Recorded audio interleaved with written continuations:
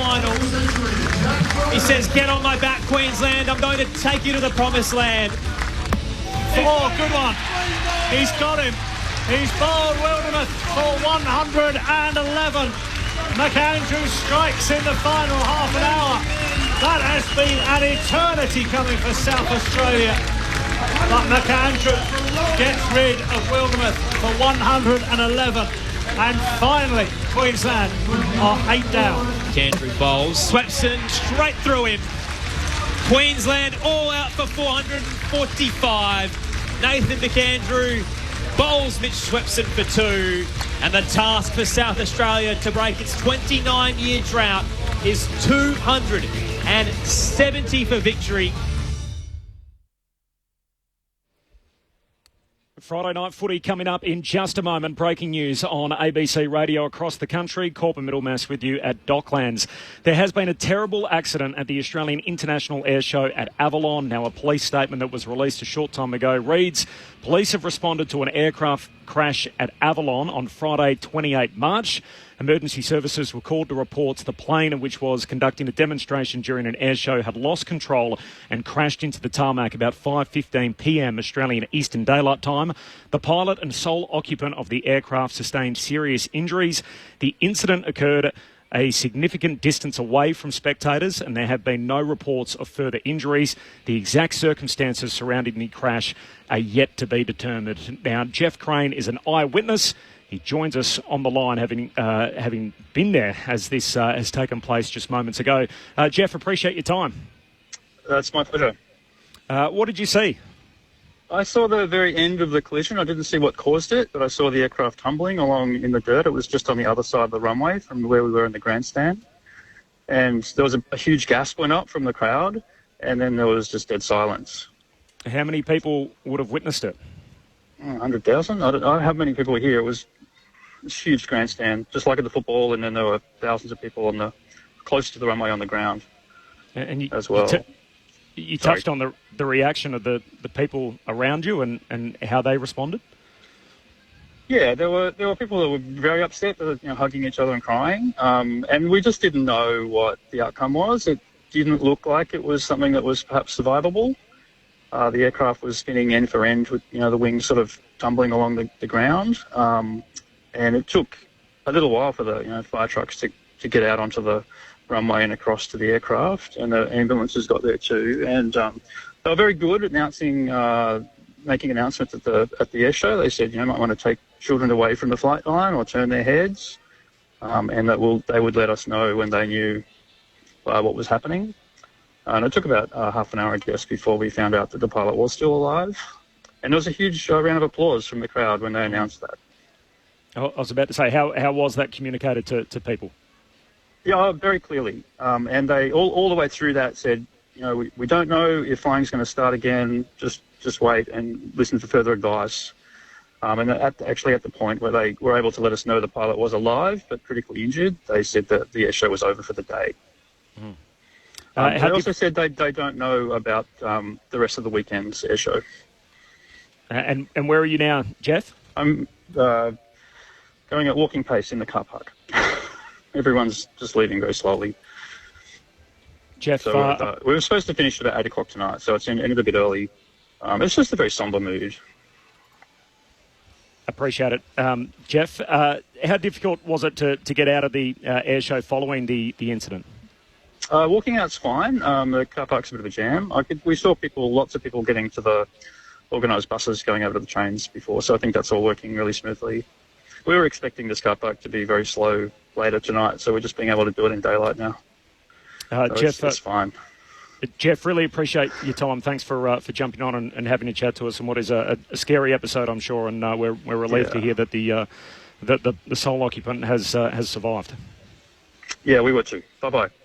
Thanks to Jeff Crane, an eyewitness after that scary episode at the Avalon Air Show moments ago. You'll hear more throughout the night through the ABC News services, of course, here on ABC Radio, or for more information, you can visit abc.net.au. The footy next on ABC Sport. ABC Sport. We begin this broadcast by acknowledging the traditional custodians of the land on which this match will be played today and pay our respects to their elders past, present and emerging. We extend that respect to Aboriginal and Torres Strait Islander peoples listening. It's all on the line. Here we go. And the moment of truth has arrived. What a matchup this is. What a game. The umpire holds the footy up. I wouldn't want to be anywhere else on earth. On ABC Sport, this is the AFL. Oh, there's a bit to get inside of the The intensity and the pressure around the ball is unbelievable. Take your moment. This is that moment of the game of footy. This is just football at its best. And that'll be it. From walking on thin ice to dancing on the mountaintop, the Brisbane Lions never stopped believing. And they are the champions. Sit back, relax, witness the greatest. It don't get better than this. He pulled the through for a magnificent goal. Comes out, gathers, snaps, goal. An extra bit of class. He smashed that through. What a kick. Goes bang with everything he's got. They are leaving nothing out there. Listen to the roar. The drop punt is gone, and the building is jumping. We know he's a big shot taker. He's a big shot maker. Leans back on the kick. Game on. Like camera action, baby. Countdown to contact. From the right forward, on it. Oh, he's a sharpshooter, all right. Step up in the big moment. Close to the man on the mark. Drop punt. He's there. Gathers, snaps. He'll bring the house down. Sit back, relax, witness the greatest. It don't get better than this. We'll put it on the boot. Kick up towards the logo. You take a seat, cause it don't get better than He this. defies the laws of gravity. He runs onto it 50 from goal. He's in Dusty's pocket. He shoots. Oh, he's as bloody good as Dusty. Oh, yeah. Rowe snaps goal. The drop punt. It's good, and you can hear that mighty roar. Walks one way and the next and the snap. There's the finish. 60 out. Oh, my goodness. That's a massive kick. Big time spot. Big time goal kicker. That's why we love football. Brilliant to watch. From the centre wicket. Whacks it for six. Scores level. Running past. Throws it on the left. Could that be the sealer? Seconds ticking down. We're not done yet. What a finish. Welcome to the 2025 AFL Premiership season on ABC Sport. On radio, on digital, and on the ABC Listen app. You take a seat, cause it don't get better than this. Friday night footy in round 3 right here on ABC Sport. The two beaten elimination finalists from last year, of course, the Blues running into the red-hot Brisbane Lions. And for the Western Bulldogs, they met the Hollywood Hawks. They both were done in the first week of September. They have high ambitions. The Blues, they're zipping too. It's time to get busy winning, having kicked just 60 and 69 points through the first 2 weeks. While for the Western Bulldogs, they did a lot right against Collingwood last week, celebrating their 100th birthday, but ultimately were on the wrong side of the result and find themselves 1-1 through their first 2 games. Welcome to Friday Night Footy on ABC Sport. Corbin Middlemass in our broadcast position. The whole gang is here for Friday Night Footy. Tim Hodges down on the boundary. Mick Malthouse, the coaching icon. The Cats legend, Cameron Ling. And Kelly Underwood is here to call all the action with me. Good evening, Kel. Good evening, Corbin. Fantastic to be here under a closed roof, and we don't need one. It's steamy in Melbourne, very humid. I checked whether I needed to bring a jumper or not. I noticed the boys behind me have got the shorts on and the bare legs out. Not sure if it's a good look, but anyway, I'll leave that up to you, Corbin, to decide. But it's going to be a bit. Get those legs away from me. Mick Malthouse, grandpa legs near me. It's going to be hairy. What do you say to your dad? He's supposed to be. Is he older than me or younger than me? I think he's younger than you. So Hang he's on. okay. His legs are okay, but mine aren't. My dad never brings his legs near me. You were just rubbing your legs up against my arm. Is it the blonde hair? That's not blonde, that's grey. Oh, is it? Sorry. It's the same colour as the hair on your head, and that's grey. I forgot what I was going to say. Actually, I just saw Mick having a bit of a gossip to Brian Taylor near the coffee machine. He went and got himself a coffee and didn't ask Lingy and I if we'd like one. I went and got Lingy his. Thanks, Cal. I've done all my team stuff before, mate. I don't need anymore. It reminds me of a little bit of history right off the top. I know you love your history, Corbin. You've always got the stats, but we don't often turn back the clock. This weekend is the 40th anniversary of Friday Night Footy. Wow. So the first Friday night match to be played in Melbourne was on the 29th of March, 1985. In that game, so it's actually the celebration is the anniversary is tomorrow, but Collingwood beat North Melbourne, 65,000 fans at the MCG. Brian Taylor debuted for Collingwood after moving on from Richmond, where he's a teammate of Mick's. He kicked 7 goals and he had the 3 Brownlow votes. I think Charlie Curnow might do that tonight. I've just got a feeling that Charlie Curnow might turn it on tonight. Okay. And the next day, KB played his 400th game, the first ever player to reach the 400th milestone. So there you go, 40th anniversary. Amazing. That's a great little bit of history. Now it's the marquee banner slot, of course, every single week, and the Friday night lights, they always burn pretty bright, don't they? They will again tonight, Carlton and the Western Bulldogs. Do you remember that, Mick? I tell you what I do remember, and I was saying to Kel before, that Richmond side had, in that early 80s, Michael Roach, yep, Brian Taylor, Mark Jackson, and I can't think of his first name, a kid called Lane, who also kicked 100 goals in the under-19. Wow. So they had 4 genuine full forwards, and of course we know Brian did kick 100, I think, one year. For Collingwood? Yeah. Oh, yeah, certainly wasn't with Richmond because he left. And then Mark Jackson, I don't know if he kicked 100, but he was pretty handy in front of goals. So they had a wonderful group, but, it sort of fell away after 82. I don't think they made the finals for a long, long time. But, yes, I do remember KB getting his 400s. What a performance. Unbelievable performance. Hello, Lingy. Hello, Corbs. Hello, team. The only reason I remember that first Friday night game was watching the old VHS electrifying 80s they made, and they had it, and it was the vision of the fans being so excited about Friday night footy. They were trying to bust into the MCG. They were actually trying to break down gates and get in there because they were so excited about this strange new thing, Friday night footy, and now we come to the Friday night every single week. What did people do on Friday nights in the 70s? Actually, don't answer that, Mick. So that might be a great one for the SMS tonight. So 0437 774 774. Sort of favourite Friday night moments over the years, games that you went to, ones that live in the memory. Of course, I think the scoreboard catching on fire at the MCG was a Friday night. We've had all sorts of wacky things occur over the years on Friday night footy. So it's a great bit of nostalgia, marking the 40th anniversary tomorrow, as Kelly told us. So 40 years on of this great institution. Had a lot of Tuesday night football. Okay, the old Escort Cup and everything. Well, whatever it was Tuesday called, night. yeah. It was quite remarkable. In fact, I got cleared from St Kilda Richmond on the 28th of June. In those days, you could get cleared very late, up until June 30. My first game was a day later, over in Adelaide, playing Swan Districts. Now, why would a Victorian side play Western Australian? So when the ball went over the fence, guess who went and got it? Us, because there was no one there. And was that on a Tuesday night? Tuesday night, and then we flew back and played on the Saturday. There you go. Jeez. There was no worries about 4-day breaks back then. No. Yeah, but there was a lot of Tuesday night football. Clubs played it, as you say, that was sort of a national type of league. But then they introduced that league that was played every Tuesday. And it was like a knockout, I think. You might have played a couple of games and you had a look at the ladder. So you could have played right up until, say, July, August, before the finals on a Tuesday night. 42 minutes away from the bounce. This is Friday Night Footy on ABC Sport. Corporate Middlemass, Kelly Underwood, Mick Moldhouse and Cameron Ling. We're here for Carlton and the Western Bulldogs tonight. It is game 2 of round 3. Of course, last night the mighty Bombers, by 12 points they got on the board in the young season. It wasn't a pretty game of footy, but they grind one out against Port Adelaide. They kicked the last 4 goals to get there. Tonight, there is no late change. I can tell you Jordan Boyd, out of the Footscray VFL, now playing for Carlton. He's back in the team. He's going to start as the sub. And Josh Doolan, the 18-year-old, the third pick in last year's draft, going to the Bulldogs. I say third pick. He was the Dogs' third selection, number 31 overall, and will start as the sub tonight for the Doggies. We might just head straight inside the Carlton camp as the perfect way to launch tonight. And Tim Hodges is down there for us. Good evening, Hodgie. G'day, Corbin.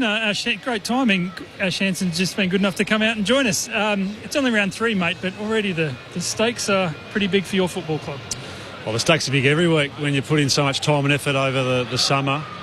It's been a really big week for us to celebrate the process and the journey we're on. But we understand that, we want to win. We've got really high standards. That doesn't change week to week. Us being a sustainable footy club that's really consistent is remaining level and sticking true to preparing really well each week. So. there was frustrations with round one, and then Michael Voss said post-match there was a lot to be positive with about round two. What gives you confidence tonight against the Doggies, who were really good last Friday night? Yeah, it's such an even competition. I think you bring confidence into every week with the preparation that you put in, and certainly last week we thought that our contest and our defence, so the real foundations of good football sides stood up. We certainly probably just didn't take our moments and capitalise, especially in that third quarter when we had those chances. So we've educated and reviewed that, and you're never the finished product in round three.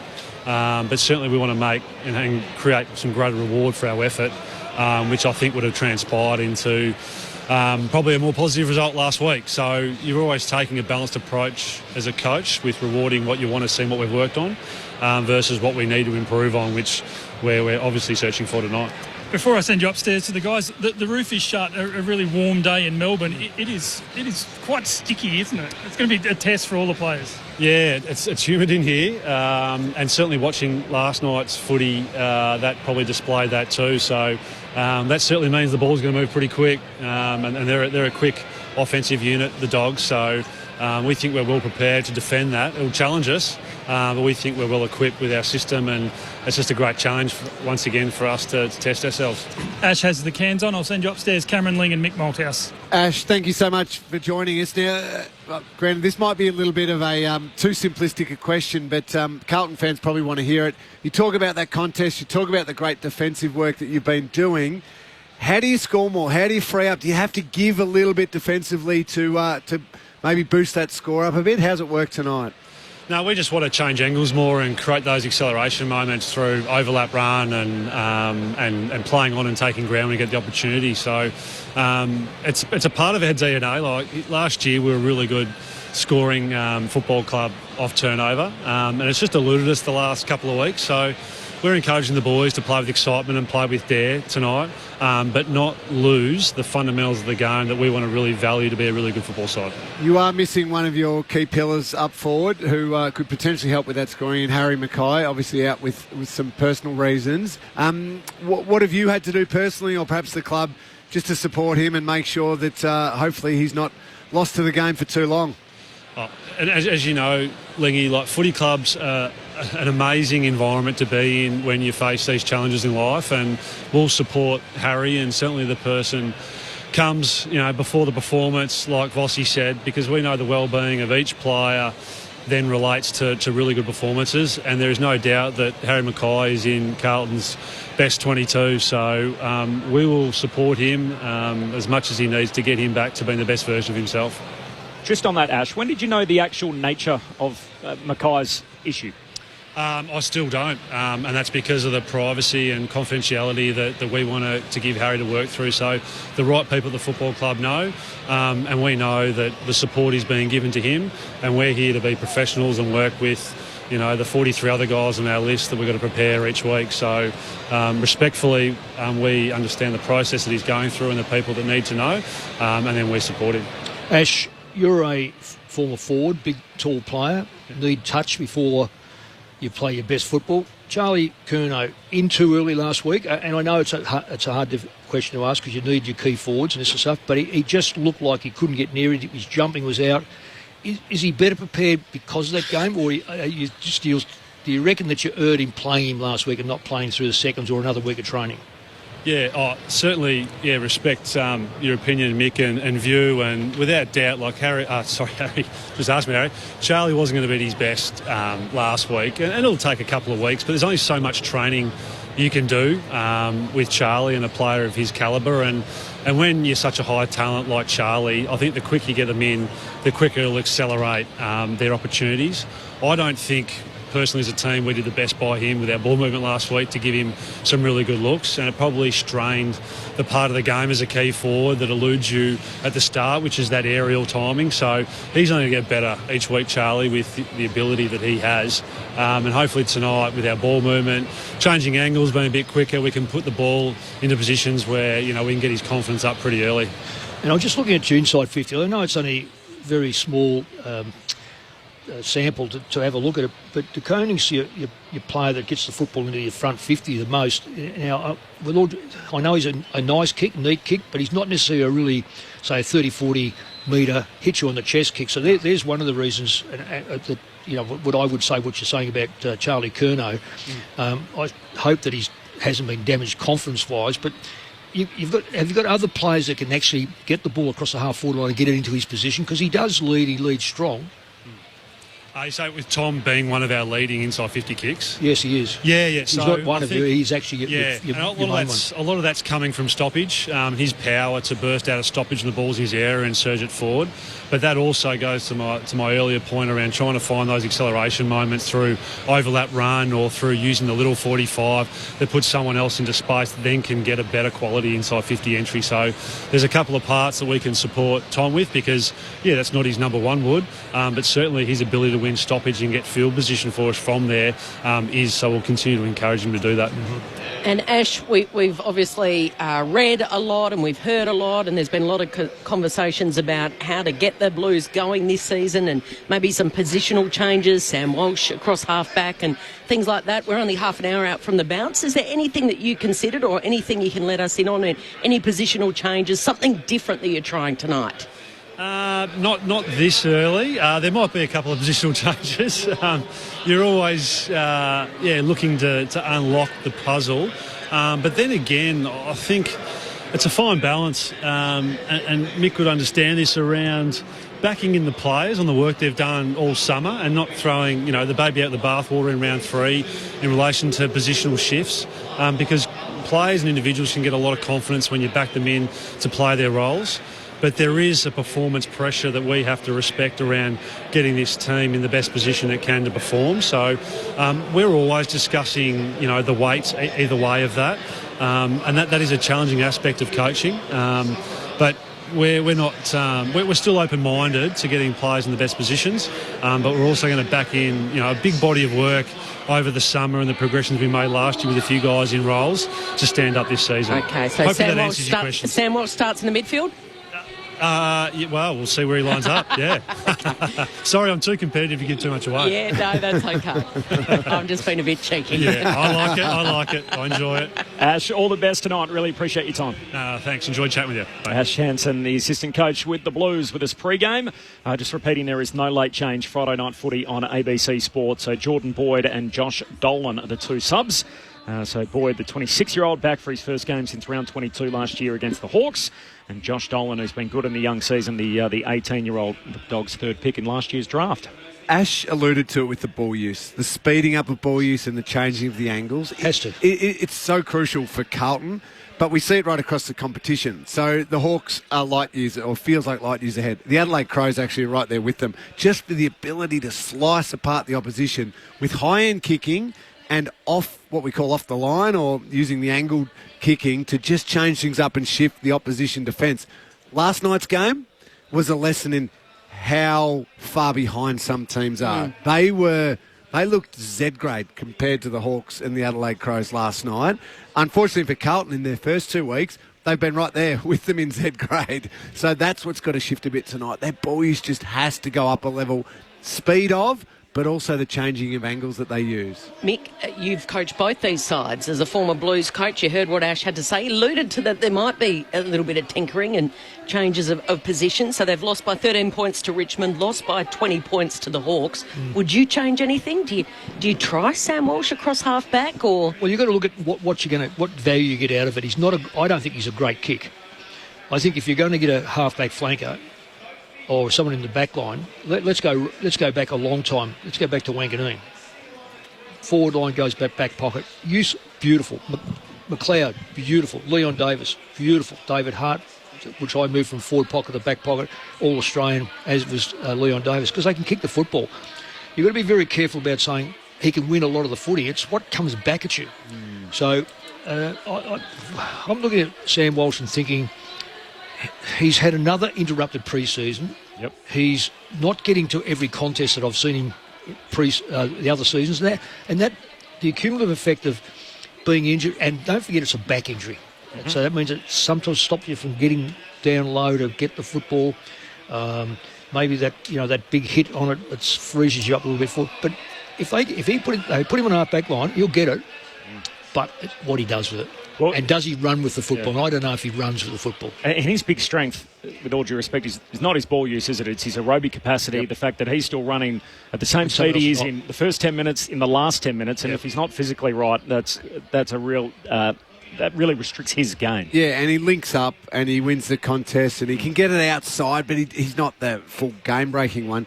I think they've got too many players who can't cover the ground. I'm with you. A bit late. Like Zach Williams, as beautiful a kick as he is, just doesn't get across the ground. His work rate's not there. Sadly, Sam Doherty can't get across the ground as well as he used to. So when you start getting 2, 3, 4 players like that, you don't actually get that connection. You can try and use it quick. You can try and break the angles with your ball use. But if you don't have somebody breaking out into space as a usable target, it breaks down. It stops. And I think they've got too many of those. I reckon also, Lingy, if I could just add on to exactly what you just said, their back line, Wiedering would hold up in any football side. But you know what he can't do? Can't carry the football. He cannot carry the football and run into a position where he might get into the centre and get a short pass across and have a ping at goals. He's stationary, and you have keep going through that back line. There is little to know. If Silvani plays back end or front end, he's not quick. So you've got to find, and sometimes when you put one of these players back with pace, he doesn't know how to win one-on-ones.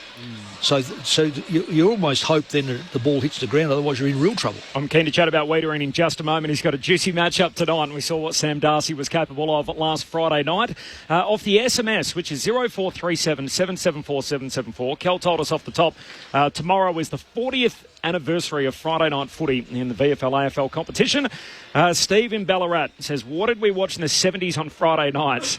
The big match on the ABC was the game of the week from the English Premier League, delayed by almost a week, followed by the 2 Ronnies and Dave Allen. That's from Steve from Ballarat. That could be us, Lingy.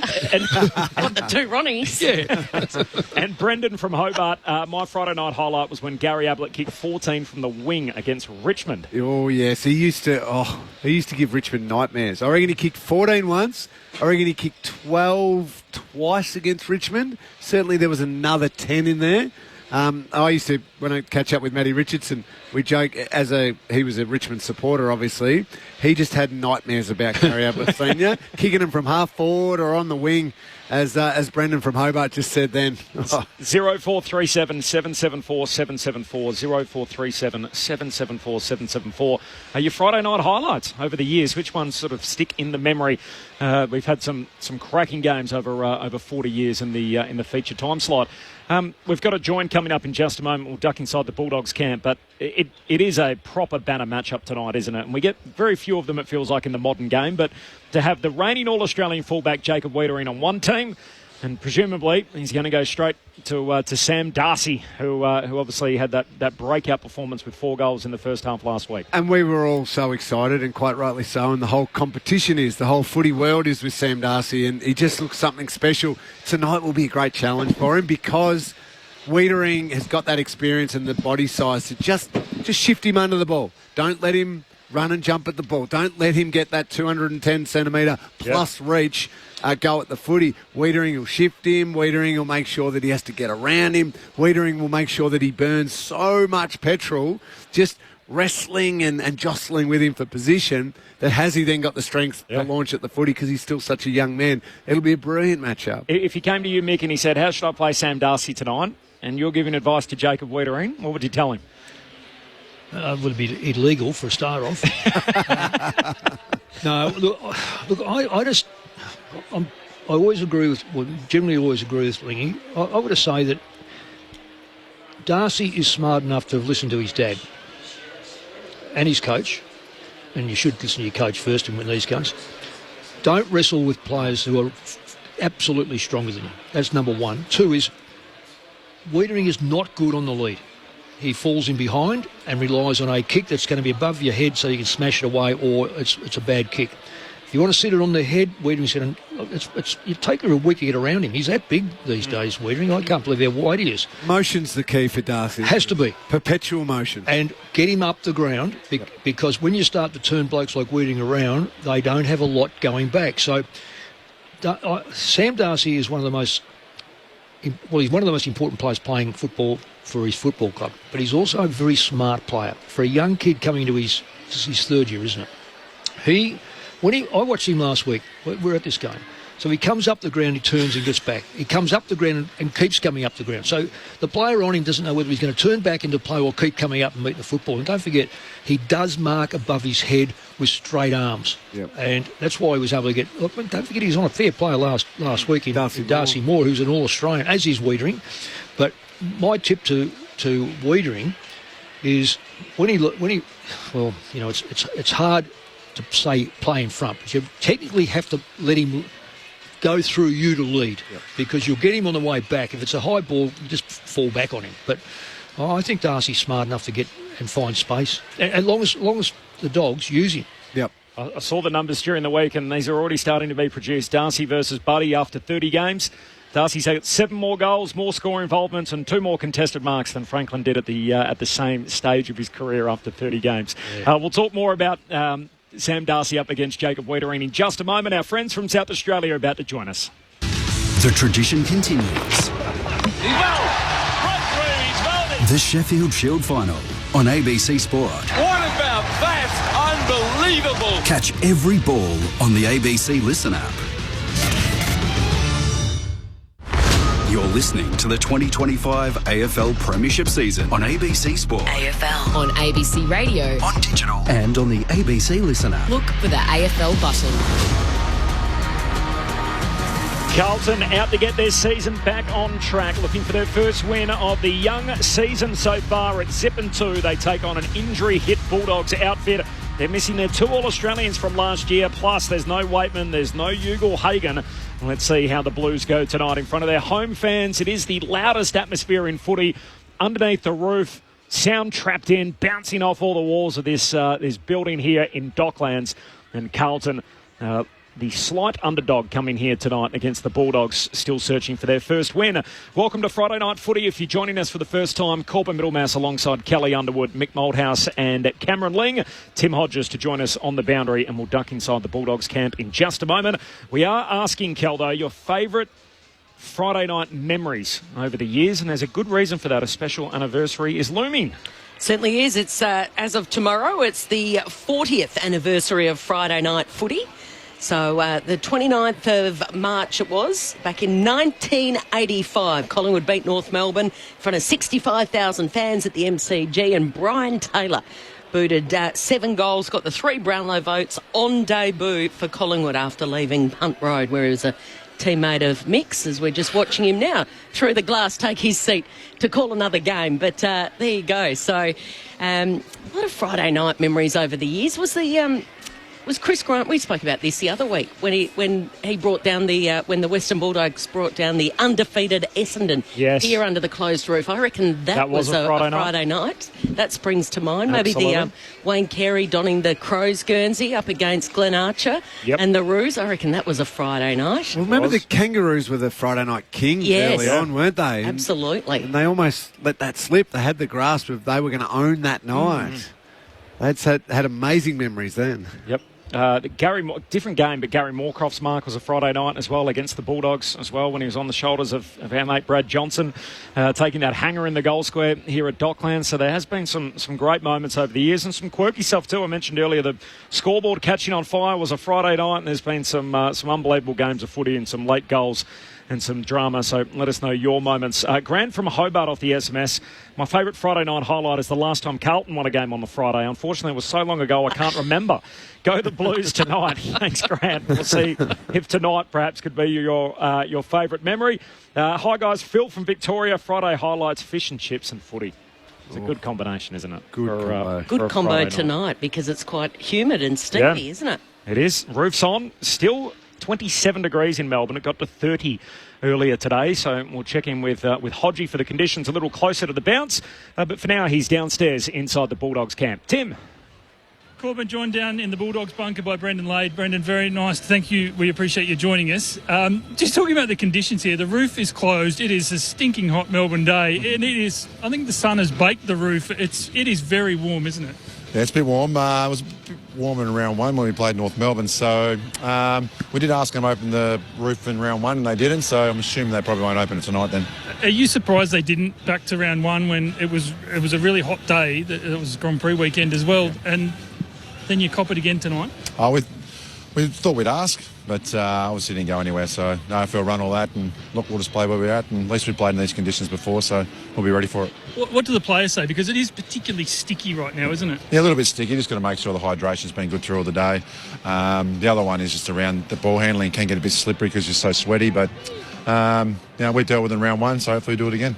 It was an enormous week for the club last week. Almost perfect. Just came up short against the Magpies. What are your confidence levels like tonight against the Blues?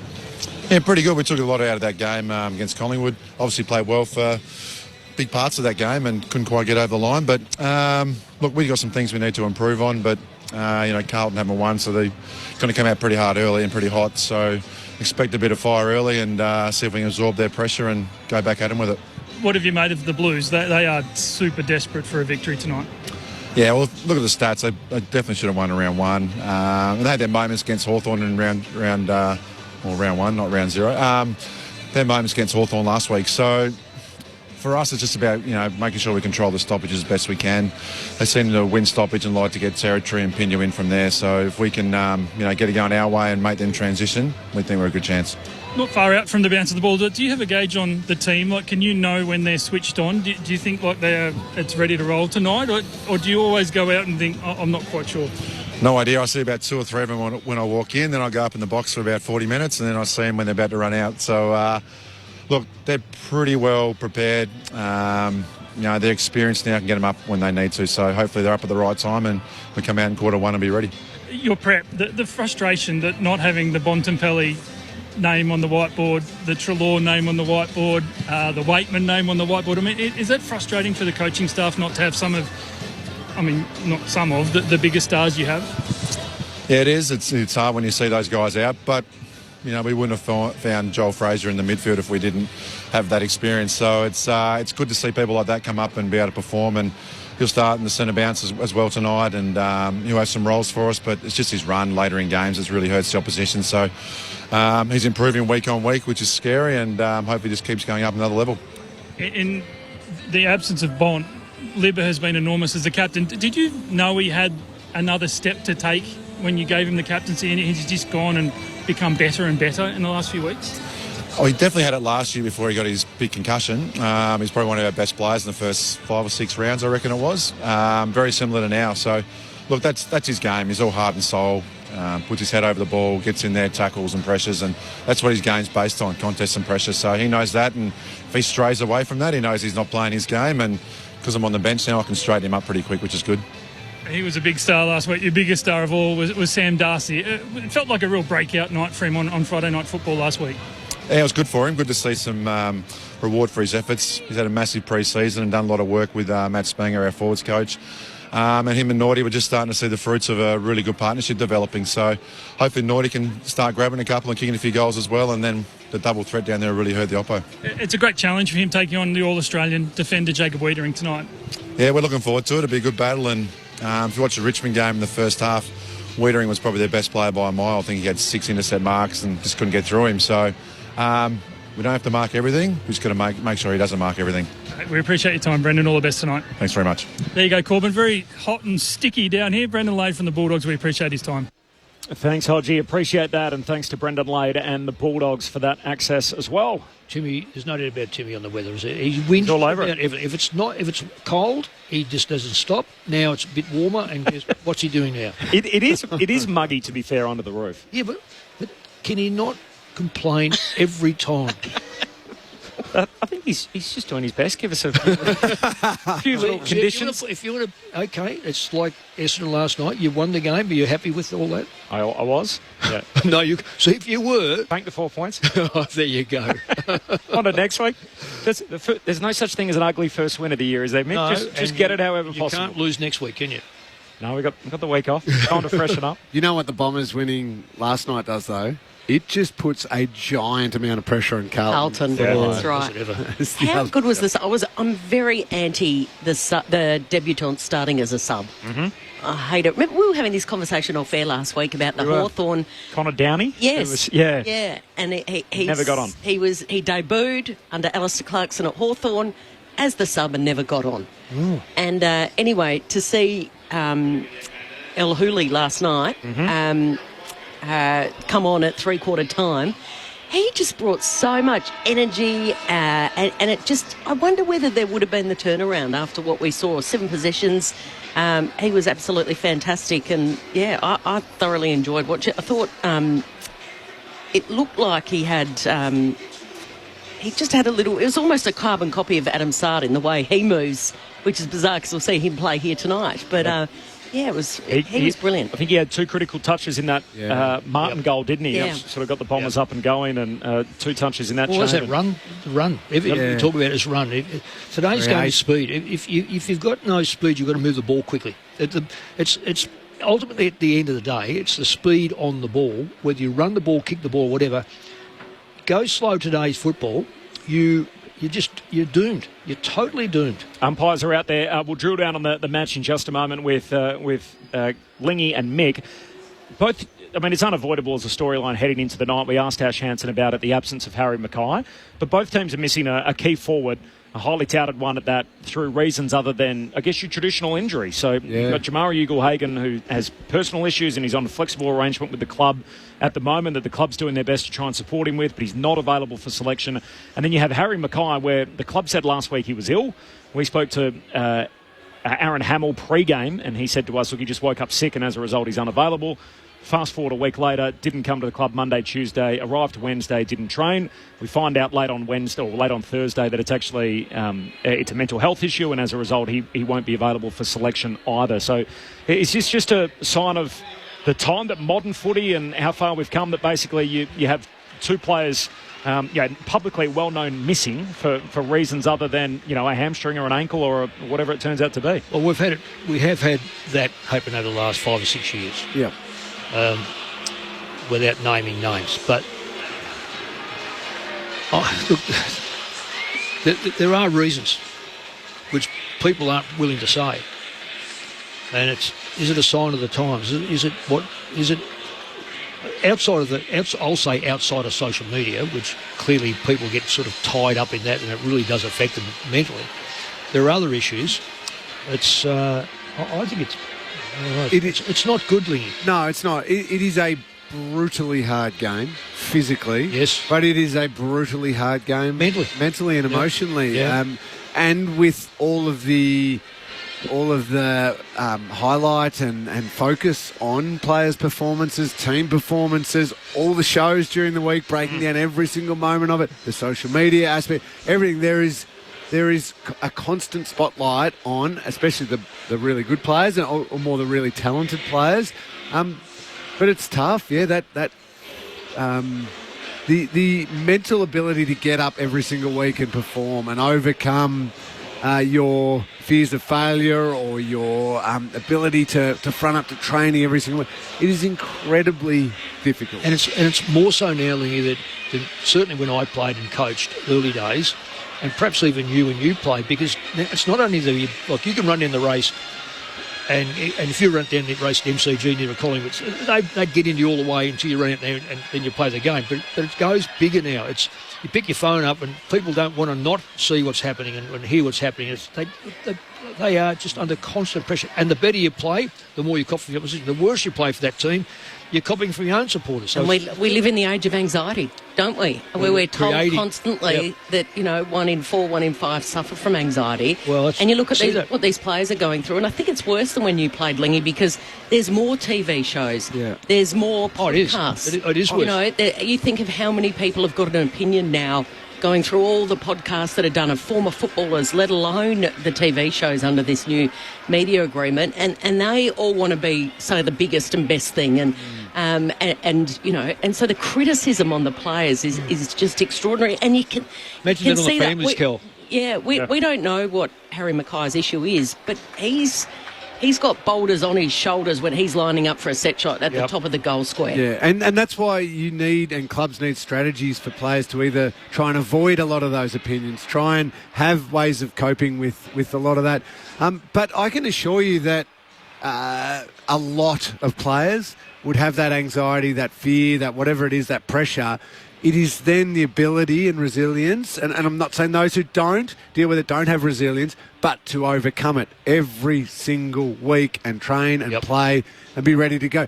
That is a skill in itself, and unfortunately that ends up with some who can't quite and then need more help, and that's great that they can get that help, and hopefully they come back in almost better equipped to have a strategy in place that, okay, I'm feeling this, I can acknowledge that I feel this, I can push it aside for long enough to focus on the job that I need to do on the day for those couple of hours and play football. Lingy, this is why clubs have to have experts at the club. Yesteryear, you put a shrink on, you go, he's a shrink, blah, blah, blah. Right now, we are in a position, it's like at schools, even junior clubs, but certainly at this level, when we've got so much money coming into the game, we've got to dedicate money per club to get the best possible people to help these players. Yeah, absolutely. Mick Malthouse and Cameron Ling with their preview of the footy coming up next. You can hear the Baggers have made their way out onto the ground here at Docklands, led out by their captain and the two-time Brownlow medalist in Patrick Cripps. A juicy Friday night encounter ahead of us. It is Carlton looking for their first win against the Dogs. Next. Get ABC AFL Daily Podcast with Premiership coach Paul Roos. Alongside Corbin Middlemass, Ben Cameron and Poppy Penny. ABC AFL Daily Podcast. It's your daily footy conversation. Find it on the ABC Listen app. ABC Sport. On ABC Sport. You're listening to the 2025 AFL Premiership season. Don't get better than this. Footy's biggest weekly stage, Friday night footy. Pulls the trigger on goal and goes bang! Lightning stuff! Unbelievable! Oh, he makes the impossible look easy! Snaps across the body and the party continues. In front of Elliott! Jamie Elliott! He launched into the night sky! Sit back, relax, witness the greatest. It don't get better than this. This is the 2025 AFL Premiership season on ABC Sport. On radio, on digital, and on the ABC Listen app. You take a seat, cause it don't get better than this. For 40 years now, it's been footy's weekly biggest stage, Friday night footy, and so it is again this weekend as Carlton playing at home in front of a sellout crowd looking for their first victory of the young season up against the Western Bulldogs, who are 1-1, celebrating their 100-year anniversary. They did a lot right last week, but ultimately were on the wrong side of it, and we saw the breakout performance of their next superstar, Sam Darcy, tonight. He stands alongside the All-Australian fullback, Jacob Wiedering. It is a juicy encounter in prospect. Can't wait to bring it to you tonight. We're thrilled to have you with us here on ABC Sport. Corbin Middlemass and Kelly Underwood to call the action. Tim Hodges on the boundary. The coaching icon Mick Malthouse and the legendary cat in Cameron Ling. There is no late change here this evening, so Jordan Boyd is the sub for the Blues, and it is Josh Dolan who is going to start as the sub for Footscray. Now, two changes for the Doggies during the week. O'Donnell and Liam Jones is back, so that's significant. Had a pretty bad knee injury in the pre-season. They thought he was going to miss 8 to 10 weeks. He's back in about 6 or 7. So he returns tonight to play against his old team, coming back from, that was a hamstring injury that Jones is back from. Meanwhile, for Carlton, the two changes at selection, Boyd, who's going to start as the sub, and Francis Evans, who will play up front his second game for his third club. Now, there's a couple of guys playing against their old team tonight. One of them is Liam Jones. The other one is Lewis Young, but the one I want to focus on, who probably hasn't got as much coverage as what you'd expect, given how much he meant to the Blues, is Matt Kennedy. So Matt Kennedy played 99 games for Carlton. He played every single game last year, finished top 10 in the BNF, and then was subbed out in the first half of the final for DeConing, which was a horror night for the Blues on so many fronts. And ultimately in the off-season, the Blues came to him and pretty much said, hey, if you want to look around for your options, we'll help you get to whatever club you want to go to. And like the lost dog that he was, the Bulldogs said, well, come and play for us and let's see if you can make a fist Played of some it. pretty good football too. He very strong. Yeah. The other thing I liked about him was he multi-positional. Because he can go to the forward line. He's quite tall, quite strong. He's not overly quick. There's no question about that. But I think the Dogs recognise that, so they put quick players around him. With Carlton, had so many slow players around him that he made him look slower. But they might regret that in 17 or 18 years when he's got a son that's father's son. 99 games. I think I said last week, he strikes me as a really good, even though it was a couple of years later, replacement for Josh Dunkley for the Dogs, who I think the Dogs missed there. With Carlton, you're right. When it's Hewitt and Kennedy in the midfield with Carlton, it just didn't. And Cripps, yeah, you're right. It had a sameness about it. Yep. Hard, tough. Obviously, Cripps is the best of all of them. But he's still there. But not explosive outside play. So I kind of get why he was maybe squeezed out, but that doesn't necessarily mean they've added the element that was missing yet. No. And they're going to continue. They're going to have to find that. They have to search that. And we were talking a little bit earlier on the show about Sam Walsh. Walsh isn't the breakout blitz type player. He's work rate. He'll get to the next contest. He'll add a link to everything that the Carlton are doing. But there's just that missing piece of the explosive mid to complement Hewitt and Cripps. I always thought it'd be Adam Chera. Yep. I always thought he would be the Rolls Royce on the outside, beautiful ball user, kick inside forward 50, maybe sneak forward and kick a goal or two. He's now played 131 games. He hasn't quite jumped as much as I thought he was going to with the move from Freo to Carlton. He's had a couple of injuries, and he just seems to get started, and then he has a couple of injuries that put him back, and then he loses momentum. I still see him as a very, very talented player. Just he needs a lot of games under his belt and the confidence, I think. And then he has to fit into that midfield where they want him. I still think that their pace off the back line is based up totally on Sard. They tried Williams back there. He's a good running player, but one-on-one he just gets found out. I still say that as a backline player, you've got to be able to compete one-on-one and have the capacity to win your one-on-one ball. Yes, correct. Otherwise, you can have all the pace and all the run you like. You get found out in the tough games, which are finals. Finals are tough games. So you've got to play finals football now. Well, I mentioned him earlier, Zach Williams. I reckon Zach Williams was brought in to be a running, rebounding half-back who could use the ball beautifully. Yeah. But he gets found out defensively. One-on-one. He can't win one-on-one. No, terrible. To Sard's credit, I reckon Sard for a year or two went away from being a good defender and was all about the running, bouncing play. He's now gone back, can win one-on-ones and then rebound the right time.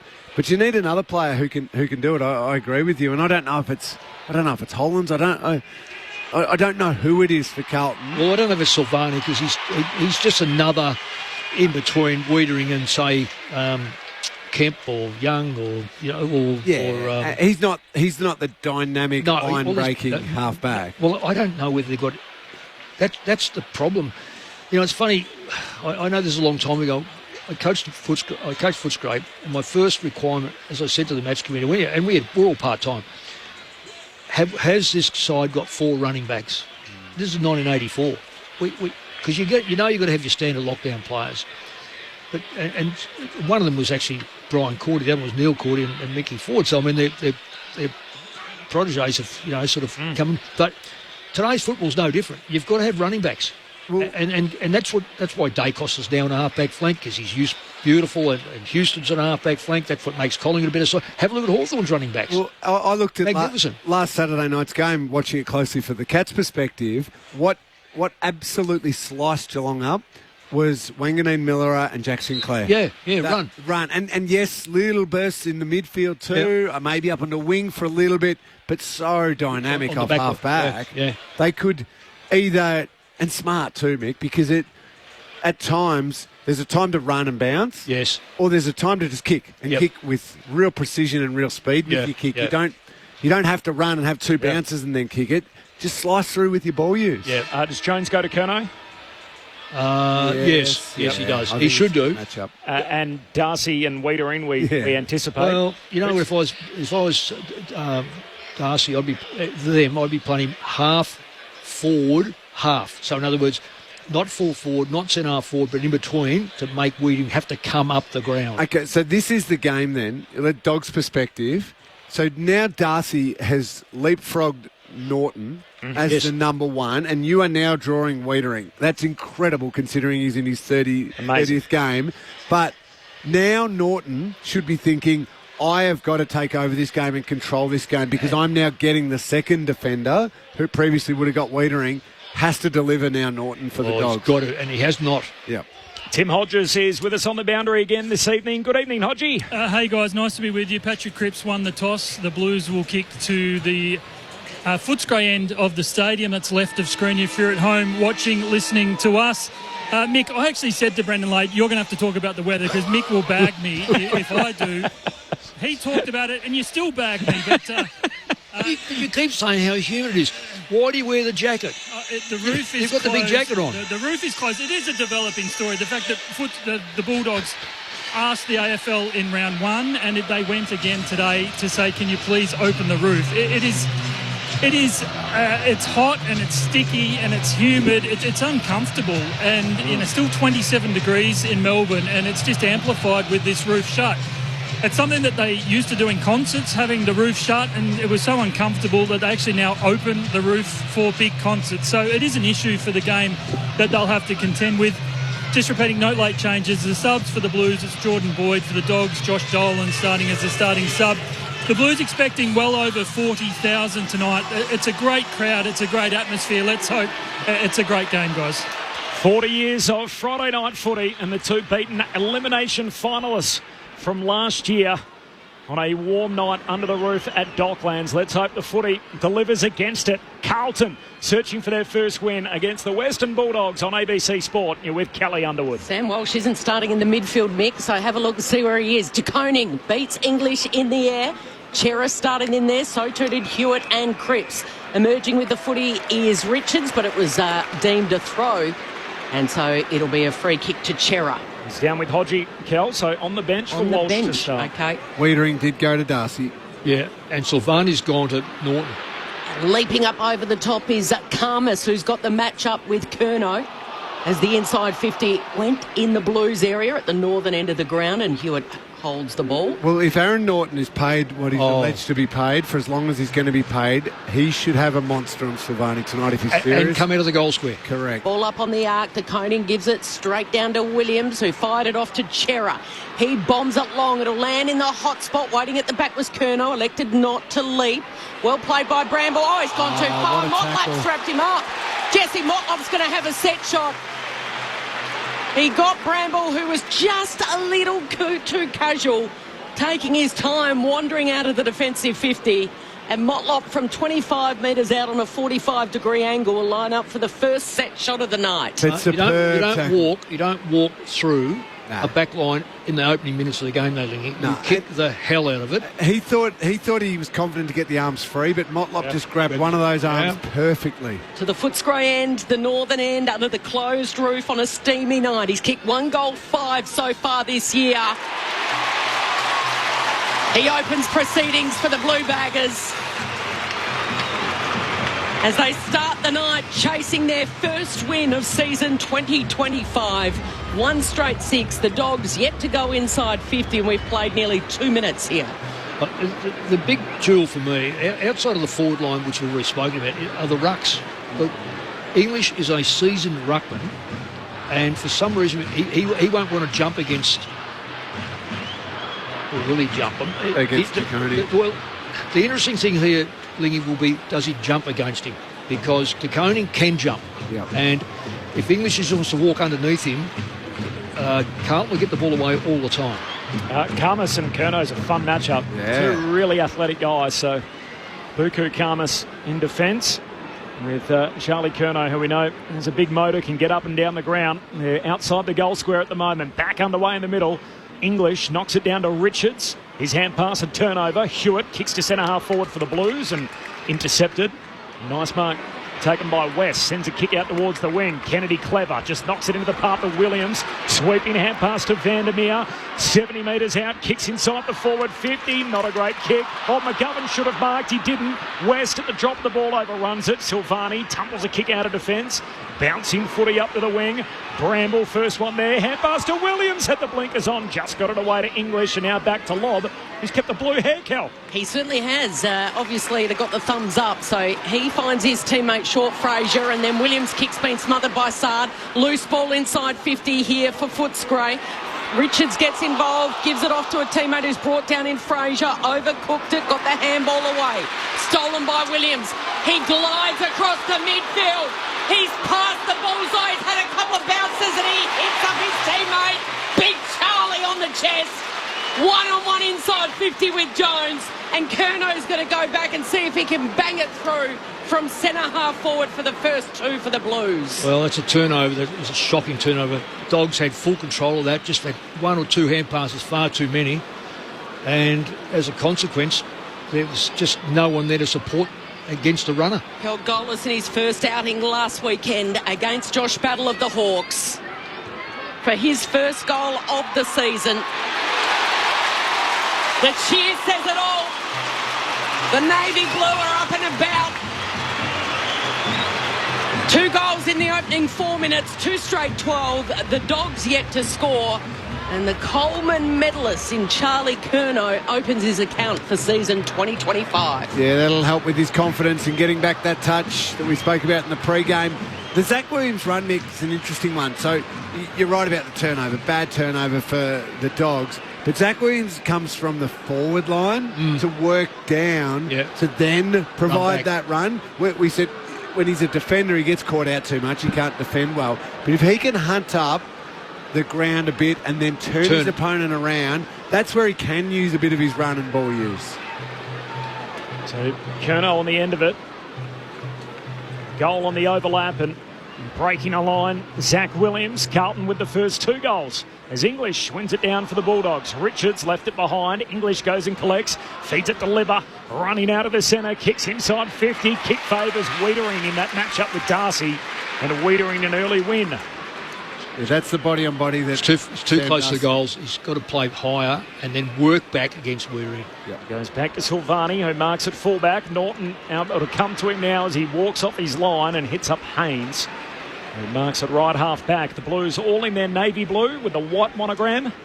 And the Western Bulldogs in the white shorts and the royal blue with that red and white hoop. And their old school Footscray jumper as Haynes goes long to the wing. They come from all directions. De Koning picks it up. Off the bottom away, hand pass to Hewitt, gives it to Cottrell, hand pass to Williams, sweeping handball out in front of Chera. It's broken up though, tapped away by Fraser towards Richards, but Cottrell fighting on for it for the Blues. Got it out to Williams, short little kick away, and Richards picks it up, just kicks it forward in a hurry for the Bulldogs, and De Koning picks it off. And they can reload and go again here, the Blues. Kick was a wonky old kick off the boot of Akers, and now the Dogs got it across half-back, worked it up to the city wing to English. Gallagher. Long, sets it for Norton. He flew from the side. Silvani goes to ground. Norton kept running. Coming involved was Darcy, and he sends the kick in the direction of Vandermeer. It hits the ground. He takes off after it. Handballs to Richards, who's running towards goal right on centre half forward. Kicks to a 2-on-1 in the pocket. And well done by Wiedering. He was outnumbered in that 2-on-1. Against the 2 headbands and the long hair in Harms and Norton. And Wiedering stretches up and makes sure it goes over the boundary line. Yeah, Norton just led his opponent, Wiedering, straight to back into Harms' space. Straight into the spot, exactly. Carlton by 12 points. They've kicked the first 2 goals of the night. De Koning grabs it out of the ruck. Hand pass away to Chera. Kicks to half-back for the Blues. Curnow can't trap the half volley. Bulldogs back with it. Harms, hand pass to Dale. Tripped over his own feet. Got it back by hand to Bramble, to Harms, to Dale. Oh, he's taken high. He's coming back to Harms. Little 1-on-50 was on there. Didn't use it, Harms. That's what they have to look for. You don't want to just sit it on Darcy's head. Crowded forward 50. Harms to the hot spot. De Koning, big leap. Takes the mark over English, and Tom De Koning shows his aerial skills in the opening term. That's at full back, mind you, as he goes short to Doherty. Perfect call from Lee. Fraser was on right on the 50. And now the Blues are on. That is a beautiful kick. Delivering it to Fogarty. Gives it off to Cripps inside the centre square. He goes for home. And brilliant. Charging in. And the open goal square was Lewis Young finishing off the great work after a couple of excellent penetrating kicks.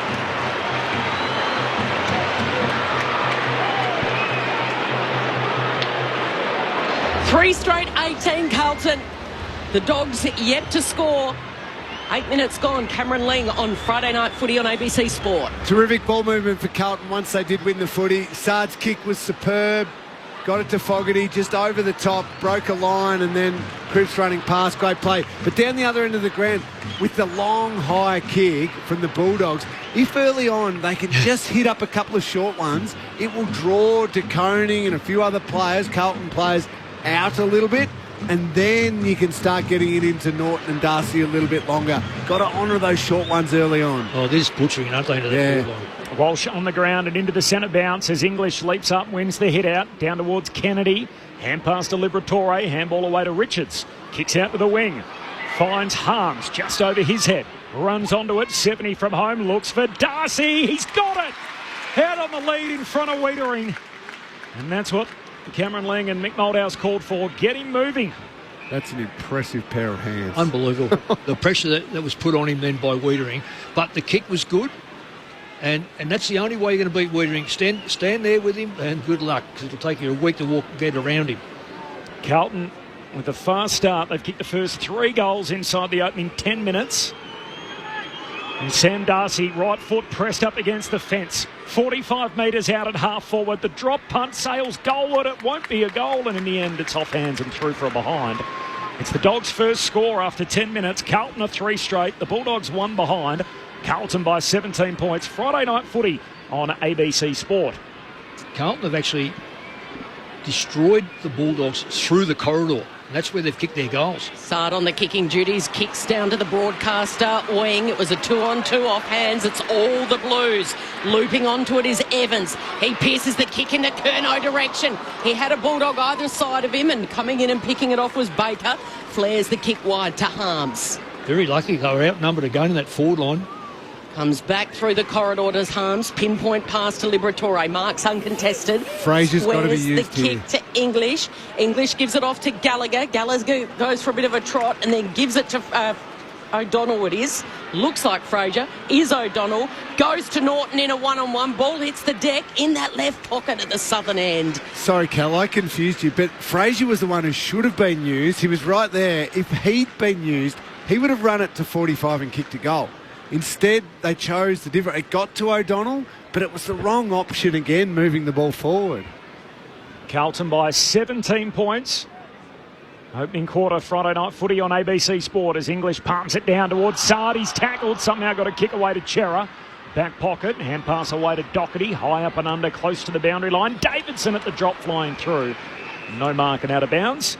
2 different text messages off the SMS. Open the roof, it's hot in here. The second one has the hot emoji. Open the roof at Docklands. We are sweltering. Yeah, do you notice they're both the same mobile number? That's Tim Hodges' number. I can assure you they are certainly different numbers, but it is warm, 27 degrees, roof on. So boundary throw in, deep inside 50 here for the Dogs. De Koning wins it in the air, but it trickles back over the boundary line. We'll reset from exactly the same spot, 40 metres round at the southern end of Docklands. I was here for a Luke Combs concert over summer with the roof open. It was magnificent. Right. Just open the roof. Come on. It's broadcasters. That's the reason.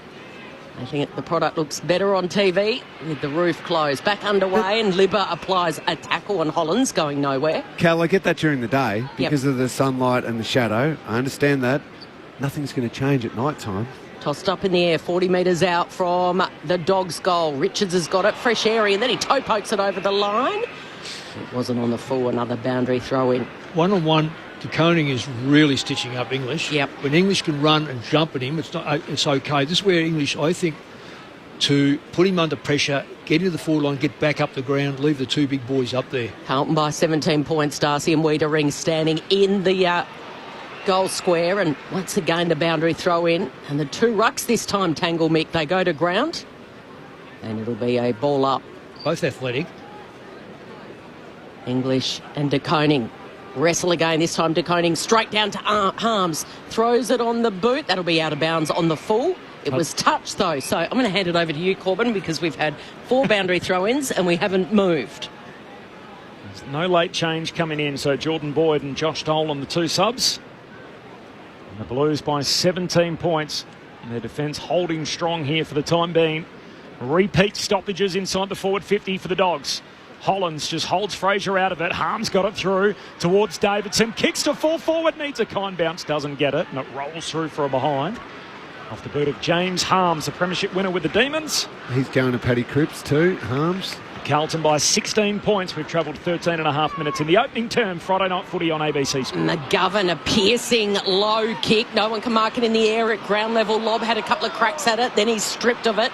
He goes down low. Flicks it to only as far as Hollands. Libber's there. He picks it up to Davidson. Kicks back towards that left forward pocket. And it's all the Blues. McGovern skies it for out of bounds on the full. Is it, umpire? No. It'll be Must have bounced on the line. Right on the line. So boundary throw in. Same side. City side here for the Dogs. This time we're 55 metres out. There's about 6 or 7 seconds wasted. The umpire waiting for the ruckman. Thank you, Mick. Young this time wins it. The young Blue, one of 3 goal kickers for Carlton. Back to Fraser, goes along, and there's a big pack there. Darcy was in the middle of it.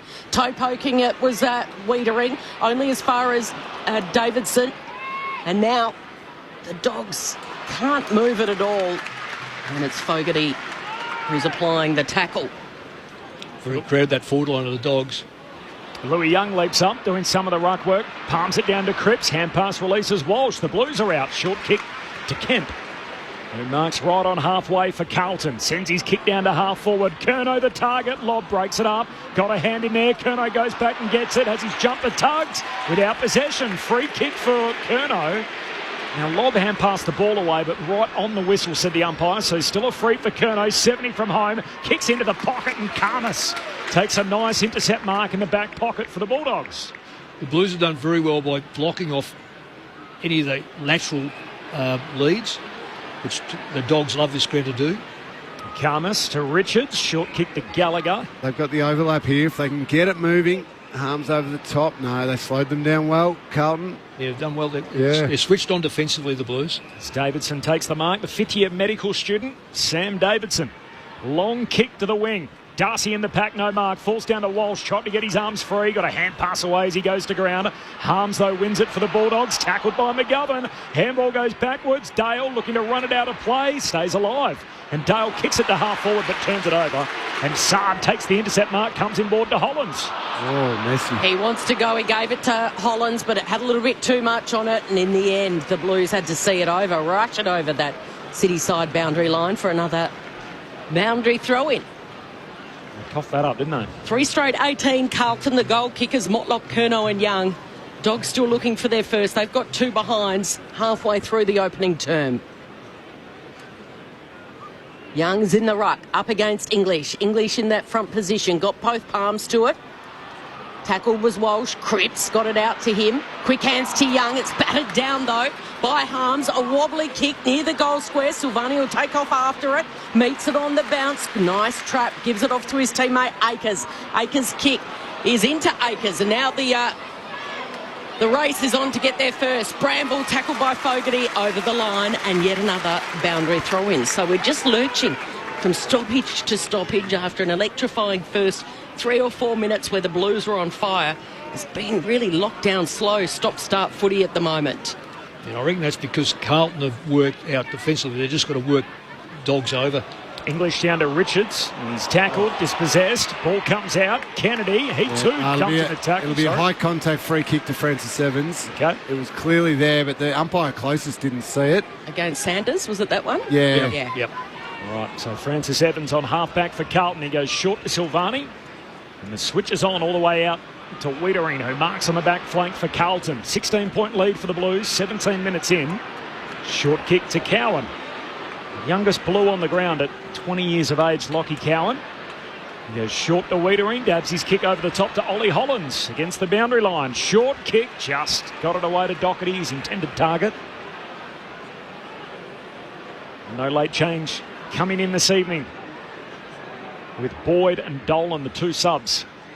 Kick heads down to half forward. Karma's flying forward, spills off hands, waiting at the back's Motlop. Motlop can run in, kicks outside of the right boot, but misses.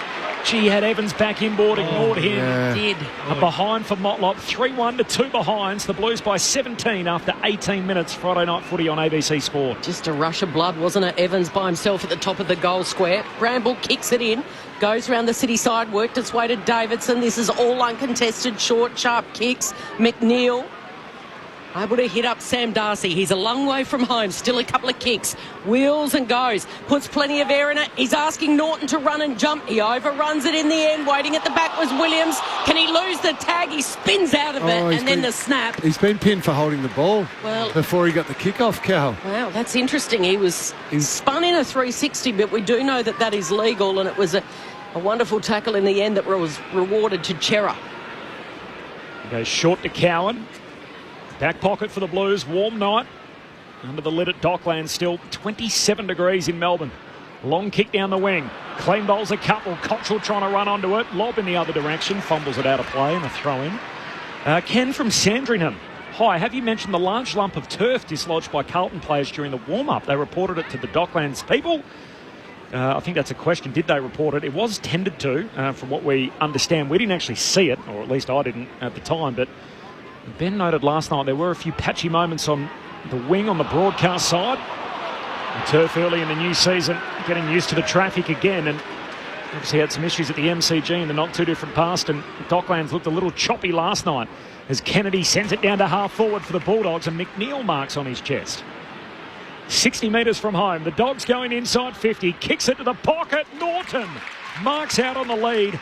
Got there ahead of Silvani, and he'll have a look from a tight angle in the left forward pocket. Well, if you're going to mark the ball somewhere, Silvani's got him in the right position. He's got him up with his left foot to the fence. Mind you, he doesn't kick like a normal left foot. He doesn't need the big hook. So he's got a chance, but I think there's a minimal chance. He's just leading. Right foot snap. Norton across the body on the right peg, misses near side, behind. So the Dogs have 3 of those. Carlton have 3 goals. Blues by 16 points. Time on opening quarter. Friday night footy on ABC Sport. Aaron Norton last week, 11 touches, 4 kicks, no score. And he's got a score, best. He has. He's got 1 behind. The Dogs have got 3 behinds. Carlton by 16 points. Sard's got the footy in his hands, and he goes short and guides it safely to Cowan. Right on the defensive arc. It's really stagnated, the ball movement, hasn't it? Yeah, the last 8 or 10 minutes. Spears it long down the line, looking for Cottrell, got rid of his opponent, was able to pick it up, trapped it, got it over to Fogarty, who kicks long, looking for Akers.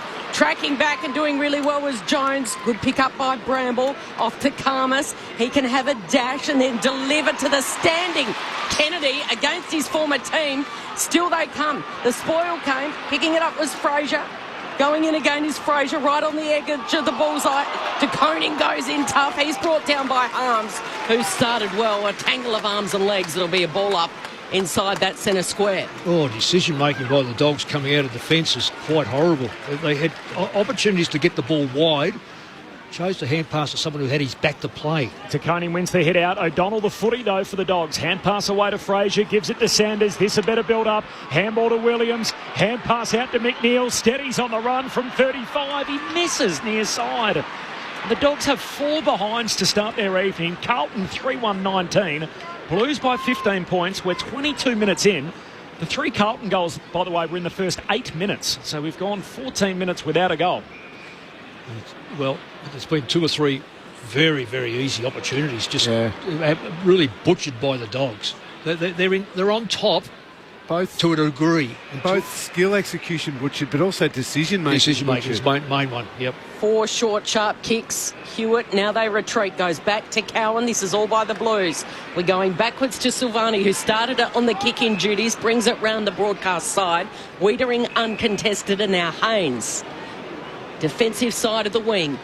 It's still the same kick they're going to have to do, which will be long down the line, hoping for De Koning. 2-on-2 it is, and De Koning flies, flicks through his hands, Harms at ground level, able to pick it up, a little give and go with O'Donnell, and then Harms gets it back.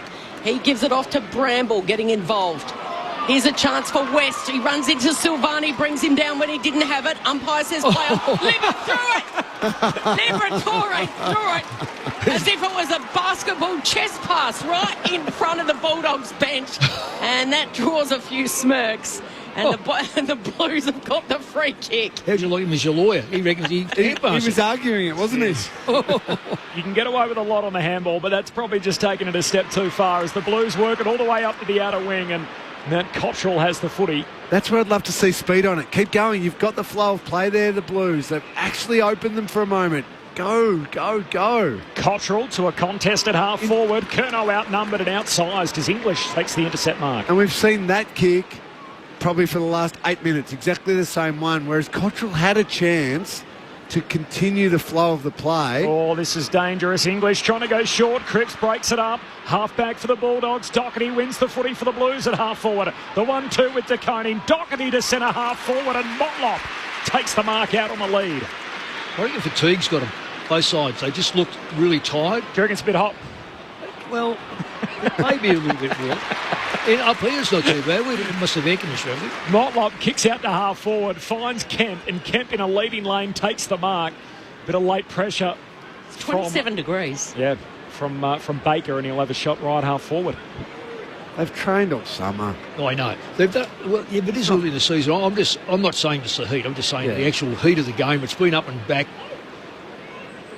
The skill execution last night and so far tonight is the baffling thing. When you see the quality of some of the other teams being able to kick so beautifully, it's just little ones missing. So here's Kemp against the boundary line. The kick goes goalward but misses near side, so another behind. The Blues' first 3 scoring shots were all Carlton goals, so it's now 3-2 to 4 behinds, which means the last 6 scores through the last 16 minutes have all been behinds. Carlton by 16, 25 minutes into the opening term. Bailey Dales saw the blue hair and he went in that direction. Rory Lobb takes the mark. They couldn't go long. Carlton had 4 players across the centre line and the Dogs had 1. So I'm not sure where all the Dog players are, but they're certainly not breaking clear. Lobb's going to go long down the line. We've seen a lot of this. Silvani set himself off hands. This is Sanders. Wheels around. Too much air in that kick, and that's easy pickings down there for Wiedering, who marks in front of Darcy. He could have easily come onto his right foot and kicked the ball into the forward line. I don't know why he would persist to go through the corridor, the high ball, knowing that Wiedering is all over the top of Darcy at the moment. He's had one look at the sticks, Darcy. Wide out at right half forward for a behind. Lots of slow, loopy kicks. I swear we need to stop counting some possessions.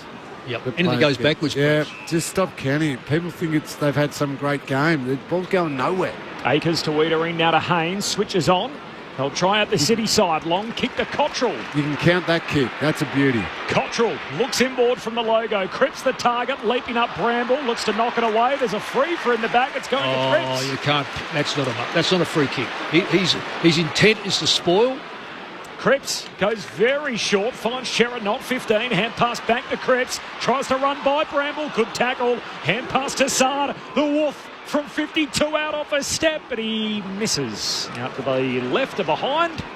So Carlton with 3 of those. 3-3 to 4 behinds.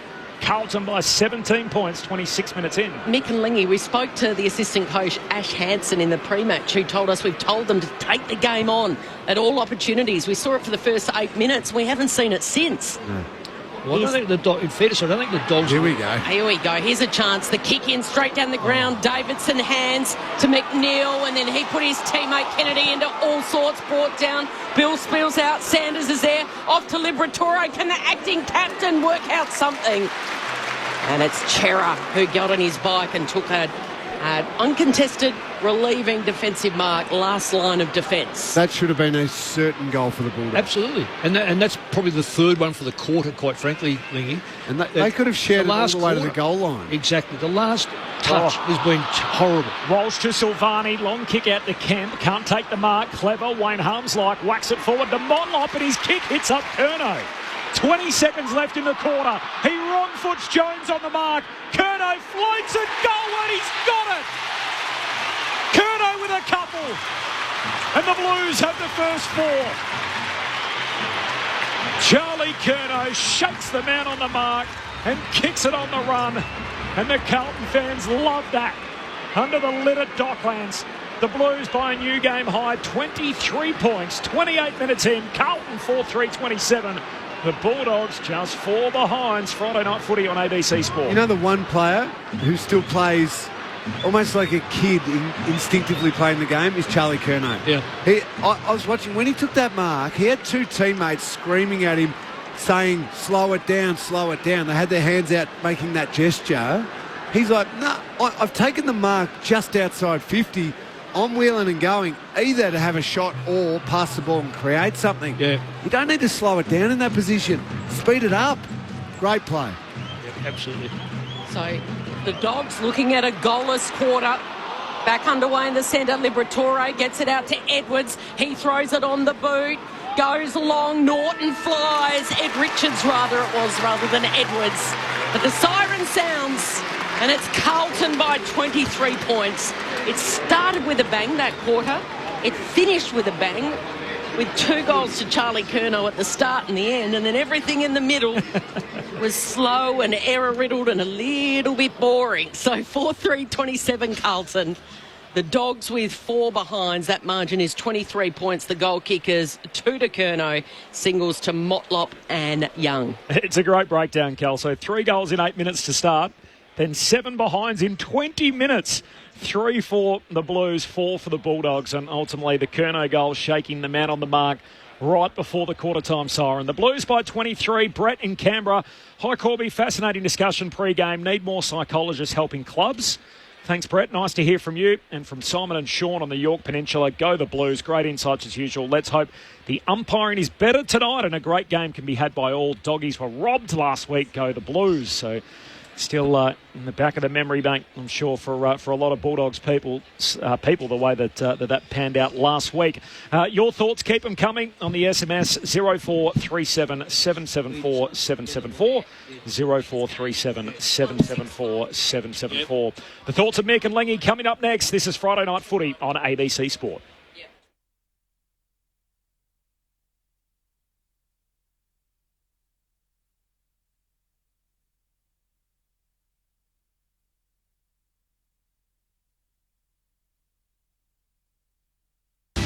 The tradition continues. The Sheffield Shield Final on ABC Sport. What about that? Unbelievable. Catch every ball on the ABC Listen app. This is the 2025 AFL Premiership season on ABC Sport. Stolen by Williams. He glides across the midfield. He's past the bullseye. He's had a couple of bounces and he hits up his teammate. Big Charlie on the chest. 1-on-1 inside 50 with Jones. And Curnow's going to go back and see if he can bang it through for his first goal of the season. The cheer says it all. And now the Blues are on. That is a beautiful kick. Delivering it to Fogarty. Gives it off to Cripps inside the centre square. He goes for home. And brilliant. Charging in. And the open goal square was Lewis Young finishing off the great work after a couple of excellent penetrating kicks. Kemp can't take the mark. Clever. Wayne Harmslike whacks it forward to Motlop, and his kick hits up Curnow. 20 seconds left in the quarter. He wrong-foots Jones on the mark. Curnow floats a goal, and he's got it. Curnow with a couple. And the Blues have the first 4. This is ABC Sports coverage of the AFL. On your radio. ABC Sport Digital. And on the ABC Listen app. Curnow at one end, Darcy at the other. 2 of the great forwards in the game. One emerging, one established. And at the moment it's the established star in Curnow, who's kicked 2 in the opening term after being held goalless in his first run for the young season last week. At quarter time, it's all the Blues. They lead by 23 points, 4-3-27 over the Western Bulldogs, 4 behind. So 0437 774 774, the SMS number. But for now, the thoughts of the coaching icon, Mick Moldhouse, and the legendary Cat in Cameron Ling. Mick, strange quarter. Kel summed it up beautifully. Frantic, high-paced, bit of skill at the start, then a big patch of, what do you call it, boring, Cal. I thought that was a perfect description of about 20 minutes of it. And Charlie Curnow kicks the goal at the end. But really the Carlton goals, 4 of those, were on the back of turnovers. And a couple of occasions, really poor turnovers from the Bulldogs with both decision-making errors and skill execution errors. Yeah. Oh, I totally agree with you, Lingy. And that's why if you're a dog supporter watching or listening, don't despair, because these raw numbers, and we know full well that stats can lie, but number one is, yes, Carlton have had more possessions, but inside 50s, dogs have got them. So that's a concern itself, that when it gets in the Carlton's forward line, they look like they're going to score at least 50% of the time. Contested football is margin in front of the Dogs. Stoppages just in front of the Dogs. So there's nothing outside of what Lingy said. The execution when it's needed to be another type of play. So it's not only it's a combination of just having football smarts and being able to deliver that last step or last kick, and the urge to hand pass to a player who's in front of you, who's under pressure, when you've got full sight of what's in front of you and can make a decision to either go long, short, or give it. But just to give it willy-nilly, and they're getting slaughtered because Carlton are coming up on them and then spoiling that last ball. Correct, Mick. And this is what you would have taught. It's what I got taught. It's what I teach the kids. If you are out and running and your hips are square, you're facing the goal and you've got time and space in front of you, kick the ball. Utilise it. Either run or kick the ball. Exactly. Not handball to a person who's then in front of you but is not facing the play. And got to turn. And needs to turn around. It's pretty simple stuff. The one quirk of all the stats that you give us, Mick, is Carlton took 43 marks to 18. I wouldn't stress about that if I was Bulldogs, because I reckon 30 of those marks were back half during that 20-minute patch where it was beautifully described as boring. It was going nowhere, that ball. So I wouldn't worry and think, oh, gee, 43 marks, they're dominating the uncontested possessions here. They were nothing. What I'd be worried about more than anything, Lingy, for the Dogs' point of view, is outside of what we've spoken about, is the ease in which when a mistake is made, all the Dogs players are out of position, because the Carlton players ran through the middle and actually delivered 3, I think, of those goals come from through the corridor, and there were no Dogs anywhere near them. Absolutely. Darcy starting on the bench in the second term, so Wiedering stands Norton. Buku Karmas to Charlie Curnow. At the start of this second term, the Blues by 23 points. They've kicked the only 4 goals. Back in the middle, Fraser can't trap it. Little boot in there from De Koning, and that was illegal, so free kick going Fraser's way. And he's going to take it alongside the centre circles. Driving kick inside the forward 50 for the Bulldogs. Hands on it from Silvani, no mark. Spills down to McNeil. His hand pass a turnover. Cowan got it out by hand to Wiedering. Kicks the Blues off the back flank. Williams in a one-on-one. Gallagher competes in the air illegally. Chopped his arms and a free kick for Williams. Yeah, arm chop. Williams looked sore when he landed. No, he's going to get up and take the kick. You always feel a bit better when you know it's your kick. It is a 23-point lead for the Blues. 4-3 to 4 behinds. No late change coming in. And the 2 subs, Jordan Boyd and Josh Dolan, neither of them used so far. Williams centres it up over the top. Davidson, quick handball, flicked down here by Baker, looped up by Dale. Now Vandermeer, he's running sideways towards the city wing. He's got to get round Akers. He's run too far. He wheels back, yes, and the umpire does the old basketball travel sign. And Vandermeer ran too far. Akers takes it, kicks it quickly, missed the target. Karmas has got it at centre half back. He's set upon. Cripps got him and De Koning, so Buku's going nowhere. Hodgie, I want you to watch Zach Williams for me just for a little bit. He looks a little sore, but he's going to join back in the play pretty soon. De Koning takes it out of the ruck. He's handballed to the opposition in Dolan, who gave it to Liberatore. He was taken high, the acting captain. No Bontempelli out there tonight for the Dogs. There's no Treloar, there's no Waitman. No Jason Johannesson.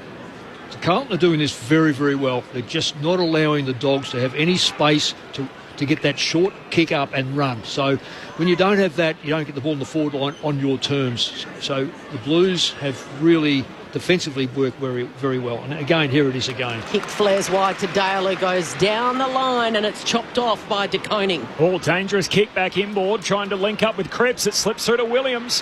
Hand pass finds Walsh, kicks inside 50. Curnow leaping up. Lob does well to spoil.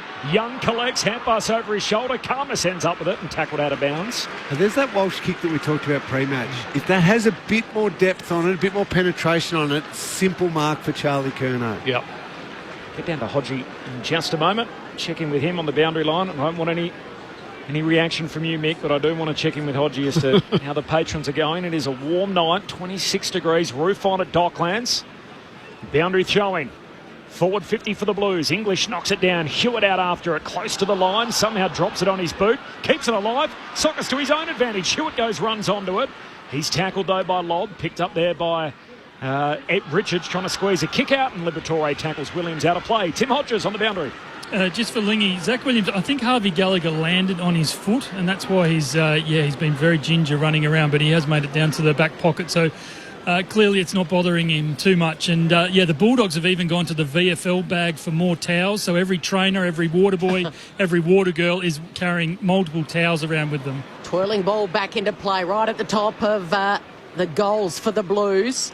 Liberatore putting his body on the line. Bumbling ball gets it to Richards. Bumbling to Harms. Sockers off the turf. It's a slippery one. Eventually comes the way of Doherty, who gives it to Evans, who throws it on the outside of the boot, and it goes off a couple of hands and clatters into the goalpost.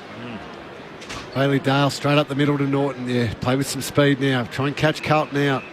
Found him with his Boris Becker headband. It's still a look, so he's got it at half-back Norton. Hand pass away to Dale, who's off and running, tries to run straight around Kemp. Kemp catches him. Great tackle. And says to Bailey Dale, you are going nowhere. As he locks him up, Kemp puts it back inside 50. Karmas floats through with the intercept mark. Nice work from Buku. Wins it back for the Bulldogs. So 4 gone, second term. Now, we had a really hot game, didn't we, up in Brisbane the other day? The humidity 89%, 26 degrees. Sunday fixture in the middle of the day started at 12 noon, and I think the Western Derby is forecast to be 34 degrees, a 4 o'clock start on Sunday. So that'll be warm too. Early in the young season, starting earlier than ever as the Dogs try and chip it down the wing, and in the end it results in a neutral ball, a ball up. Motlop caught with it, so ball up between wing and half forward for the Blues. There's a player like Norton who's not used to kicking the ball short. Honestly, that was... De Koning, 2 grabs at it in the air. It bumbles around. It comes back to Akers, throws it on the left, doesn't even look. Accepting it on the bounce and then losing it was Lobb, and stealing it was Evans. It's Lobb's free kick. Yeah. Absolutely silly play. Really silly play. Took him down. Didn't need to. But mind you, the way Lobb attacked that ball was fantastic. Yep, Big man like that. Lewis Young that brought him down illegally, so... Lobb's got the free kick in the defensive 50. He's playing down at one of those key backmen, along with Liam Jones playing his first game tonight. And his kick was wonderful. He hits up Davidson in a one-on-one, brings it back inboard to Liberatore. This is better movement from the Doggies. To centre half forward he goes, and taking the mark is West. Wants to move it quickly, flares it wide, spots something he likes, and it's Williams. Yeah, better ball movement. You called it perfectly. As soon as they were able to break a line, I think it was the Rory Lobb kick that just carried that bit further. Beautiful kick.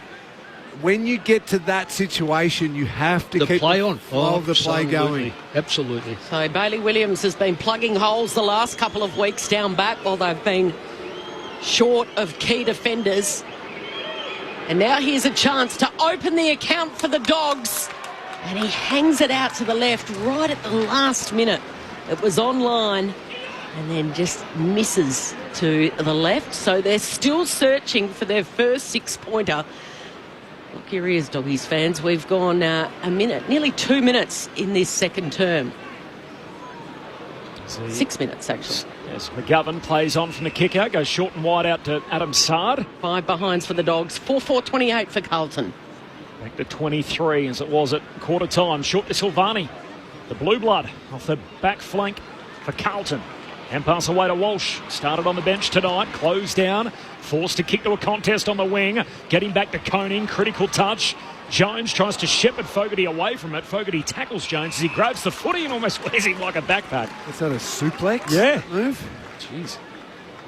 Lockie Fogarty. Little milestone for him tonight, by the way. Played his first 23 games with the Cats. This is game number 50 as a Carlton player, and he becomes the 350th Blue to play 50 games. That should be 50. That should be 50. Riley Sanders ran 4 metres over the mark. Libba, quick kick forward.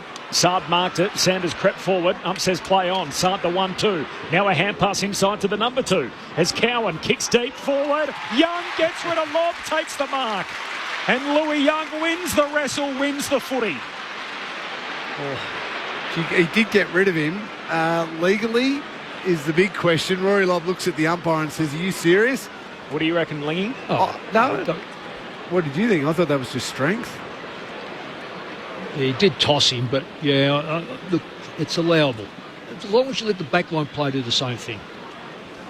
So we've seen James O'Donnell up front tonight for the Bulldogs, and this man, Louis Young, playing up front for the Blues. The defender turned forward against his whole team. He's just snuck it in from behind. This wildly to the right. Poor finish. 4-5 to 5 behinds. Carlton still by 4 goals. 8 minutes into the second term. Tim Hodges on the boundary. Corbin Lingy picked this. Zach Williams has been struggling with that foot or an ankle. He came to the bench, spoke to the doctor, and the doctor has taken him straight down to the room. So maybe to have that ankle restrapped or to have the foot looked at. Here's Sam Darcy. Wrapped his big hands around it. The problem for Doggies fans is he's a long way from home, but he worked his way to Davidson, and then he goes inside 50. Was that tunnelling? Oh, got to be. It's got to be a free kick to O'Donnell, and it will be against Saad. Got underneath O'Donnell. And James O'Donnell, who's brave to be even out there after having facial surgery for a broken cheekbone, missed 1 week. It was amazing work rate and effort by Saad to just try and get there, but once, because he was late there, He's going to set snap on the left in the right forward pocket, and he's got it. James O'Donnell with the first major for the Bulldogs tonight. 1-5-11. Carlton 4-5-29. And the margin back to 18 points. It sounds a lot, but the Dogs, they're bringing themselves undone with the way Carlton got those goals, but they've been able to eat back into the game, albeit the fact that when they move the ball quickly, they look good. When they move the ball slowly, Carlton set up brilliantly behind. I wanted to say something about that last point that Carlton kicked. Saunders, is that how you... Sanders? Yep, like the Colonel. He ran around the back with Saad instead of running around the front and let Saad be pressured. There's a great lesson there. And what happened was a Carlton player had the football. Saad just runs around him. Sanders runs behind him. And, of course, the next kick goes in and Carlton mark the ball. You've just got to be smarter than that. To Koning, great service. Palms it straight down to Cherrick. Hurried kick inside 50. Young threw his arms back. No free kick. Kemp grabs it. Runs straight into Buku. Caught high. Free kick against Karmas. Laid the heavy tackle on Kemp. It's coming back and Kemp will kick from 25 out straight in front. Wow. Oh, just, Mick. I don't reckon it was there. The hand, watch here, the hand sort of goes up, but barely there. Oh, no. That's not a free kick. That's not a shot for goal. He was a bit unlucky. He started on Curnow, who kicked 2 goals really in transition, where he was running back Karmas to the deepest defender on that occasion. And now a stiff one goes against him as Brodie Kemp will have a set shot here. 25 out straight in front. Kemp moves in. Goals. The immediate answer for the Blues. The Dogs waited until the 8-minute mark of the second quarter to kick their first goal of the night. Carlton straight out of the middle, answer it back. 5-5 to 1-5. Carlton restore a 4-goal lead at the 11-minute mark of the second term. Friday night footy on ABC Sport. We both agree it's probably barely there, the free kick, if at all. The centre bounce work, though, Mick, was superb. Excellent. The Koning with the nice little flick over the top tap to Chera. And then when you get that sort of entry straight from a centre bounce, the defenders do get a little bit nervous. Mind you, still not a free kick in my book. No way. There's no free kick there, especially what we've seen tonight. There's got to be an allowance. You've got to earn a free kick. It's got to be there. Do you like calmness down back? Yeah, I do. Yep. Yeah, definitely. Blues by 24 points. Sam Darcy's into the ruck, up against De Koning. He rises high, but De Koning got his hand to it. Straight down to Chera, who stands up in a two-man tackle. I'm glad to see they put Darcy in the ruck. He'll get beaten in the one-on-ones, but around the ground he'll cause some mayhem. Those big hands, he reached up and got a finger down to it, and pouncing on it was Fraser, but a couple jumped on him. So third time here. This is De Koning, straight down the throat of Motlop. But Bramble makes sure he's going nowhere. So he hasn't got this body strength to go one-on-one. So is that now Norton in the ruck? Well, that's interesting. Yep, yeah, Norton's come in and put his hand up and said, I'll have a go now. De Koning wins it easily. Straight down to Fraser. Throws it on the boot. One-on-one here. A chance for O'Donnell, but pouncing on it was McGovern. Dumps the kick out in the direction of Davidson. Oh, well done for Cottrell. He came the other way. Eyes only for the Sherrin. He snaffled it. Got it off to Hollins, who kicks out to the City side wing. Here's a chance for Louis Young, who just paddles it to his own advantage, and then it dribbles over the boundary line. He had Rory Lobb for company. What they tried to do, the Dogs, there was Norton came up late, which meant Darcy went forward on Silvani. Yeah. Just for a brief moment, he had a look in a matchup that he would have been able to dominate. Didn't quite work out, but I like trying little things like that. Make Wiedering think. I'm not sure about Norton in the ruck, though. No, agree. The Premiership captain Cameron Ling on ABC Sport from the boundary throw-in. De Koning got it out of the ruck. Hand pass back into dispute. Dog and Davidson spun around. Crowd called for ball. Says keep going. Motlop clever. Sockers it away to Fogarty. Hand pass meant for Cottrell. Stuck behind him. Picked up by Motlop. Gee, Bramble thought he was tackled without it. No free kick there either. Puts his whistle away. And a ball up centre half forward for the Blues. Well, you award one for a free kick goal. That was the most obvious one. Blues by 24. Cripps gets rid of Norton. Again, able to keep going. Kicks to full forward and Jones takes the intercept mark. I saw during the week, Nick, too, Cripps up to 17% of game time in the ruck from 1.5% last year. As the kick comes all the way out and off the boot of Lobb to Bailey Williams, who marks at half-back. Carlton by 24 points, 14 gone in the second. He kicks to the attacking side of the wing. Working his way in front was O'Donnell. Charging his way through was Cowan, but he can't break the tackle. That's a big spike, isn't it? Up to 17% time in the ruck. It is, and if he rucks against another ruck rover type... Now Darcy's in the ruck, straight down to Sanders. Caught, spills clear. Williams caught. All right. Williams was absolutely crunched by Cripps. He had his eyes up looking at the ball, and Cripps came in and got him right in the middle, but it'll be a free kick to the Blues. And it went to Hewitt, who works it sideways to Doherty. He's got it the defensive side of the broadcast wing, or the dock side wing. Kerno v Libba here, if they can keep Jones out of the contest. And well done, Jones. Jones leaps. So Brody Kemp was doing everything he could to keep Jones out to allow the mismatch.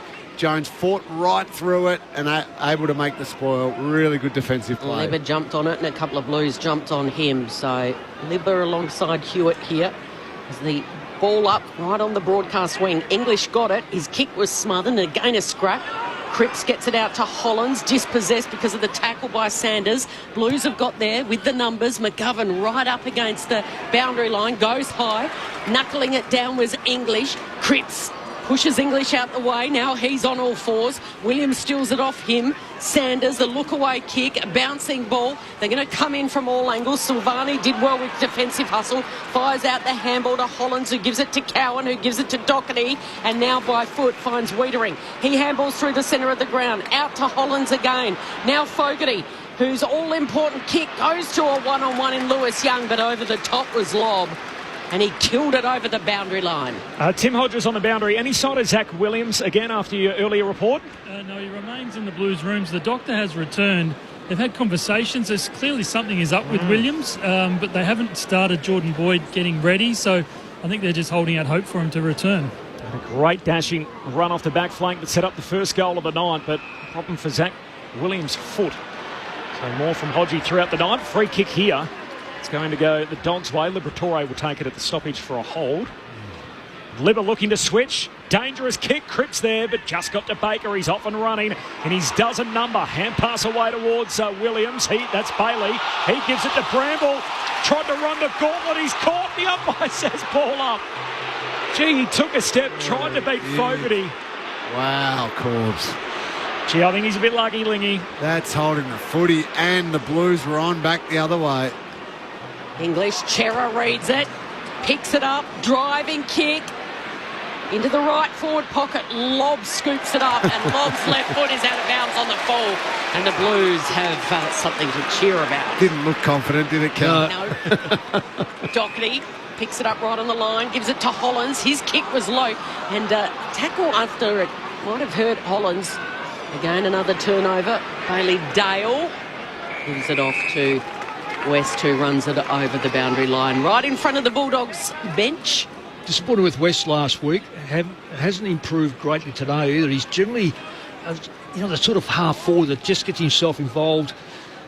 Maybe with Waitman out, Waitman will take the best small. Maybe it's all fallen onto him. Sarge on him. Blues 5 goals. The Dogs just 1 goal. Boundary throw in right in front of us. Gee, it's really tough. In and under. It's a hard ball to win. Bodies on the line. Hewitt is tackling Bailey Williams and will have a ball up. Umpires in yellow. Chucks up the yellow Sharon down to English. Palms it down to Sanders. Hand pass back inboard, but straight to Motlop. Bounces a kick 5 metres forward. Fogarty collects. Took on one tackler. Just got a hand pass away for the Blues. To Chera, to Sard. Surge kick inside the forward 50. At the drop is Gallagher, and he takes the intercept mark. Got a rising start nomination last year, Harvey Gallagher, in this round. So it was round 3 last year for Gallagher. Short to English, short to Baker, who marks number 13 on the back flank. Pulls the trigger into the corridor for Bramble. Short kick to Harms alongside the centre circles. There's a full U-turn and then kicks inside the forward 50 to a one-on-one. Silvani in the pack with O'Donnell. Punches it away down to Wiedering. Tackled by Darcy. Held up. Says I'll have it. Tim Hodges. This is a good news for Carlton, so that both doctors are back from the rooms now, and they've told Jordan Boyd to get ready, and they're about to make the substitution. So Zach Williams, his wretched run with injury continues. It's either a foot or an ankle, but he is out of this game, and Jordan Boyd about to be activated in. Inside 50 here for the Dogs. Darcy won it in the ruck, couple of quick handballs, and then they've coughed it up, over possessing it. Sard gives it off to Haynes. His kick was good. They've got to put speed on it here, Carlton. Get some... Marking was Kemp. Kemp's kicks, disappointing. Charlie Curnow got a metre or 2 on Lobb, and the kick went to Lobb instead of Charlie Curnow. I think he looked up, in fairness, Kemp, and saw the blue hair and thought, oh, yeah, I'll play for the blue team. Lobb to the 50. Huge pack flies. No one can take it cleanly in the air, and then Wiedering's tackled. Well, in the future, I reckon look for the guy with a couple of Coleman medals clanging together on the lead. Charlie was not happy with that kick. Kick 2 in the opening quarter. We've just had a goal each so far in this term, which is approaching time on. Second quarter before half-time. Carlton by 24 points. Series of handballs from the stoppage. Sets up Gallagher. Got it from Sanders. Kicks into the pocket. And McNeil had just a fingertip on it before it goes out of play in the forward pocket. Just know where their goals are going to come from, Lingy. The way they bring the ball into the forward line, you haven't got a great hope that someone's going to mark it, number one. And the crumbing has been dreadful. Carlton have absolutely stitched them up on the ground. Blues by 24, 20-minute mark, second term. Friday night footy on ABC Sport. Young and English. English palms it down. Kennedy from the stoppage. Kicks a goal against the old mob. And his new Dogs get around him. That's a great goal. Yeah. Matt Kennedy with a spirited response. And what a time for him to pop it through. It's his first goal as a Bulldog in his third game.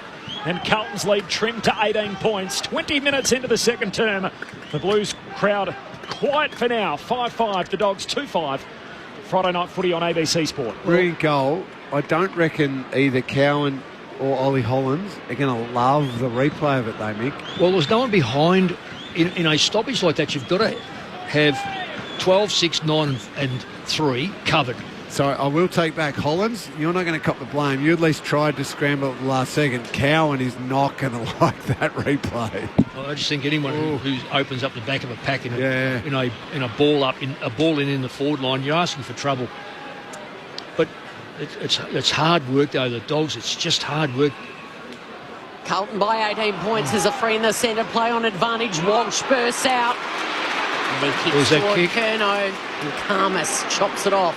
A couple of impressive intercepts Intercepting marks by Karmas. His kick was even better. Hits up Ed Richards right in front of the Dogs bench. Richards looking inboard. He's going to kick to centre half forward. A brilliant kick. Liver marks uncontested. Wheels and goes. Going to put it out in front of Fraser. He needs it to sit for him. He loops it up and gives it to Williams. Williams right on the 50. Didn't like what he saw. Handball backwards and gave it to his teammate in Bramble, who's able to find Sanders. Well, that's better play. It's more calculated play. It wasn't over-rush play. There wasn't 3 or 4. It was... I thought they wrecked the first part of it, but resurrected it. The old saying, though, Mick, about great offence can support great defence too. Like, if Walsh hits that kick, Carlton don't have to chase a single metre. No, there's another shot on goal. Yep. So Riley Sanders. Well, he needs to do something, this kid. I know he thinks he should be in the side. Lonnie Boy, a high draft pick 6, kicked a couple in the first round. Steps inside 50, 45 metres out. He celebrated that before it even crossed the line. He's confident, this kid. Back-to-back goals for the Dogs. And they're back in the game. The margin just 12 points. The Doggies 3-5-23. Carlton 5-5-35. 5 minutes before half-time. Tim Hodges on the boundary. Cal, we appreciate the Blues coming back to us. So Zach Williams has been subbed out with Achilles soreness. So he's had a horrible run of injuries, including the Achilles. So even Lingy picked it when he was in that contest with Harvey Gallagher and got up so sore. So then came to the bench and explained it to the doctor. They've taken him to the room. So clearly it's not right, and they don't want him going back on the ground. So that's a drastic move so early in the game to take him out with that, but that's why Zach Williams has been subbed out of this game and Jordan Boyd is in for the Blues. I guess with those numbers, Lingy, you've got 5 on the bench these days, so you get away with it. Interesting state of the night, as Kel said. Dogs well and truly back in the game. Richards first possession at the bounce, hand pass though straight to Hewitt, gives it to De Koning, kicks inside 50, and Kemp out on the lead, takes the mark at left half forward. He kicked their only other goal in the term, and it came after a Bulldogs goal and a quick response, and he's looking to do likewise here. That ordinary midfield work again by the Dogs. When the Blues clear the centre square, they clear it with such room to move and do it like this. This is an easy kick. The Dogs on the other side, they're clearing the football, but it's really hard work, and nothing happens in the forward line. It's from your favourite angle in footy.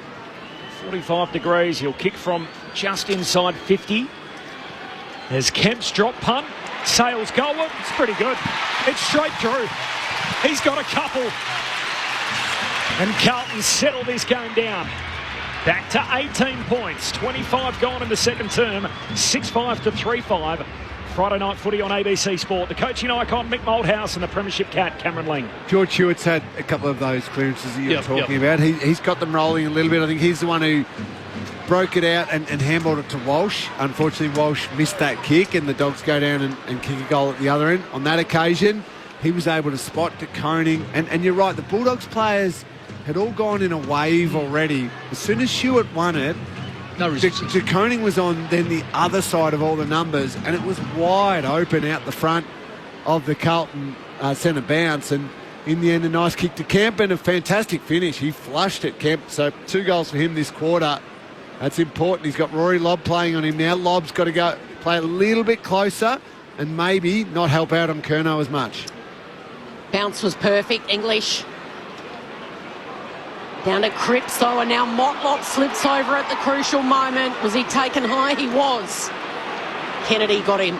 Oh, he ducked. He did. Well, he slipped. It looked like he's lost his footing. Yeah, well, you do that when you duck.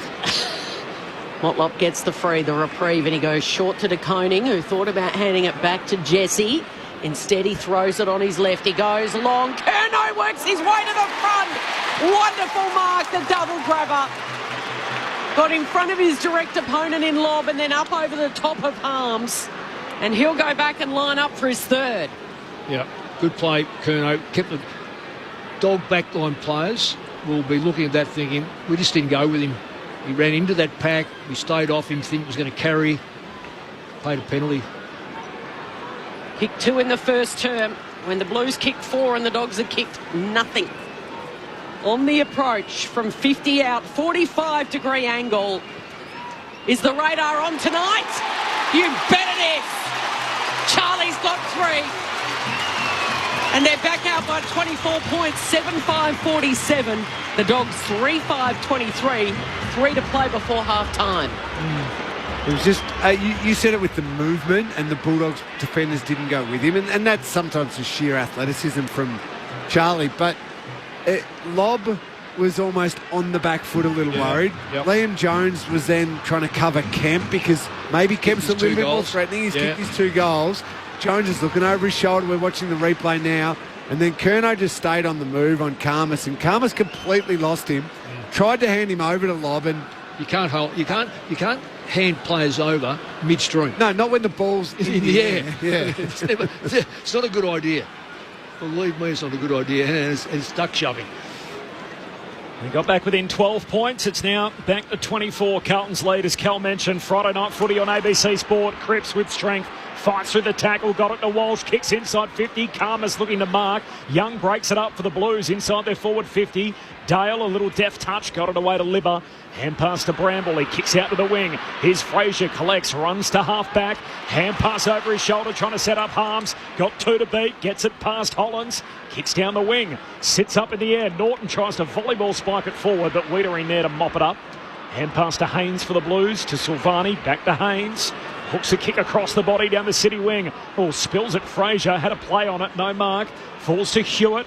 Sweeping hand pass straight to Harms. Harms for the Dogs. Away to Frazier, to Richards. His handball's a turnover. De Koning's got it for the Blues. He gets it to Cottrell in the blue boots. He goes low. He looked for Charlie Curnow. It went straight past him, and the Dogs defenders forced to work. Baker scoops it up to Jones. Jones flares the kick wide, and Bramble marks just outside the defensive 50.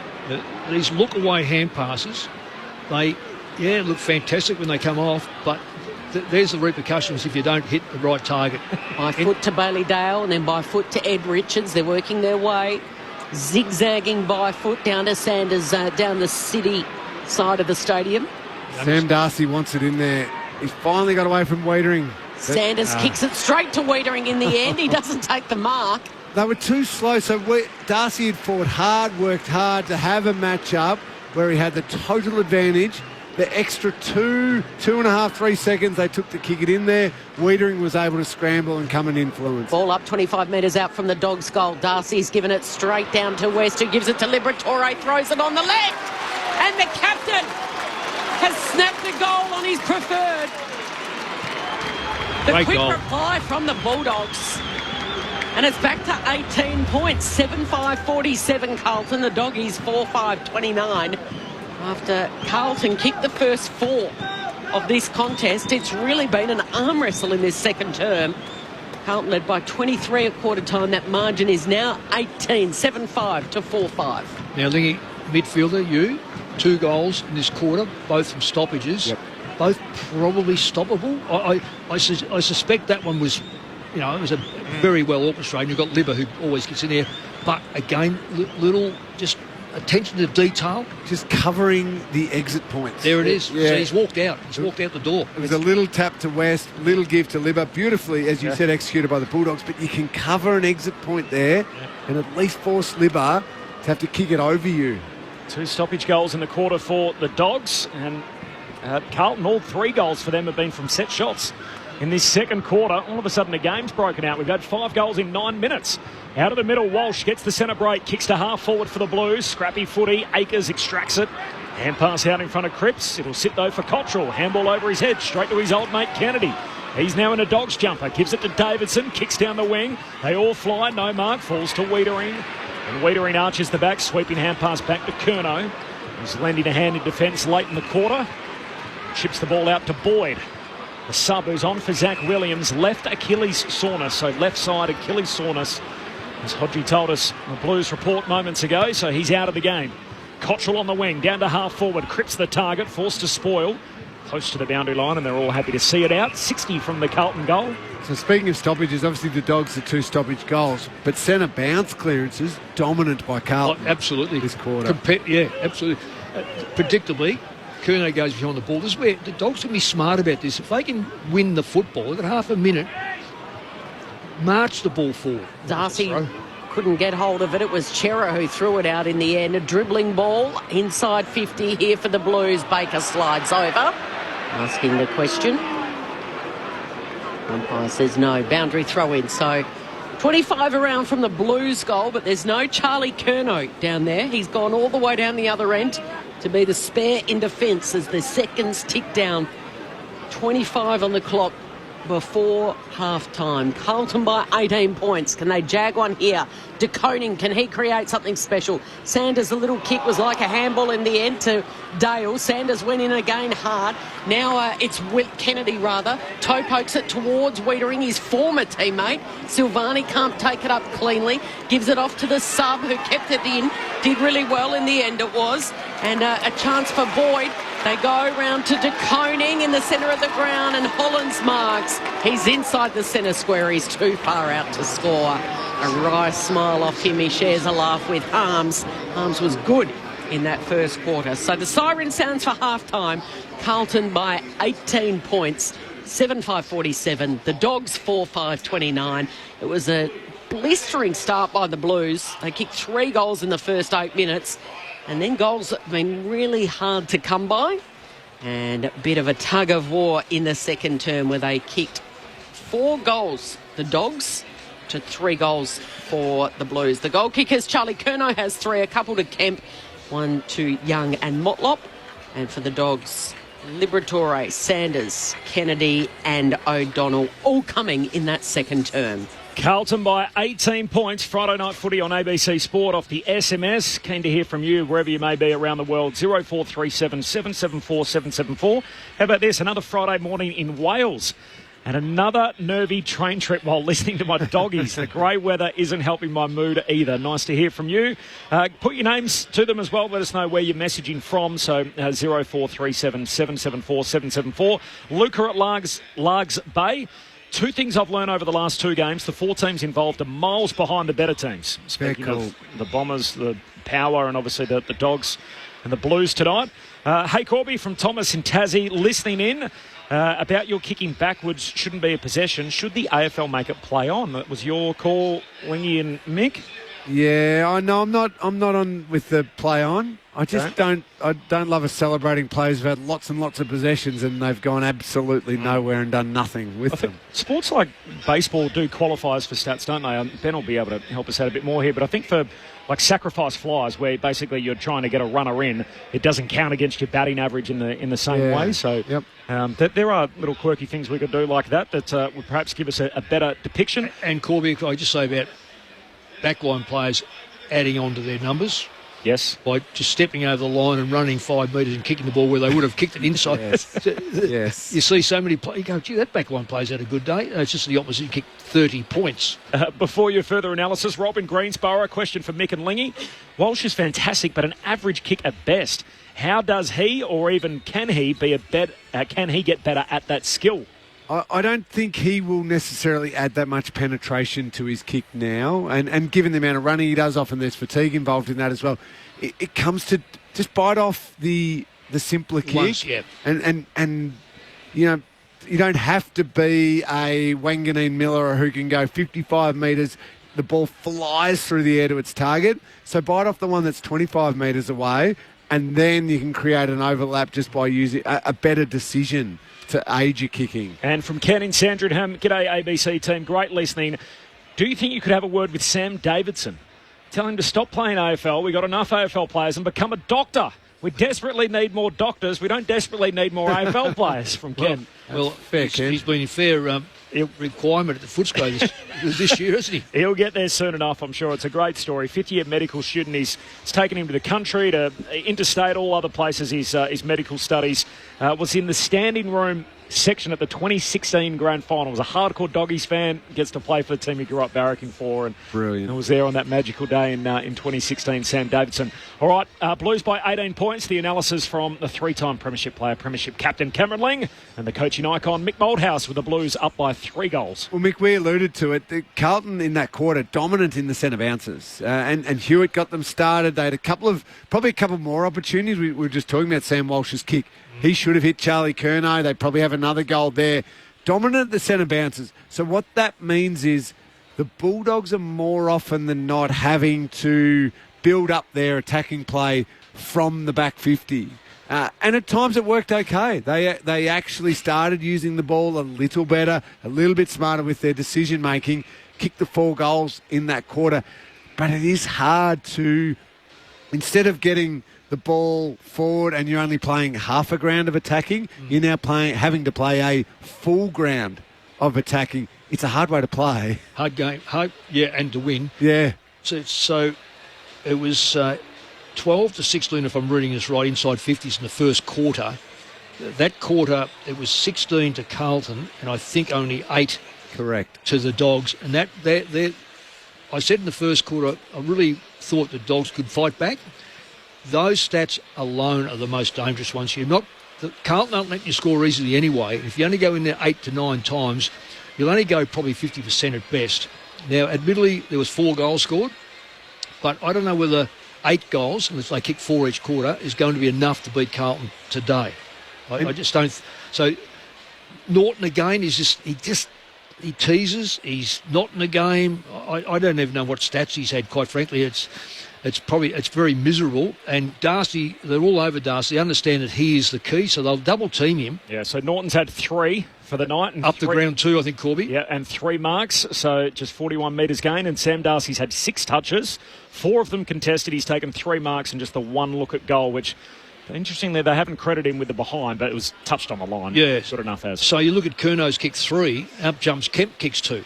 So clearly the Dogs have got to find someone who is... Look, Liberatore's kicked a goal, Kennedy's kicked a goal, both from stoppage. Sanders has kicked 1, O'Donnell's kicked 1. O'Donnell's, from memory, it was a mark or free kick, I'm not sure. But nonetheless, one of a tall. But they just... To win this game, honestly, Norton's got to have a close look at it. I know he tries and he wants to play there and this sort of stuff. Maybe. I say maybe. When things are desperate, there's desperate need. Put him centre back and put Lobb forward on.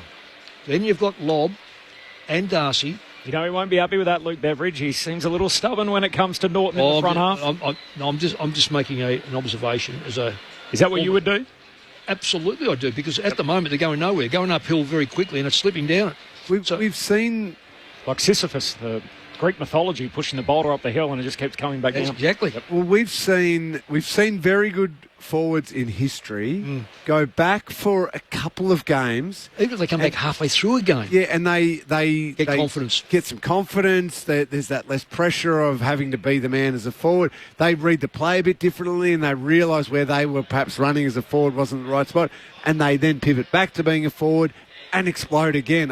I think I'm with you, Mick. I reckon it's worth a little try. Well, the thing is, he's picked up his game in terms... I'm talking about Lobb here. He's now taking marks. We know that at Fremantle, he used to take a lot of marks, kick a lot of goals. Who's going to play on him? Because if you've got Darcy and him down there, so Wiedering can't be on both. And if you isolate Silvani, one or the other, both have got to reach like a sick dog. He is going to be reaching up into fresh air. Norton is not worth a coal pie in the forward line at the moment. Put him centre half back. Let him chase the football around there. Let him play in the air. I've seen he reminds me a lot, and it's a long time ago, of Peter Knights. Peter Knights, a wonderful player, centre half back, big marking player, nice kick. Norton's got all the attributes. He's quick. He takes a mark. He's tough. He'll go back. He knows where the ball's going to be. And this time, he won't have anyone on him because he'll be making the play. Exactly right. Remember when his nickname was Air Norton? Because he'd take hangers and he'd go for those big marks. I have not seen that for a long time. The only time he might get it is like a little one on the lead. Yep. I'm with you. Send him down there and say, okay, we've got support. Jones is there and Thomas is there and that. Take some hangers at centre half back. Read the play. Launch at the footy and take them on. I reckon it's worth a try. I certainly do. And even from Lobb's perspective, I think given Kemp's kicked a couple of goals on him and Curnow's moving quite well either on a combo of Lobb or he's not saving the world, is he? No, so it's not like Lobb's dominant back there. No. Just try for half a game. Have a little look. If it backfires massively in the third quarter, swing it back in the last quarter. Yeah. Yeah, well, it's not going to... Lobb's not going to save the game because, as you say, he's had goal kicks on. Norton's not going to save the game because he can't kick a goal. Have a go at it. if you think that the game's in the balance or whatever, and you feel a bit more comfortable with lob back and more change, there's no rules that says the runner can't change it over. Yep. So that would be my suggestion. Carlton by 18 points at half-time. More from Mick Malthouse and Cameron Ling in just a moment. We told you about the terrible crash earlier at the Avalon Air Show. You'll hear more about it in the news in a few moments' time. Sunday teams, we'll give you them in just a moment as well, the two games that are slated for this Sunday to complete round 3. Second half action not too far away with the Blues up by 3 goals, but a moment for us to get the latest from the ABC newsroom.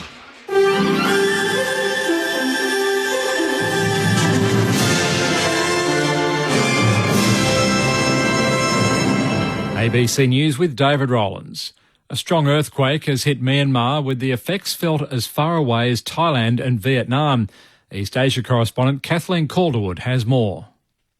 The 7.7 magnitude earthquake hit near Mandalay in central Myanmar, according to the US Geological Survey, at a depth of only 10 kilometres. There isn't any immediate information about the impact in the country, which is in the midst of a civil war, but it was felt in the Thai capital, Bangkok.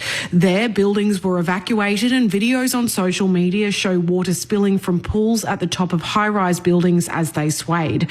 Video online shows a building under construction completely collapse, with workers running away from the dust and debris. Local media is reporting that some workers may be trapped inside. The Prime Minister has embarked on the campaign trail, landing in Queensland this afternoon after calling a federal election earlier today for May the 3rd. Political reporter Isabel Rowe has more. Anthony Albanese went to Government House early this morning to call the election, saying uncertain times abroad call for stability back home. I'm asking you to vote Labor so we can keep building Australia's future. The Prime Minister has already hit the campaign trail with his first stop, the marginal seat of Brisbane, which is held by the Greens. Opposition leader Peter Dutton will focus his campaign on the economy. We can't afford 3 more years of Labor. Mr Dutton is expected to start his 5-week travel schedule tomorrow. The Australian Electoral Commission says it's aware of the voting problems in the recent WA state election and has assured voters that it's a different organisation. The AEC will control around 700 polling places across WA on May the 3rd, which is more than the number in operation during the March 8 state poll. The Commission will have around 10,500 staff in action across the country. AEC spokesperson Evan Eakin-Smith has told ABC Radio Perth that the Commission is keen to minimise voting wait times. We've been looking at queues and the issue of queuing really closely. You can never guarantee that there won't be some small queues in a small number of locations, but we're confident that we're going to provide a good service to Western Australians. A pilot has been seriously injured in a plane crash during an acrobatic display at the Avalon International Air Show southwest of Melbourne. Tanya Lee reports. Witnesses say the plane was one of 4 in the air when it lost control and crashed at about 5:15 this afternoon. Police say the pilot was reportedly the sole occupant of the plane, a Pitts Special Light aerobatic biplane. The pilot suffered serious injuries. Tens of thousands of people travelled to Avalon for the week-long air show to see aviation and military displays. Police say the incident occurred a significant distance from spectators and there have been no reports of further injuries. Attendees at the show have been told that the rest of today's flying schedule has been cancelled. A search has been called off for a Queensland policeman missing in northern New South Wales. 45-year-old Inspector Jay Nataro disappeared earlier this week. His car and surfboard were found on a beach at Broken Head on Tuesday morning. An extensive air and land search was conducted in the Broken Head, Cape Byron and Ballina areas, but failed to find any trace of the officer. The Queensland Police Service has expressed its sympathy to the Nataro family. Dozens of firefighters are responding to a blaze at Richmond River High School at North Lismore in New South Wales North. Fire and Rescue says the front of the school has collapsed and a 150-metre exclusion zone has been put in place, resulting in the closure of surrounding streets. There's been no injuries reported at this stage. The school has not been operational since flooding impacted the region recently. Royal commentators say that although King Charles has cancelled public engagements after being briefly hospitalised amid his ongoing cancer treatments, he has remained positive.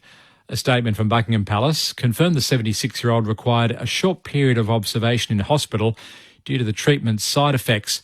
It also mentioned that King Charles returned to Clarence House and travel plans to Birmingham for a series of public appearances on Friday were cancelled. Royal commentator Juliet Ryden says despite appearing tired and frail from the treatments, King Charles has maintained a positive outlook. He seems very happy. He's very positive. He talks to other cancer patients and says, you know, you've got to push through it and show a brave face. And that is exactly what he has been doing. He loves his work. That really shows. And in rugby league, the Gold Coast Titans have beaten the Sydney Roosters by 30 points to 12 in Sydney. The news is moving fast. I'm going to dive right in. The brand new season of The Weekly. The news will cushion my landing, right? Wednesday nights on ABC TV and ABC iView. Nailed it. Get ABC AFL Daily Podcast with Premiership coach Paul Roos. Alongside Corbin Middlemass, Ben Cameron and Poppy Penny. ABC AFL Daily Podcast. It's your daily footy conversation. Find it on the ABC Listen app. This is the 2025 AFL Premiership season on ABC Sport. Young and English pumps it down. Kennedy from the stoppage. Kicks a goal against the old mob.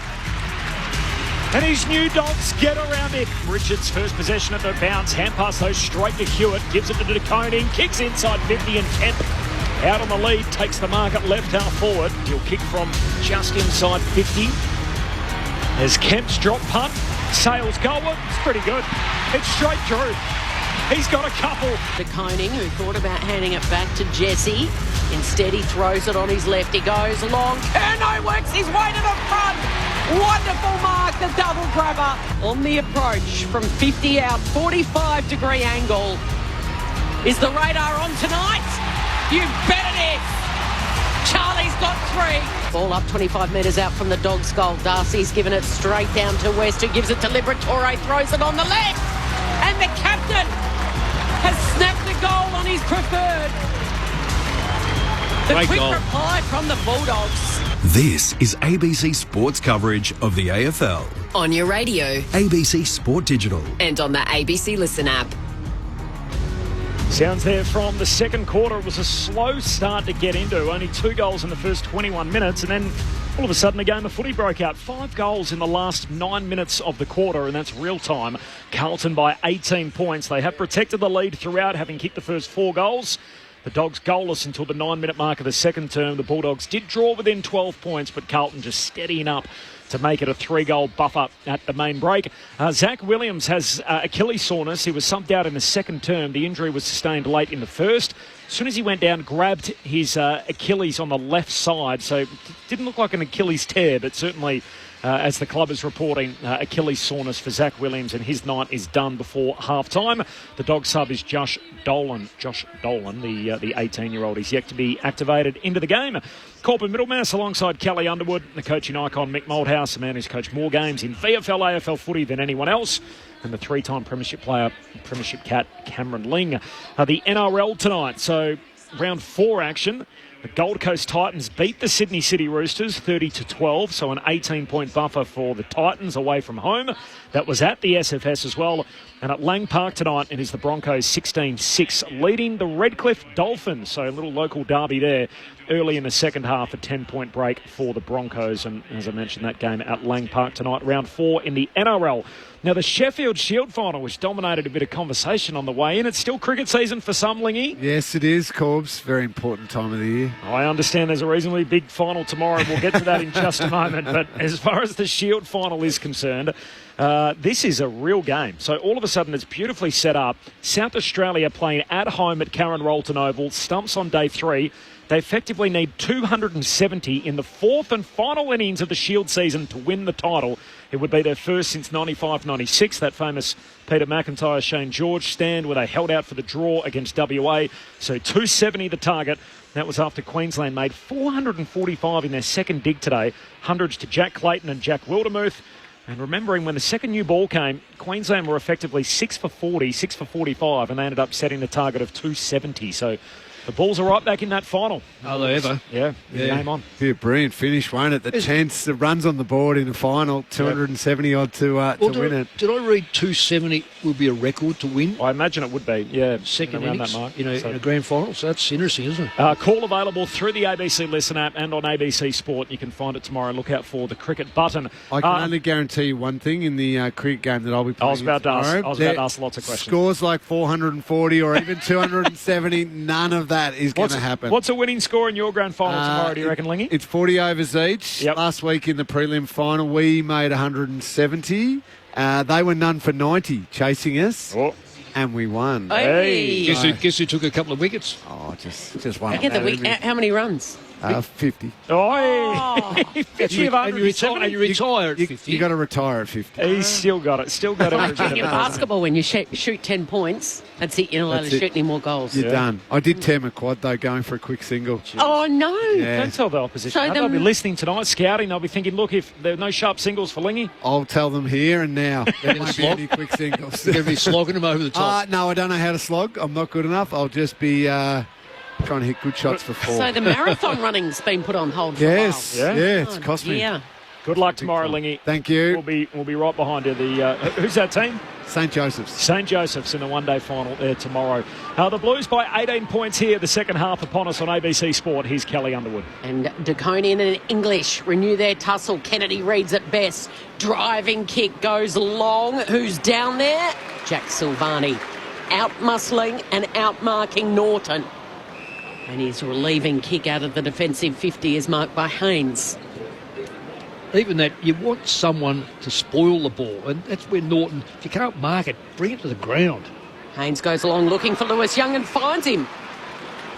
So Young, who's kicked a goal tonight, the little give quick, the handball goes to Akers, he goes long, and Bailey Williams rising high, taking a mark for the Bulldogs. It was a nothing kick inside forward 50. Yep, down in defence, he uses the ruckman English, marks uncontested to Davidson.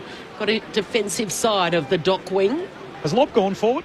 No, he was on Lewis Young when he got outmarked. And Davidson's kicked it straight to De Koning. Sam Darcy was the target. De Koning chopped it off, plugged the hole. So despite mixed play, Lobb's still back and Norton's still forward as we start this second half. Carlton by 18 points. Lobb gets it from Akers, kicks to Curnow. Has one hand flying at the footy. Wasn't being held, and the other one, according to the umpire. Cottrell in the pocket. Wins it for the Blues. Hand pass to Young, and then around the back, Cottrell can't keep it alive. Out of play in the forward 50 for the Blues. Carlton by 18 points. 1.5 gone in this third quarter. Corbin Middlemass, Kelly Underwood, Tim Hodges on the boundary, Nick Moldhouse and Cameron Ling. The usual Friday night crew in Melbourne throughout the 2025 season here on ABC Sport. De Koning down to Chera. Hand pass to Akers, kicks to full forward, and Jones leads in the chase for the footy. The former Blue takes the intercept mark. Back where he started at Footscray, goes short to Karmas. And Buku kicks off the back flank, up to the wing. Finds Bailey Williams, the only Williams out there after Zach was subbed in the first half. Kicks down the wing. Oh, Boyd lost the handle, runs back onto it. Kicks for Carlton in the middle of the ground. Fogarty the target, his opposite number. Kennedy breaks it up. Falls down to Richards. Hand pass to Gallagher. Cripps has got him, ball and all. And a ball up in the middle of Docklands. Here's Carlton by 18 points early in the second half. Well, it looks to be a miracle for Dogs with that forward line. The structure and movement is just nothing. It's Liam Jones lining up on Charlie Curnow to start this second half. Lobb's gone to Young. Meanwhile, it's a ball up in the centre square. At ground level, it bobbles around till Liberatore fires it out to Vandermeer. He's tackled by Haynes. Stripped, gone. Free kick to Nick Haynes, the former Giants defender. He's got it right on the edge of the centre circle. English has dropped back in the hole to help. Goes for a little bit of a dash and then goes long. He's looking for Young, who had to go the spoil in the end, down to Lobb. Off to Bailey Williams. Played an impressive game across the wing and down half back. His kick finds Vandermeer, brings it back inboard on the City side. Good mark taken by Dale. Gives it off to McNeil. McNeil inside 50. Outnumbered is Darcy. He goes at it twice. He wanted the free. Umpire said no. Wiedering then is dragged down in a tackle by Darcy. wants to go on with it. Now Silvani comes in. There's push and shove while the umpire puts up his hand, says it'll be a ball up. 25 metres out, Norton's in the ruck. Norton straight down to Sard, who handballs 20 metres out of trouble to Bailey Williams, who's covered plenty of ground, goes the fend off, did well, got it to Vandermeer, steps one way and then comes back onto his right. Backing back was Fraser, couldn't take the impressive mark it would have been in the goal square to Karmas. Karmas to Davidson. They're going backwards here. Bramble slips over, tries to wheel around and get around Cripps to Davidson from a standing start. Skies it. Who takes the lead? It's decoding. Free kick, though. Oh, it's a free kick against Wiedering for blocking, I think. Yeah, I agree with that. Once he locked in on Darcy, he pushed him away from the ball, which is illegal. Well, it is illegal. An intriguing duel all night. Many of us came to the footy tonight to see Wiedering, the reigning All-Australian centre-half back, against Darcy, the young gun who emerged last week. Wiedering's taken the point so far. Darcy's lining up for his first of the night because of a free after De Koning rose up the top and took the mark. Darcy directly in front. He's got his first. And he's going to go up and let Wiedering know about it. Libba certainly does. He was the first in. And now there is a tussle. Wiedering and Darcy have got each other's jumper, pushing, shoving, verbal. Mouth guards hanging out of Wiedering's mouth. Wiedering now talking to the umpires. And they're going on with it. In the meantime, Carlton by 12. The Dogs inch closer. 5-5-35 to 7-5-47. Well, I don't know whether the whole video showed what took place, but as soon as Wiedering knew he was out of position, he's locked straight in on him to take him away from the ball. So probably, I'll say this, definitely worth the free kick.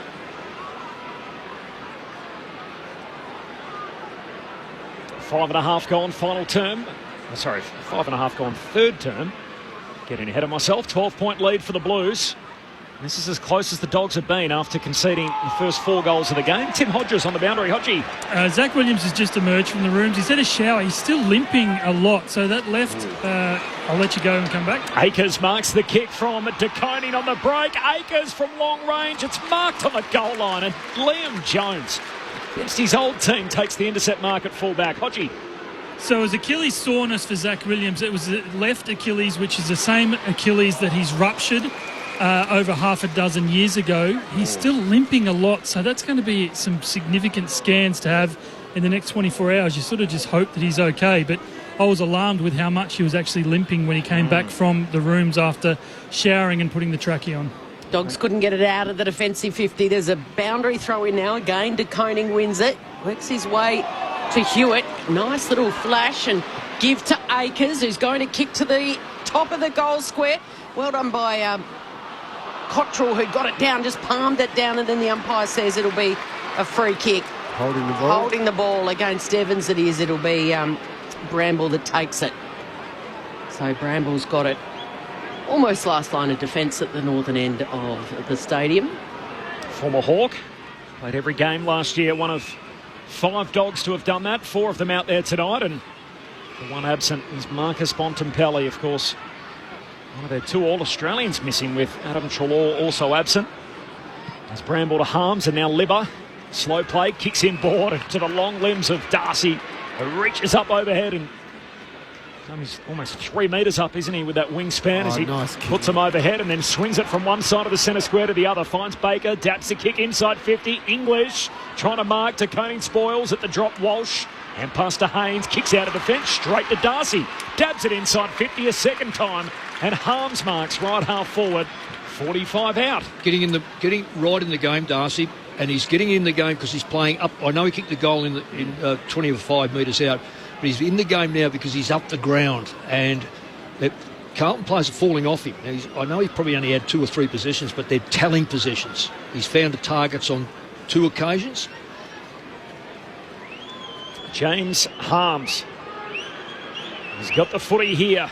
The 29-year-old premiership player with the D's. Right on the blue paint for the 50 that kicks out to the right, and it's behind. Every score from here for the Dogs is as close as they've been since they kicked their first. They conceded the first 4 goals. They're within 11 points here. Carlton have led all night. Blues by 11. 8.5 gone. Third quarter, Friday night footy on ABC Sport.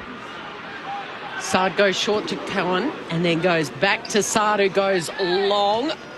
And reading it best was Bailey Dale right on the wing. His kick missed the target. It's a loose ball in the bullseye. Swooping on it is Jones, and then Charlie Curnow racks him up. It's a great take, though, by Jones. Because if he'd fumbled and that had spilt, Carlton are probably away. Even just taking it and getting tackled there allows his team to reset the ground. Bailey Dale, though, he had a target in front of him, Lingy. Yeah. It takes him into the forward line. Holding.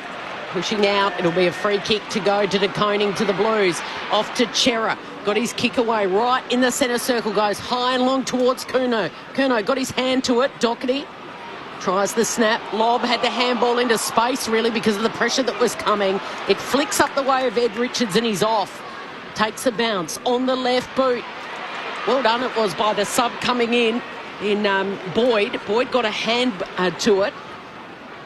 Now the Blues, inside 50 they go. Here's a chance for Curnow right up against the boundary line. Can he keep it in? He desperately tries to with Rory Lobb on his back for pressure. And the umpire says it'll be a ball up. Right where the boundary is, 30 metres around from the Blues goal.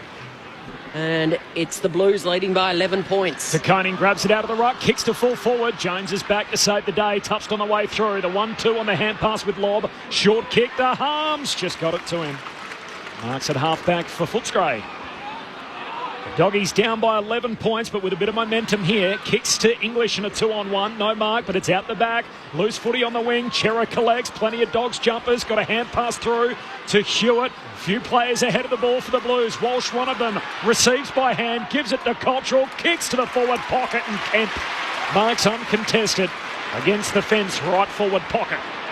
Don't rush the kick. Yeah, he was nearly about to pass that one off there. He did the right thing. He got back, looking, eyes were darting, which is the right thing to do. But as soon as something wasn't on, rather than force it, just take your time, go through the routine. That's exactly what Brody Kemp's going to do. It was a big ball to be won on the wing. It felt like both teams were lined up their attacking side of halfway. It was a swing around of 180, and yet down the other end, free kick. This end, not. That's the... Fine margins. Sets up the scoring opportunity. Kemp cashes it in. He's got 3. And the Blues restore a 17-point buffer. They played from in front all night. 11 gone in the third term. Carlton are 8-5-53. The Bulldogs 5-6-36. Friday night footy on ABC Sport. Mick Moldhouse, Cameron Ling. He's doing a great job, Mick, because he's kicked 9 goals coming into tonight. He's now got 3 just tonight. But also at times, you set it down the other end of the ground where Norton, what he's got to do, if you can't mark the ball, bring it to ground. Kemp, time and time again, on lob, has made sure that ball comes to ground. Yeah. Really important role. So we've established that Norton's had 3 kicks. He's deep again. He's against a player that's rarely, if ever, played full back. In Silvani. He's got to make the play. He's got... Mick Moldhouse, Cameron Ling, Friday night footy on ABC Sport. Bounce down in the centre. Darcy's in the ruck.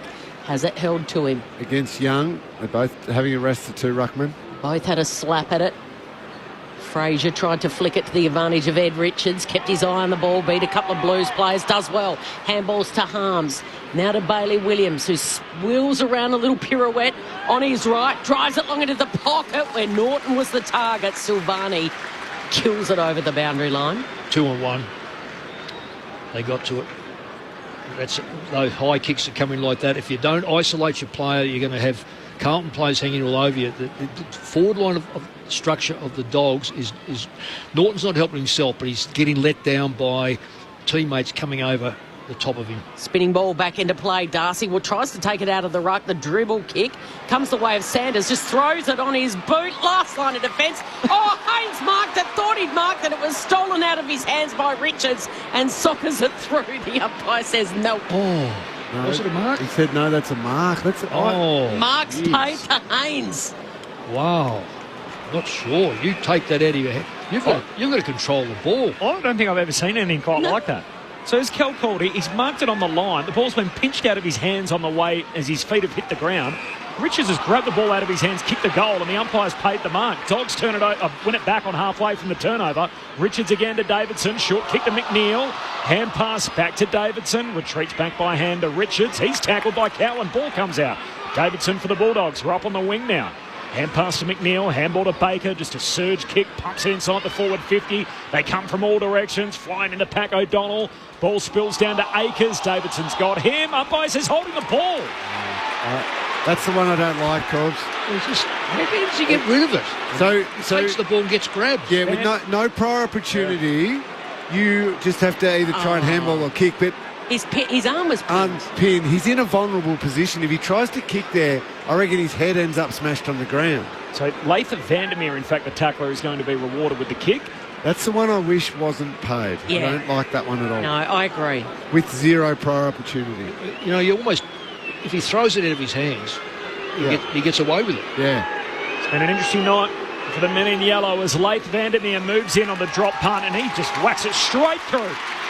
And the Dogs continue to fight their way back in this game. And there is a bit of push and shove afterwards as well as Akers is involved in it and Vandermeer rushes to him.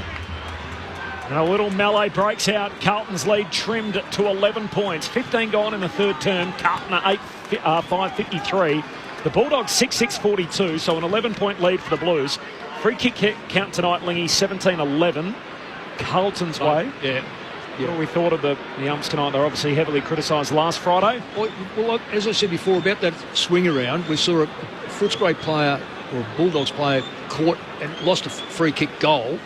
Paddy Cripps does the same thing up the other end and gets rid of it, and there's no free kick. So they're the ones, and as you said just then, Lingy, that's a horrible free kick. Don't know about the reaction from Latham Vandermeer, though. He kicked the goal, he ran straight at Akers, grabbed him round the throat, let him know about it, and now he's prancing around the inside 50 with his Vandermeer jumper ripped. Concentrate on trying to get a more consistent kick than carrying on like that. Walsh strong out of the centre. Thought about going one way and then goes, I'm going to kick it to Curnow. Got a big leap up over the top of Buku Kamas. Cottrell picks it up and misses. Wow. That was electrifying by Sam Walsh out of the middle, straight to Charlie Curnow. Oh, Brambles kick out, dangerous. Fogarty breaks it up. And in the end, the ball trickles out of play, forward pocket for the Blues, but they'll get a stoppage inside their attacking arc. I know you're good at this, Lingy. What's the centre square clearances? Because at the moment, the Dogs are getting slaughtered. Let me work on it for you, Mick. Just going to check the whole game. Centre bounce clearances, 10-5. Carlton's way. In it comes. The Dogs win it, though, from the boundary throw-in. Liberatore kicks it out of defence. High ball up to the wing after a series of handballs, and Silvani marks in front of Norton. Well, it's just doing him over comprehensively. And Blues go back inside 50. Turnover, and here's Baker. Takes the intercept mark. Half back for the Dogs. It's a 12-point lead for the Blues. 16.5 gone third quarter.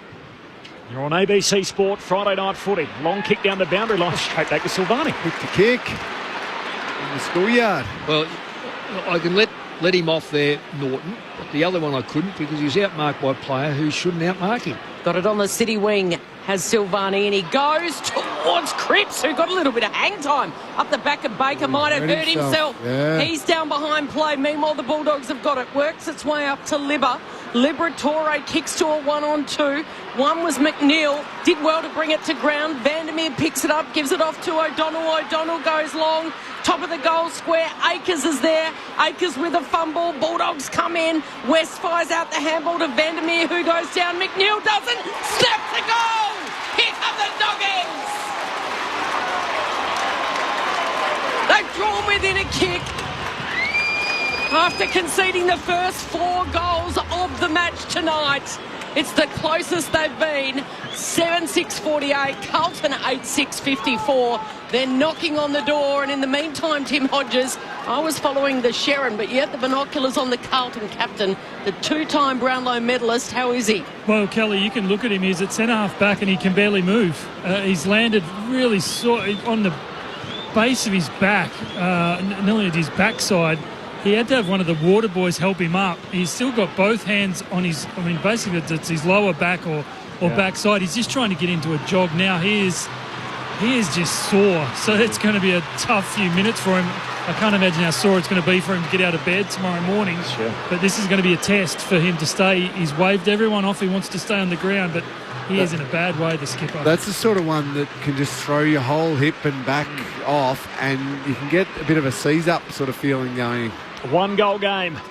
Back in the middle. English wins it down. Sanders for the Bulldogs. Hand pass away to Bailey Williams. Handball to English. Back to Sanders. All by hand. He's got it on the wing. Hand pass to Baker, who arches his back and runs straight around Francis Evans. Kicks inside 50. Norton hands to it. No mark. Follows up at ground level. Got it to Libba. Hand pass to O'Donnell from half forward. He shoots goalward. It's across the face and through from behind. It's a 5-point game. Carlton once led by 24 points, and that has been whittled away. The Dogs with all the momentum. 19 gone third term. Carlton by just 5. Friday night footy on ABC Sport. Cripps landing heavily on his left hip. So his left side thudding into the ground after that marking attempt. Boyd, who started as the sub, he's on for Zach Williams, and he does well. Had a bit of a run and dash, and then the driving kick to De Koning. And De Koning took the contested mark. I never understand that. They finally get a contested mark and then just wants to go slow. Yep, and he goes from the defensive side of the wing to the attacking side to Hewitt. Couldn't take the mark. Gathered off to Kemp, who had to kick it off the ground. Soccers it towards a teammate. Here's a chance for Jesse Motlop. Weaving and dodging. He's running sideways to Doherty, who snaps for goal. Oh, brilliant from Liberatore. In the goal square. Got his knuckle to it and rushed it through from behind. Cottrell was there, waiting for that ball right behind him. Couldn't get his hands on it. Desperate from the captain. The Dogs want to keep it rolling. Bramble into Baker. Short kick to Davidson. Is it on the back flank? First year Bulldog, the mature age pickup. 23-year-old. Long kick to a contest at half forward. De Koning clipped on the way through. We'll get a free kick. Tim Hodges. Mick, is there a time when you try and get Cripps off just to get some treatment, because he's not doing anything out there at the moment? Absolutely you do. You've got to do it, Timmy. You're spot on.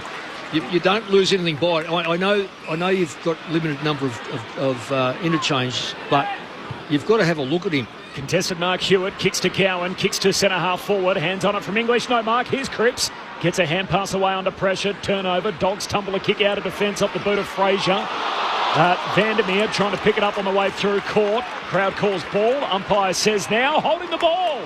Gee, went back in and got it a second time. In fact, he became the tackler. The Carlton player in Cherry didn't release. Vandermeer takes the free, goes wide to Baker. And a short kick to Davidson. They thought they should have had a holding the ball free before that. Carlton not forthcoming. Short kick finds Baker on the wing. Carlton by 6 points. 22 gone in the third. To Bramble, who's got it on the true centre wing. Back to Baker, getting involved in his third term. To Davidson, all by hand to Vandermeer. There's a blue bearing down. Handball's over to Sanders, who goes long and strong. Darcy was there. He was the target. Williams as well. Harms had it. He lost it. Wiedering, he's caught in a tackle. O'Donnell drives him into the ground. Ball spills clear and Williams pounces. Umpire says, hang on, mark paid. I think he's paid the mark to the Blues, has he, Lingy? No, I reckon it's a goal. Yep. Kennedy. It was Kennedy that was there that socketed it through. I thought the umpire was saying, hang on, we're going to bring it back. No, I reckon it was a great tackle. He paid the free kick, yeah, and then advantage paid, as you called, Cal. And I reckon the play took place as the whistle was blown, so it wasn't as if someone was hogging. That should have been a free kick for start off. There's the free kick. Yep. And it just, the ball's dropped by Wiedering, who's tackled, and Kennedy, right place, right time, nudges it through, and it means that we're all tied up. They've got the momentum, the Dogs, because they're clearing up in the back line. Carlton aren't keeping the ball in the forward line, and that's a difference from what happened in the first half. Carlton were fierce in that first half of locking it in. 8-7 apiece, 8-7-55 with 5 minutes to go before three-quarter time. They've kicked 5 of the last 6 goals in the game, the Bulldogs, as De Koning wins the hit out. Down in front of Liberatore and Kennedy. They both miss out on it as Fogarty forces it wide to Chera. Hand pass to Evans. Kicks inside 50. Kemp and Karmas fly at the ground level. Kemp wins it for the Blues. Hand pass to Fogarty. He's stripped of it. Sanders grabs it. He's tackled. Just got a handball away. Says keep rolling. Keep rolling as Liberatore's hand pass picked off. On the run. Walsh passing through. Shoots goalward. He misses to the left. It's a behind. Gee, there was a big call for holding the ball against Sanders, not given. And Walsh's behind is enough for Carlton to reclaim the lead. The Blues by 1, 23 gone third term. This game is absolutely on. Oh, I reckon the Dogs thought it was a free kick as well. Yeah. Bramble to Fraser to Darcy all by himself inside the centre square. He flicks it wide by Boot looking for it but couldn't quite find Harms. He was held though in the contest. Harms wins the free kick. He's got it at half forward.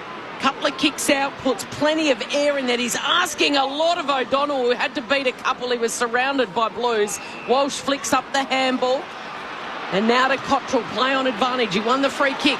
Cottrell puts it out wide to Curnow. Curnow needs a kind bounce. He gets that. There's nothing in front of him. He's got Liam Jones corralling him. He waits for some help to come by the George Hewitt. Accepts the handball and then keeps the kick low. And there's a long lead on there by Kemp. And Kemp had to get down right at his bootlaces, but he's taken it just inside 50. Yeah, Kemp's been excellent all night. Huge work rate. He couldn't quite get the lead, first of all, to Curnow because Karmas had the angle, good defensive play. Then the handball inside from Curnow just bought Kemp enough time to fight through the Karmas defensive work and provide another lead. That was great work rate.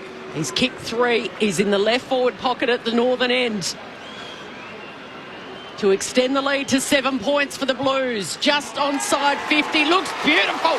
He strikes that to perfection. And he turns to the Blues fans in the front few rows. And he's got them fired up off their seats. 9:8:62. It puts an end to a run of 3 on the trot for the Doggies. 8:7:55 as we close in on three-quarter time. Set shot goal kicking, Nick, can be crucially important. Got his confidence. Kemp's been excellent in that area as well. But I've kicked 5 goals after quarter time. He's got 4 of them. Yeah. Yep, the big game.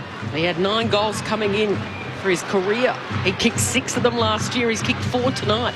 I think from memory he's kicked 4 before. He did against West Coast. In fact, that was their last win. That's right. So nice in August. Nice little omen maybe for Carlton fans. Last time they won, he kicked 4. He's got 4 tonight. Absolutely. Cripps back on the ground too after getting a bit of treatment from landing heavily, but he's back in this centre bounce.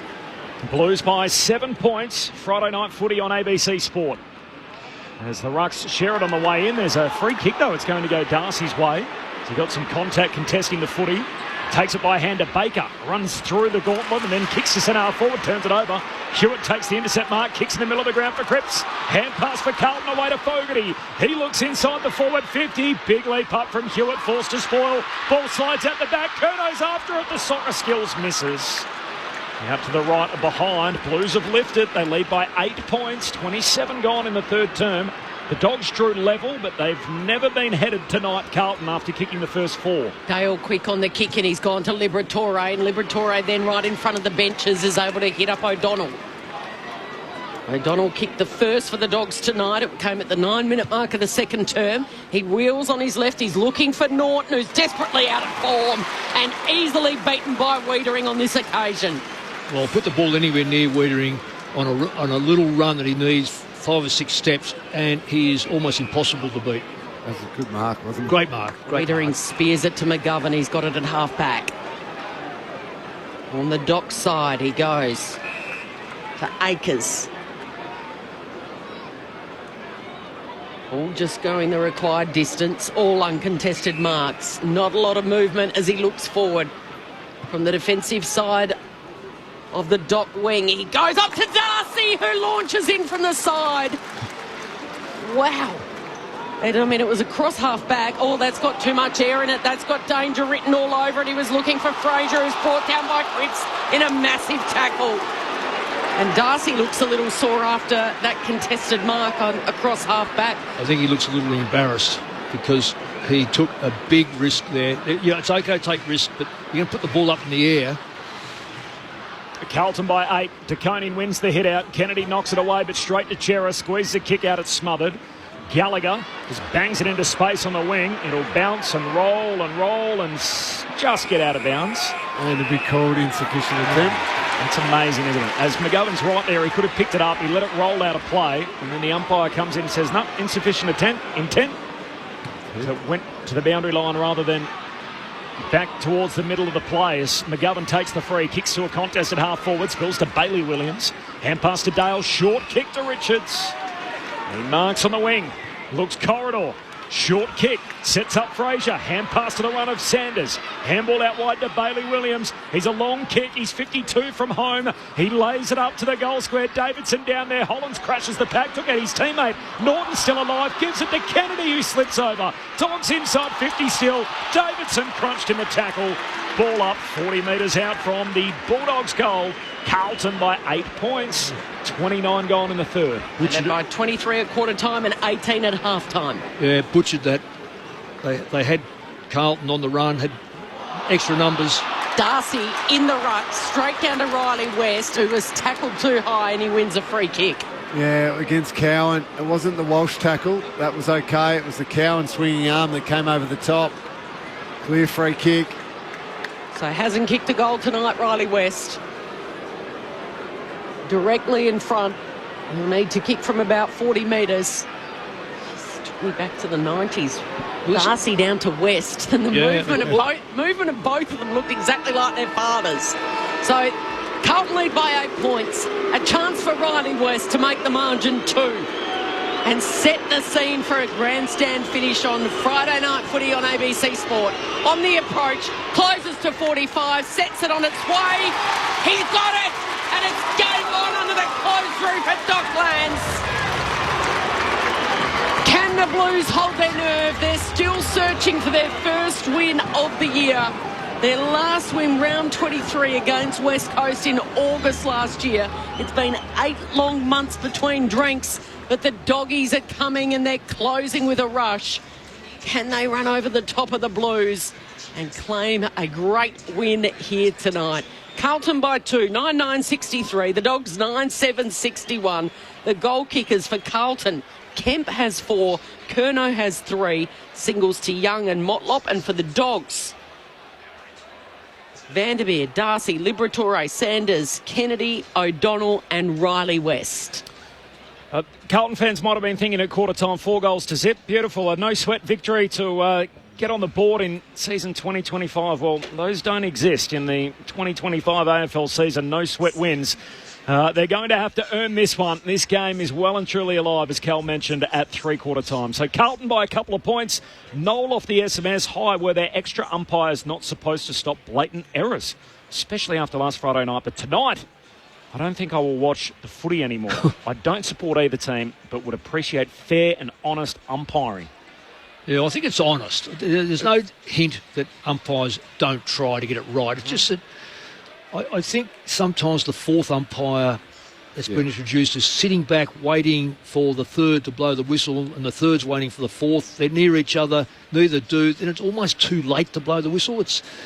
I'd be interested to see at the end of the year what the umpires really think about it, because it's supposed to help them get through games and we get our 500 and 600 game umpires, which we've got here. We've got one out there. I think Matt Stevick. He's done 500 odd games. He's the reigning All-Australian umpire, so he's the best in the game. Second, but anyway, Brett Rosery's probably the best. So, but. Are you a fan of inconsistency is the thing. You're not a fan of the 4 umpires? No, not at all. Yep. It just adds more doubt. So many times we see them across from one side of the stoppage and the other one's on the other side. An obvious free kick. One thinks the other one's going to pay it. They hesitate. No one pays it. And then no one wants to actually say, oh, hang on, no, that we missed that. They then just let it go. And we get frustrated. Another text message. Wow, consistency out the window. Those in yellow trying to balance their performance from last week for the Dogs. Well, I think not that the free kick count is always should be 50-50, but Carlton were leading that significantly. The third quarter, it swung back the other way, the free kick count in that third term, as the Dogs actually edged that 9-6. And shout out to Christine and Jim. Now, my pronunciation here, I'm sure, will not be correct, but Stellenbosch in South Africa, listening to the game, cheering for my doggies. So thanks, Christine and Jim. Nice to hear from you. Beautiful wines down there. Is it not? It is Stellenbosch, right? and the most magnificent South African wines. How good. Shout out to you guys. Nice to hear from you wherever you are around the world. The thoughts of Mick and Lingy coming up next. The Blues by 2 points as we turn for home Thursday night footy on ABC Sport. The tradition continues. The Sheffield Shield Final on ABC Sport. What about that? Unbelievable. Catch every ball on the ABC Listen app. This is the 2025 AFL Premiership season on ABC Sport. Bramble slips over, tries to wheel around and get around Cripps to Davidson from a standing start. Skies it. Who takes the lead? It's Decoding. Free kick, Oh, though. it's a free kick. Against Wiedering for blocking, I think. Darcy directly in front. He's got his first. Vandermeer picks it up, gives it off to O'Donnell. O'Donnell goes long. Top of the goal square, Akers is there. Akers with a fumble. Bulldogs come in. West fires out the handball to Vandermeer, who goes down. McNeil doesn't. Snap the goal! Hit of the Doggies! Cottrell puts it out wide to Curnow. Curnow needs a kind bounce. He gets that. There's nothing in front of him. He's got Liam Jones corralling him. He waits for some help to come by the George Hewitt. Accepts the handball and then kicks the kick low, and there's a long lead on there by Kemp. Looks beautiful. He strikes that to perfection. Darcy in the ruck, straight down to Riley West, who was tackled too high, and he wins a free kick. On the approach, closes to 45, sets it on its way. He's got it, and it's game on under the closed roof at Docklands. This is ABC Sports coverage of the AFL. On your radio. ABC Sport Digital. And on the ABC Listen app. Friday night footy, I promise you, on ABC Sport. A little slip up just a moment ago. Carlton by 2 points, but it was the Dogs' quarter in the third. They kicked 5 goals to 2. Mick Moldhouse and Cameron Ling on ABC Sport. Well, Mick, you've just shown me a very interesting stat, and we did say the stats don't always paint the picture beautifully, but you look at the pure disposal count in that third quarter. The Western Bulldogs 109 disposals, Carlton 76. Yeah. But amazingly, Carlton slowed the ball inside their forward 50. So I reckon it went back and forth pretty quickly in there, but significantly too, I didn't show you these figures, Lingy. I think it's 1,400 to 1,700 metres that quarter, Dogs' favour. And that 300 metres, and I think I've got it right, it shows you that the power running at the moment of the Dogs compared to Carlton, who seem to have, they rely now heavily on the stoppage. Yep. To get the football in and make some make some play, but whereas the Dogs are starting to run the ball better. No, I don't know. It may not last, but right now, Carlton's attacking efforts or entries in that quarter seemed pretty sameish, didn't they? Just long, high. Yep. Charlie, hopefully you can do something. Yep. Tom de Koning, maybe if you're trying to sneak down there. They need to find. We spoke to Ash Hansen before the game. Change the angle. Yep, absolutely. And again, we've stressed we're not trying to pick on Norton, but if he gets in the game will shift, no doubt. The Dogs have won both their final terms this year. Carlton have lost both of theirs. Carlton by 2 points. Final term underway. Friday night footy on ABC Sport. Blues by a couple. Hand pass out of the middle from de Koning. But a turnover. Bailey Williams on the wing for the Dogs. Runs, carries. Hand pass to Libba. Flicks it out wide to English. A ruckman loping through. Kicks it straight into Cripps. Nice smother. Cripps then wins the footy. Half back for the Blues. Hand pass away to Hewitt. Steps inside a would-be tackler. Hand pass to Chera. He kicks close to the boundary line, City side, but finds Cottrell. And Cottrell for the old dark navy Blues. Kicks inside the forward 50. Young leaping up. Takes the juggled mark. And Kalmus looking at lob as they look at one another. Neither flies. And in the end, Young marks uncontested. Left half forward. That's the power of Charlie Curnow. I was watching them. They were both so conscious of Curnow through the corridor. Kalmus and Lob.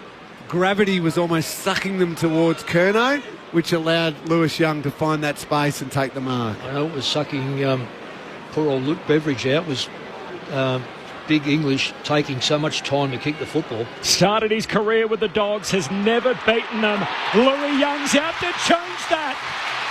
He goes from left half forward, and Carlton back out beyond a straight kick. 90 seconds into the final term. It's Carlton by 8 points again. 10-9-69. The Bulldogs 9-7-61. Louis Young's got a couple. And Carlton by 8 points. They get the all-important first goal of the final term. Well, you don't want to harp on it, but it was a brilliant clearance by the Dogs.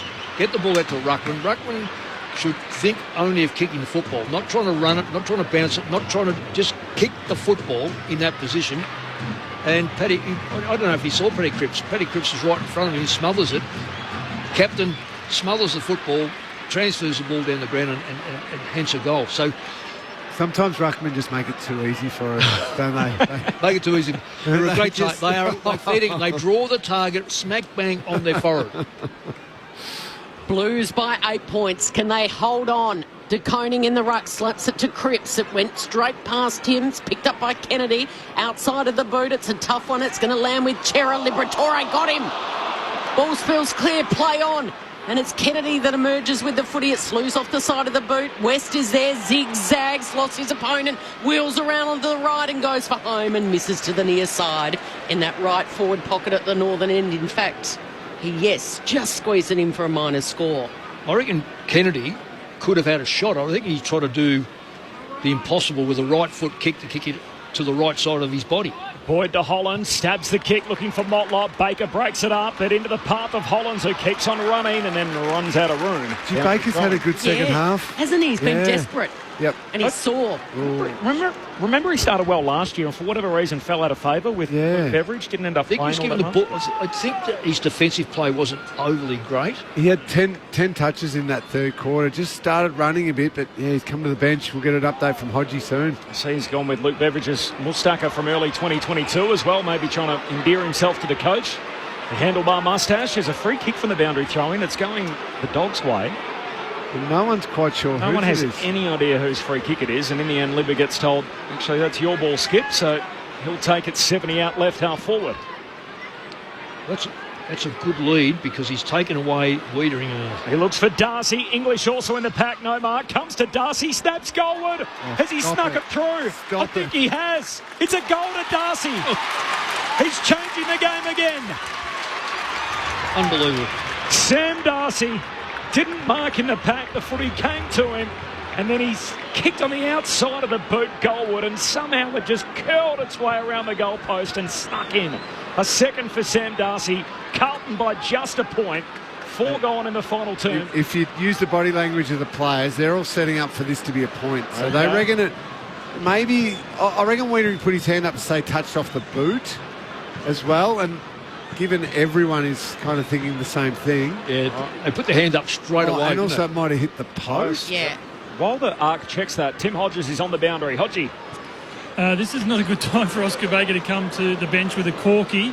I think they're desperate, the Dogs, to put Josh Dolan onto the ground. And as I say that, Dolan's taking the jumper off. And Baker with that corky is now out of the game just because he can't go right now. So Dolan is into the game and Baker's out of it as the score review comes back. Yeah, I don't know whether that's actually confirmed. I can't see the finger going back. I can't either. Well, he certainly claims it, but it doesn't show that the finger bends back. Well, they need to look at that, and they also need to look at the post. I think they've looked at the post, Lingy. Have they used the old no, they didn't use the Nico? We talk about saving time. The soft call's a goal. Everyone should be in position for a restart. Instead, they're setting up for a kick-out when really we shouldn't have. They should be in their 6-6-6 position. I think that one shows it touches the little finger, doesn't it? Oh, I'm not sure. Okay. I can't see anything bent back. This is a big moment in the final term. So Darcy's been paid the goal. It's every score gets reviewed. And as a result, the margin is currently 1 point if the goal stands. If it doesn't, it's a kick out for the Blues. This is enormous. No, you can't see it there. That's not a good one. The side-on shot we're watching, you can't see the finger go back. The slow-mo is just too blurry, isn't it? Yep. There's nothing clear in that shot. So I think what happens here is we suspect it was touched, but the problem is if the video doesn't support it, which we've seen before. You can't overrule it. Remember the one that player even thought. So the crowd is They've called it a goal. Have they? No, yes, they have. I think they've called it. Overruled, sorry. So the ARC has overruled the on-field decision and cancelled out the goal. So instead, Darcy's shot was touched off the boot. despite the inconclusive vision from what we're looking at, and this goal has been struck out. Carlton's lead is 6. No goal for Darcy. 6.5 gone in the final term, and this is a significant flashpoint in this final quarter. Just get the feeling we might be talking about that, Lingy, for the next 7 days non-stop, as Saad is on the kick-in duties, has a run, has a bounce, goes down the city side wing, and it's punched over. I thought we'd be talking about Darcy versus Wiedering, but perhaps not like that when it comes to a freeze frame on a goal that's been struck out. Yeah, we saw one when the Melbourne player said, no, that's been touched. Yeah. Jake Bowie? And no. Carlton by 6 points, still a long way to go. We're into the final term. English beats De Koning and then kicks inside 50. And McGovern's the only player there. The intercept mark, it was uncontested. Good position by McGovern. Looks left, looks right, doesn't know where to go. Indecisive in the end.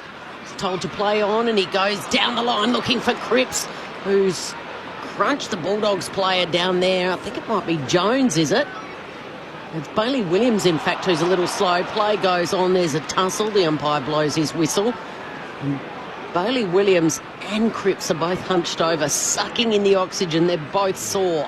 Landed on top of him. That's why Bailey Williams is real sore. De Koning straight down to Cripps. Cripps gives it off to Chera. Tries to fire it past to Walsh. He was taken high. Umpire said play on. It spills away the Dogs. Kennedy handballs it out. Williams is up. He's playing his role in this passage. Back to Kennedy to Fraser, who squeezes the kick inside 50. And it's off the hands of O'Donnell. Silvani was there to knock it over. And his defensive teammates come over and ruffle his hair, pat him on the back, slap his back to Wiedering after breaking away from his direct opponent, Sam Darcy. And now he goes back and stands next to him, right at the top of the Dogs' goal square as the ball flicks back in. English to West. West tried to fire it off. Waiting at the back is Kennedy. Somehow the Blues get hold of it, though. And Saad gets it off. There's another intercept. Now the Bulldogs have got possession. As Lobb gives it to Dale, kicks to the forward pocket. They all fly, no mark. Lands in the back and in the lap of Wiedering. But there's a free kick for a high tackle. It's going the Dogs' way. Oh, English is going to get it. And the outer zone umpire came charging 40 metres downfield to pick a free kick. Wow. And Jack Silvani sitting on his backside. Can't believe it. There will be a shot for English. 20 metres out right forward pocket. In the marking contest, Silvani in the spoil. Oh, and maybe De Koning. Oh, no, it's Silvani maybe dragging down on the shoulder. But that was in play. He was falling backwards when the ball, when the arm went out. That is a terrible decision. We have had a lot of intervention again tonight from the men in yellow. The yellow Sharon in the hands of English. He misses near side. And another behind. And another controversial showing from our officials on Friday night footy. It'll be a talking point post, I'm sure. Carlton by 5 points. 10 gone final term. McGovern kicks to Haynes. Haynes looking for Cripps. Goes hard. Waiting at the back here is Fogarty. Gives it back to Cripps. Oh, he's tackled by 2 Bulldogs. Bring him down. Kennedy was one of them. He was his former teammate last year, and then Kennedy goes to help Lob up and Cripps puts his hand up and says, hang on, mate. Last year you were helping me up off the ground. They both slowly get to their feet. It'll be a boundary throw in. It's half forward here for the Blues. Cripps is going to be so sore. English in front position as away knocks it down, looking for Harms. Eventually gets it. Oh, De Koning. Brutal. Almost a slinging tackle, but made sure Harms' head didn't hit the turf. No, but he had time to get rid of it. I would have thought he had fire up so there. No holding the ball, no prior opportunity. Ball up. Carlton by 5. Taccone wins the hit out. Down to Richard. Squeeze the kick out into the lap of Sanders. It'll work out. Hand pass to Dale, centre half back. Handball out to Vandermeer. Dots are out in midfield. Swings a hand pass further wide. Finds Davidson. All by hand to O'Donnell at half forward. Now inside 50 by hand. Vandermeer still tracking it. Next to the boundary line. Hand pass to Dolan. The sub fresh on the ground. He's caught. Coughs it up.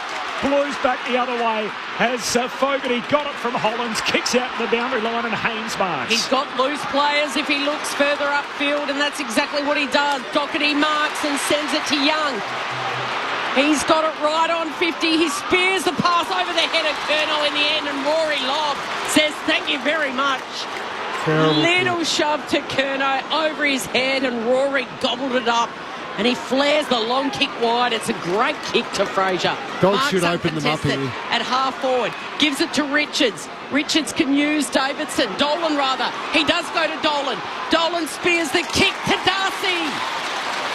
Sam Darcy's marked at 40 metres out, pretty much directly in front. And he's taken an uncontested mark with a bit of separation on Wiedering, which has been hard for him to do tonight. The difference in kicks, an awful kick inside forward 50 from the Blues. Over the head of Charlie Curnow on the lead. Lobb marks it. Up the other end, Dolan coming onto the ground fresh. Just lowered the eyes, hit up the lead of Sam Darcy. Beautiful play. Quiet opening half, beaten by Wiedering. Gold in the third. Gold moments ago. Had it taken off him by the video replay. And now directly in front. He celebrates this one. He's got two on the board. And he's dragged the Dogs into the lead. And they lead it by a point. 12 gone in this third term. 10-10-70 the Doggies. Carlton 10-9-69. He runs close to the man in the mark, doesn't he? I know he's got his action, and I respect any action that you can feel comfortable with and you stick to it. That's his procedure, that's his rhythm. Goes in, but I guess it's his leg lift too. It takes it right over the head of the bloke in the mark. But, fresh legs, fresh run. And just smart ball use. Very good. Smart ball. You panic and you bomb long there and you sit it on your forward's head. Will Carlton say thank you? Instead, took that extra step and just allowed Sam Darcy to make the move on Wiedering with a nice lead. Dogs in front. First time tonight. Out it comes to Chera. Kicks to centre half forward. And leaping up is Akers running back with a flight. No mark. And then Karmas is caught with it. So ball up here. Centre half forward for the Blues. They have led all night after kicking the first 4 goals. Dogs got level at one stage in the third quarter, but then Carlton pulled away again. And now on the back of that Sam Darcy goal, which Kelly mentioned, put the Dogs in front for the first time this evening. And we are 13 minutes into the final term. Can Carlton come back and win it again? Walsh, hand pass out to Akers, 70 from home, kicks wide, wanted Curnow too wide. Out on the full. So Liberatore's the ace in the pack as far as I'm concerned. He's on the bench at the moment. I think he's on the bench. He'll be fresh for the last 5 or 6 minutes. He is such a dynamic player. And when I say that, about the tough ball in these situations. Get to Hodgie in just a moment as Karmas kicks to the wing. Darcy the target, spills down to Chera, back inside 50. Curnow running leap at the footy, no mark. Pack forms behind him. Tim Hodges on the boundary. Corbin, it's the last chance saloon for anyone to get a break who's decent. So Liberatore and Cripps are eyeing each other off on the bench. English and De Koning are here as well, having their last breather before they get on for a frantic last 10 minutes. Ball up inside 50 here for the Blues. Harvey Gallagher is tackled by Fogarty. As Hodgie anticipated, Oscar Baker subbed out after that corky at the most inopportune time as the Dogs were looking to make their sub. O'Donnell might have won a free kick here in the ruck. He has. It was taken high by Young. So, standing at the top of the defensive goal square is James O'Donnell. He was the first goal kicker tonight for the Dogs. Norton rises high. Can't take the mark again, unsighted tonight. Vandermeer flicks it back to Harms, who can't keep it in play. And they both slide over the boundary line right in front of the Doggies bench, where Liberatore, the acting captain with no Bontempelli tonight, comes back on. Yeah, and he is barking instructions, Lingy. They all make the changes, don't they? English back on, De Koning back on, Cripps, Kennedy, Libba, all make that change. English grabs it out of the right court, comes to Walsh. He too taken the ground in the tackle. And they've got a massive 12 final minutes to play here. Yeah, you can't risk the play getting stuck on the other side of the ground. No. Take that opportunity while it's in front of the benches. The Blues 0-5 in second half quarters so far this year. From the ball up, it's the Dogs by a point, having trailed all night. Still no clean possession. Harms paddles it out in front. Walsh wins it. Half back for the Blues. Floats a hand pass to Fogarty. In fact, it's half forward. He kicks inside the 50. Picked up by Dale. Wrestles free of the Motlop tackle. Dale bursts away. Kicks to a one-on-one. Saab breaks it up. Knocks it out of play. And a throw in between wing and half forward for the Blues. So Bulldogs by a point. Carlton led by as many as 24 on multiple occasions, and yet the Dogs have taken the lead on the back of that Darcy goal at the 13-minute mark of the final term. We're now 16 minutes into the last. Friday night footy on ABC Sport. Bulldogs by 1. Boundary throw in and half forward here for the Blues. De Koning takes it out of the ruck, gives it to Chera. Handballs as he was being tackled to the ground. Luxor fortunate, goes the way of Walsh. Into the right forward pocket he goes, trying to keep it in play for the Blues. Oh, but he's been collided after Evans kept it in. But he actually did go out of bounds, and the boundary umpire will say it'll be a throw-in. 25 around from the Blues goal. Curno's got 3. Darcy's got 2 up the other end. Still get the feeling those 2 key forwards will have a say in these final 10 or so frantic minutes as Harvey Gallagher's been taken high. Wins the free in the D50. Boundary umpires are getting very tired too because... Mick, De Koning can't get to this marking contest, leaves English. Norton can go from the side. He goes at it with one hand in the end and then applies the tackle. Just saying that the ruckmen are getting too far back. You've got to understand, as the game goes on, it's more shallow. Game on the line right here. Dogs by a point. Halfway through the last. Sanders at the stoppage. Hand pass. Releases Williams. Got it to Dolan. Handball away to Bramble. Kicks to centre half forward. Arriving late. O'Donnell can't complete the mark. Wiedering had a play on it. Couldn't trap it. Vandermeer keeps it in front of him. Bangs bodies with Doherty. Karmas lends a hand high. Half forward wins it. Gives it out wide to Davidson, who superbly kicks to Dolan. And he takes the mark right half forward against the boundary line. And the Dogs get another look at the sticks here, leading by 1, 18 gone final term. He's going back as though he's having a shot, but he's got to stay switched on here, the Carlton defenders, and just a little check kick. I think it will be a layup to the top of the goal square. He heads in that direction. De Koning flying from the back, can't mark it, spills through for a behind. Bulldogs by 2 points, having trailed all night. They did not lead until the 13-minute mark of this final term. We've now travelled 19 minutes in the last. Friday night footy on ABC Sport. Bulldogs by 2, game on the line. That was a useless kick. Yeah, it had to be further out from goal, didn't it, Nick? So Boyd a little indecisive as he brings it back into play, the sub, and then in the end he goes close to the boundary line where the Doggies see it over. Right in front of Tim Hodges. Hodgie.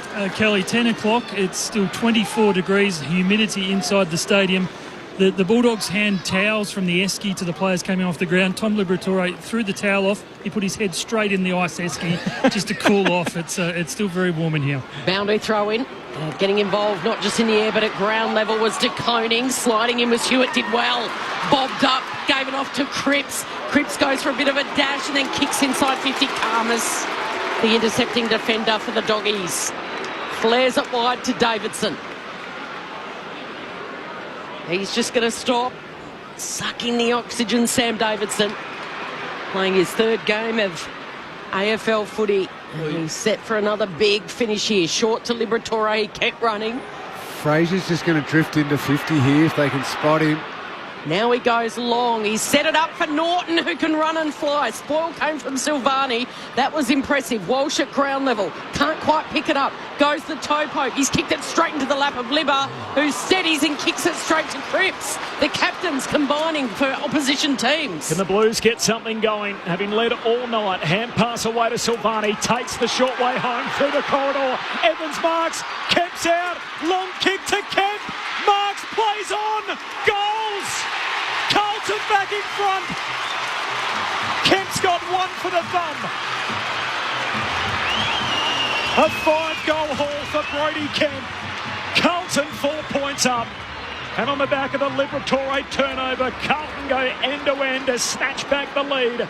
We are far from finished here at Docklands. 21 gone final term. Carlton 11-9-75. The Bulldogs 10-11-71. We got a game. Mick Malthouse, Cameron Lee. It was the Libba turnover. But then it was Jack Silvani's willingness to go through the corridor, wasn't it? Because for a moment it felt like they were still going to stay slow. And then he saw that target straight up the middle of the ground and it was open from there. He's had a big day. You can't say someone's kicked 5 goals. He's had a big day, particularly when you know all the attention was going to go on at Curnow, who's kicked he kicked 3 in the first half. Libba might have had brain freeze from putting his head in the esky. Yeah, well, I'll tell you what, he certainly had something because that kick was a shock. No Harry Mackay out there, and there's no Jamara for the Bulldogs. Jamara has been spotted here at the ground tonight. Wouldn't ideally love him out there right now. It's the Blues by 4 points. There's a warning for 666. Against the Bulldogs? Against the Bulldogs. Bounce down. All-important centre break to win here. Kennedy gets it. He's for the Bulldogs. He was for the Blues last year. High one. Darcy handballs out to Norton. Wheels back into trouble. He's a player racked of confidence at the moment. Cowan picks it off. Puts it out in front of Motlop. Foot race is on. Gallagher, desperate. And then slides over the boundary as it goes over right in front of the Bulldogs bench, where O'Donnell is laying down, getting work done on the legs. Boundary throw in. Dock side. Carlton by 4 points. Still 8 minutes to go. Cripps. Akers. Well done. Hewitt. Puts it on the boot. Lob in front of Young. Lob goes to ground. Flicks it out. English had to go. He was tackled. Stolen here by Fogarty. Look out. Charging out is Kemp. He's already booted 5. He had to go the spoil in the end. Doherty's there. He's tackled to the turf. Umpire crosses himself. Ball up 40 metres out. Directly in front of the Blues goal. 4 point lead for Carlton. They fell behind in this final term. It's now 23 minutes old, having led all night after kicking the first 4 goals. 4 point lead here. Stoppage inside 50, but it's coming out. Kennedy sockers it wide. Akers collects. Tackled by McNeil. Great tackle. Wow, what a tackle. Pinned the arm, took him to ground, and McNeil wins the footy back for the Bulldogs. Brilliant. Akers didn't really do anything wrong. No. Took it cleanly. That was just superb by McNeil. Now the Dogs chasing the game. 23 gone final term. Still plenty of time. Kennedy pulls the trigger. Into the middle of the ground, finds Davidson. The switch is on out to the city wing. Dolan with the fresh legs, the sub marks. Between wing and half forward. Says you're off, youngster, and the 18-year-old looks inside 50. Kicks in the direction of West. No mark. Punched away by McGovern. Close to the boundary line. West gets a second play on it. Spun around in the tackle. Hangs a hand pass inside the boundary line, but picked off.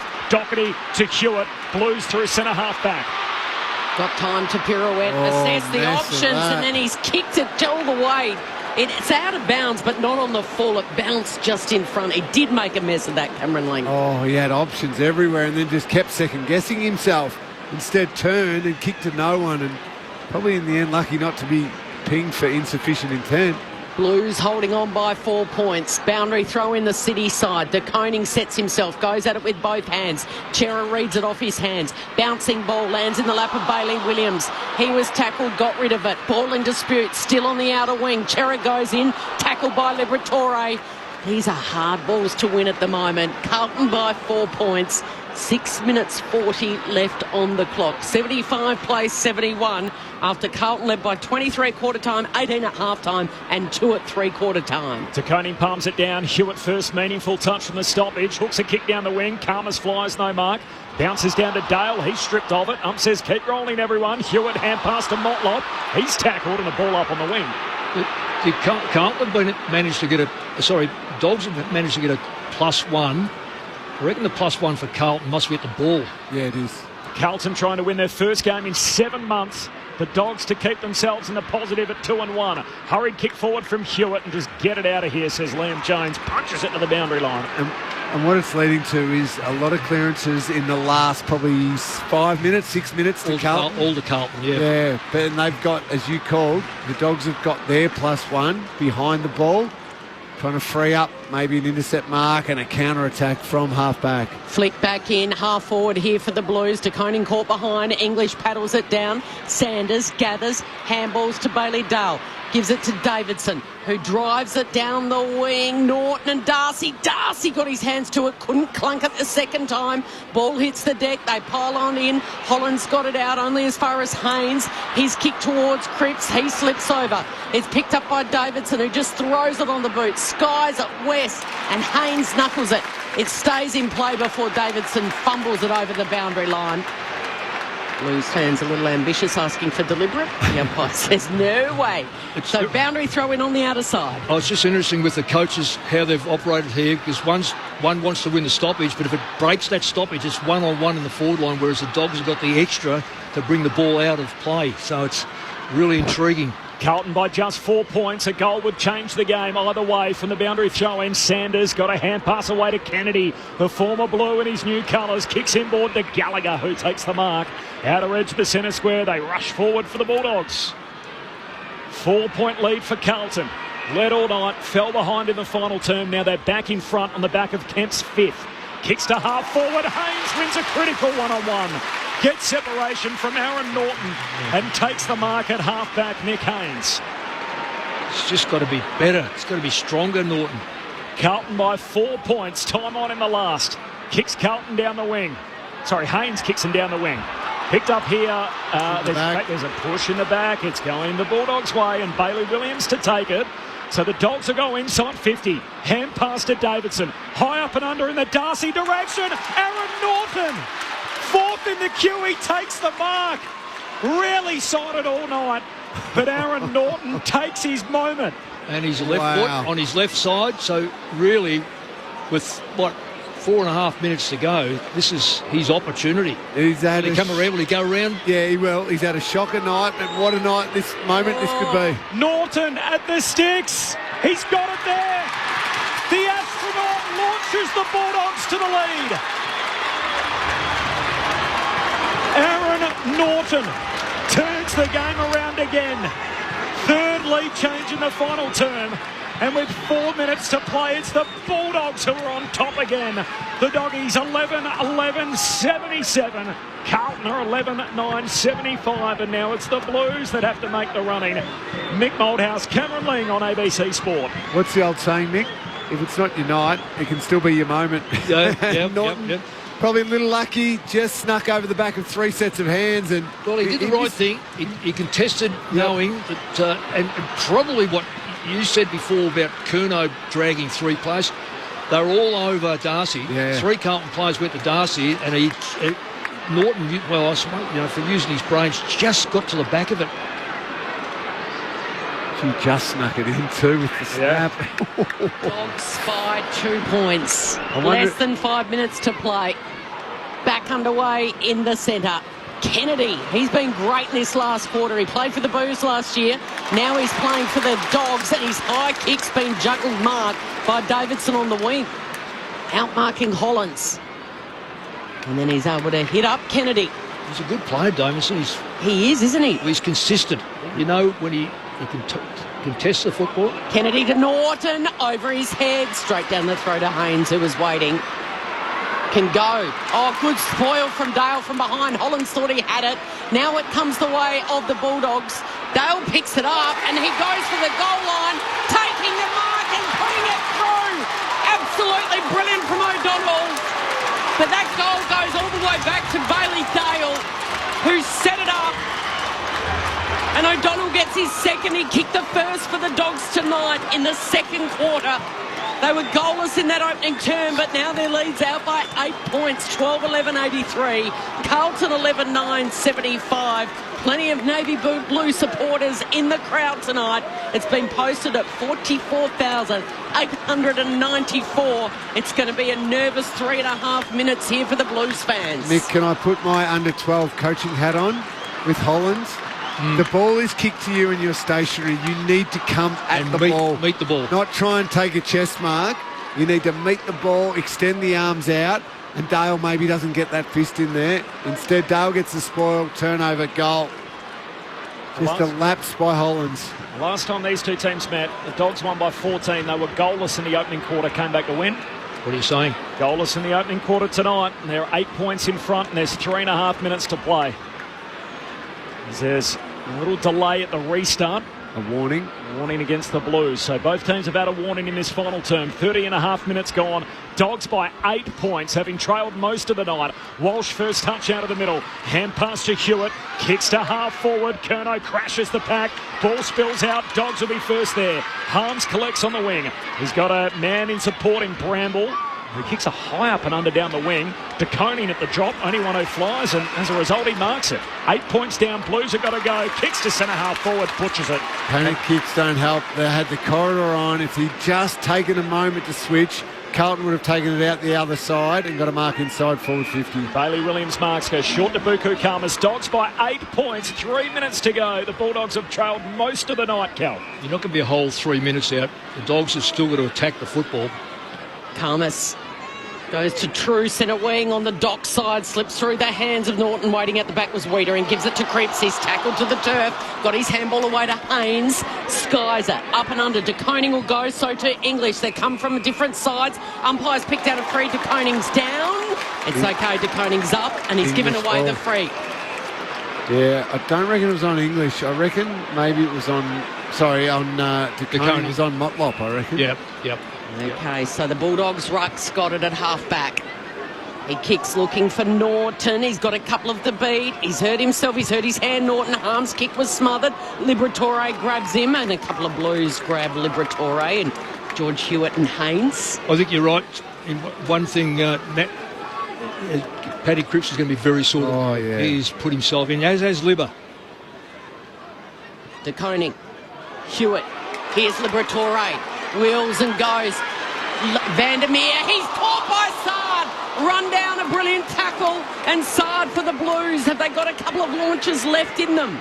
What are they prepared to do here? How brave can you be with the ball? 2 minutes, they need 2 goals. Short kick to Walsh is not 15. That wasn't a daring kick as Walsh got one in him. Looks back in the corridor. De Koning marks. Takes the contact from Vandermeer, and Vandermeer comes off second best. De Koning plays on. Kicks Carlton inside 50 to centre half forward. Jones leaping up, no mark. Spills it as it comes to ground. Blues got it out. Big tackle, Motlop falls to Curnow. Kick picked off.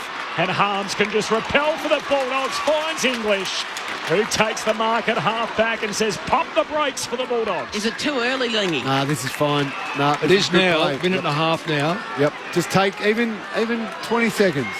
And Kennedy's doing the right thing. Go right back.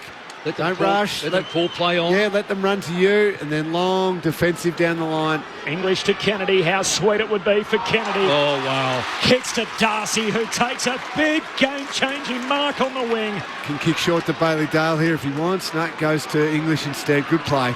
Well done, Bulldogs. 3 of them queuing up as they peel these last seconds off the clock. 50 seconds remaining. The lead is 8 points. English dabs it inside 50, turns it over. Is there one last play for the Blues as Haynes marks at fullback? He's got it from the last line of defence. They've got to go quickly. They've got to go end to end. He kicked it out towards Kemp. Davidson came in, grabbed the ball. Kemp forced to tackle. And the umpire says it'll be a ball up. Precious seconds ticking down, Mick. English could have kept that football because no one was coming in. No. It's play on all day. De Koning and English. De Koning handballing over the top to Hollins. Went with one hand in the end. Walsh came in and helped out to Cripps. Cripps kicks sideways. Oh, Darcy gets involved. He slaps it down to Dale. Dale's a monster kick from inside the centre square. He goes for home, but Silvani's taken the mark. The uncontested mark. Last line of defence. He finds McGovern, who kicks in the middle of the ground for Boyd. Plays on by hand to Doherty, but the Blues will run out of time. The Bulldogs run them down. They gave up the first 4 goals of the night, but they would not be denied. It's heartache again for the Baggers. Their winless run continues. The Bulldogs by 8 points. Bulldogs through and Bulldogs bite and Bulldogs roar. We give our very best. 'Cause you can't beat the boys of the Bulldog breed. We're the team of the mighty West. Carlton fans will be leaving the ground tonight thinking, how on earth did that happen? They led by 24 points on multiple occasions in the first half. But then the Bulldogs really launched in the third term. They kicked 5 goals to 2. They snatched the lead through Sam Darcy early in that final quarter. The Blues got back ahead on the back of Brodie Kemp. For Aaron Norton, who'd been quiet all night, went forward, took a contested grab, returned the Bulldogs to the front, and ultimately they converted from there. The Dogs outlast the Blues to win by 8 points. We come out snarling, bulldogs through and through. Bulldogs fight and bulldogs roar. We give our very best. 'Cause you can't beat the boys of the bulldog breed. We're the team of the mighty West. 'Cause you can't beat the boys of the bulldog breed. The team of the mighty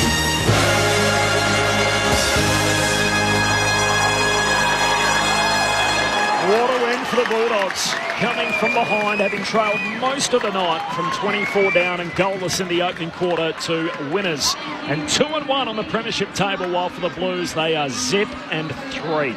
The Bulldogs 12-11-83, Carlton 11-9-75. The Dogs by 8 points, having not led until the 13-minute mark of that final quarter. James O'Donnell kicked 2, as did Sam Darcy, and Matt Kennedy against his old team. Singles for Sanders, West, Liberatore, Vandermeer, McNeil and Norton. So the spread of contributors interesting there. They had 9 different goal kickers, while for the Blues, despite leading all night, had only 4 goal kickers. Kemp had 5 of his own, 3 for Curnow, 2 for Young and 1 for Motlop. An 8-point win for the Bulldogs in front of 44,894. The initial thoughts of the coaching icon Mick Malthouse and the 3-time premiership player, premiership captain Cameron Ling. Oh, what a crucial win by the Bulldogs. We said it last week when they went down to the Pies about how important these early wins are for the Dogs when they don't have Bontempelli, Treloar, there's a few of their key playmakers. When they don't have them, if they can scramble wins. And Mick, I thought it was just a shared workload over the course of the game. Sam Davidson had some huge moments in that last quarter. He's a good player. Yeah. What I like about him, really steady. He ended up with 31 touches. Yeah, no, that doesn't surprise me. What I like about him, he's steady with the football. He's steady with where he sits. He knows where to get. How many games he played? This is his 3rd, is it? It is game number 3, yes. 3. So he's played the 3 games, and is he top? No, he's older than that, isn't he? So Davidson, he's 23. Yeah, so he's the medical student. Yep. So he's come in from Richmond's VFL side. I know this now that we know he's studying for being a doctor. Clearly, 1, intelligent. 2, I reckon you have to have nerves of steel. He just seems to be a player that's absorbed the AFL, takes into consideration of the pressure being applied to him from the opposition, steady, really, well, I think he's going to be a fine player for them. And across the course of that last quarter when the heat was on, he stood up. I'm thinking McNeil's tackle down here in front brilliant. of us. That was brilliant. Just outstanding tackle. O'Donnell bobs up and kicks 2 goals. Yeah. I think you mentioned Cal, even Brave being playing in this game and coming back so soon. They just what you'd call their underrated players, their role players, stood up in really important moments in that last quarter. Libba was superb. Gave away that one kick, and I reckon that hurt him enough to, like, if there's any sort of guts more that's got to come out of him, he rose to the occasion again, as did Darcy. Yep, and Kennedy was excellent as well. Just before we move too far past it, the 22-year-old doctor in waiting, Sam Davidson, so 50-year medical student. His placements have taken him to play footy in Sale, Mildura, Maffra, and ultimately to the VFL with Richmond, so taking it pick 51 after a single season in the VFL. So he's played everywhere on his way to get here at 23 years of age. And clearly just an outstanding work ethic. Yeah. To travel and go and just to the study required to be a medical student. He didn't want to give it up completely, so he's doing now a part-time PhD in paediatrics. His mum is a paediatrician and his brother's a paediatrician. Oh, wow. So there you go. Yeah. It's quite a story, isn't it? Yeah. Chief possession getter on the ground tonight, so more than anyone else. Oh, 31. 31. And can you just tell me from up here, I can't see it, what's his efficiency rate? 81%. Well, that's brilliant. Yeah. See, I know that's not only kicking, I think it's hand passes as well. Correct. So you expect to make sure you get your hand passes there, but 81% is elite. You get anything over 70 plus, particularly when you have a lot of the football. And especially when there's real genuine heat on the game and it's a close game and there's crucial moments in the last quarter, he had composure and so many did. And again, looking across the board, even we got James Harms on our screen right now. Wasn't best on. He's not going to feature in the votes, but just had a couple of moments, really hard moments where he worked hard, maybe locked the ball in, maybe just get a little handball. And in the end, that overwhelmed Carlton, and they drop a game and they drop to 0 and 3 when they were in a position to win it. And the other good one is Matt, sorry Mick, Matt Kennedy, who every single teammate's gone over and embraced him, and he gets the last laugh. Carlton tell him that, we don't really want you. Yeah. And he's suddenly the Bulldogs' little treasure, isn't he? Well, he gives them something different. Bontempelli out, he's a godsend. And I've said this in the last few years, Lee, and I've said it, in regard to the best players, clubs sort of have the best bottom six. Yeah. Now, I'm looking at this Dogs bottom six today, and I can't find it. It's blended in with the players between 9 and 15. So that's what you want them to be. You want them to be in there because you can't identify. So Oscar Baker went off the ground. Gave him something down the third quarter. And we watched him as an emergency, I think it was, or whatever you call it, sub these days, come on and had that energy. He was very, very good. And when you look at this and you go, okay, let's find the bottom six, you can't. When you look at Carlton, I think they're identifiable again. And you think, if it's like in this case, it's Kemp kicking 5, Curnow kicks the first 3, Wiedering held up, Paddy Cripps is as sore as a boil. You're going to. So there's going to be... It's a great point. It's something we should get to after we hear from the doggies' rooms. Carlton 0-3 for the first time since 2019. It's the first time it's happened under Michael Voss. It happened 6 times last decade, and I'm sure Carlton fans would have been thinking these days were behind us. They're chasing the season again. Let's celebrate with the undermanned Bulldogs. They win by 8 points. Tim Hodges is with the winners. Hodgie. Guys, I've never seen Luke Beveridge so happy. Maybe the 2016 Premiership aside, he has bear-hugged everyone in these rooms. They were his high fives just then with Oscar Baker. Unbelievable jubilation. Just wonder what they said at three-quarter time to make this such a massive win. A huge result for the club. And they're into the song now, and they will belt this one out.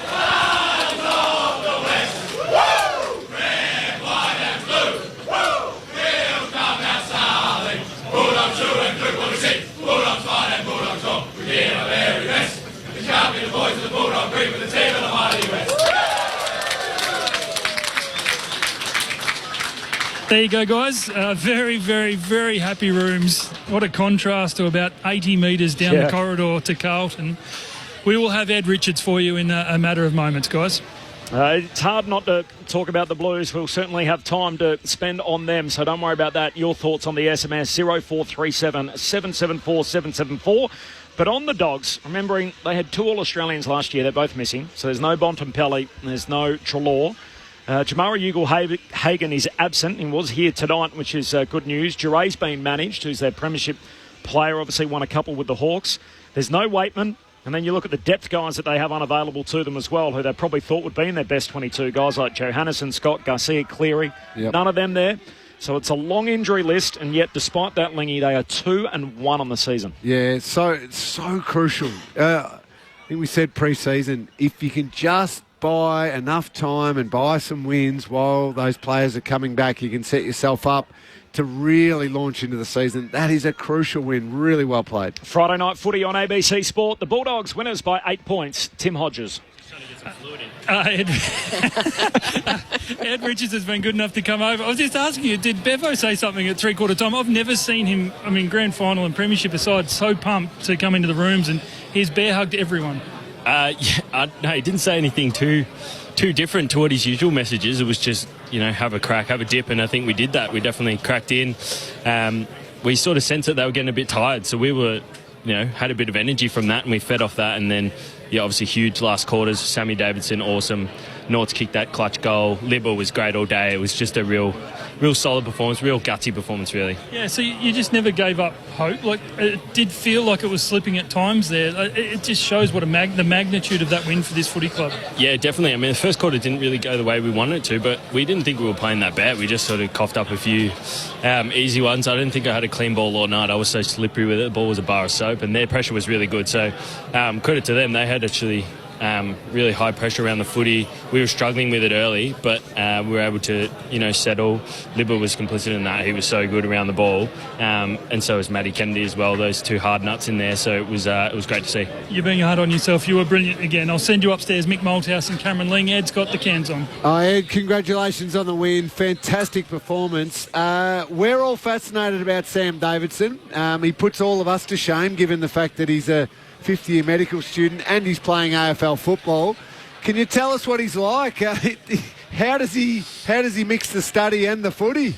Well, he'll let you know that he's fifth-year med as well. He's not shy, so I think that comes out in his football. He plays with that swagger, and he's got obviously an amazing running ability. So that's something that he brings to the wing, and he's able to get up and down all night. It was actually really great to watch. I was struggling through the middle of the ground just to see him pass me.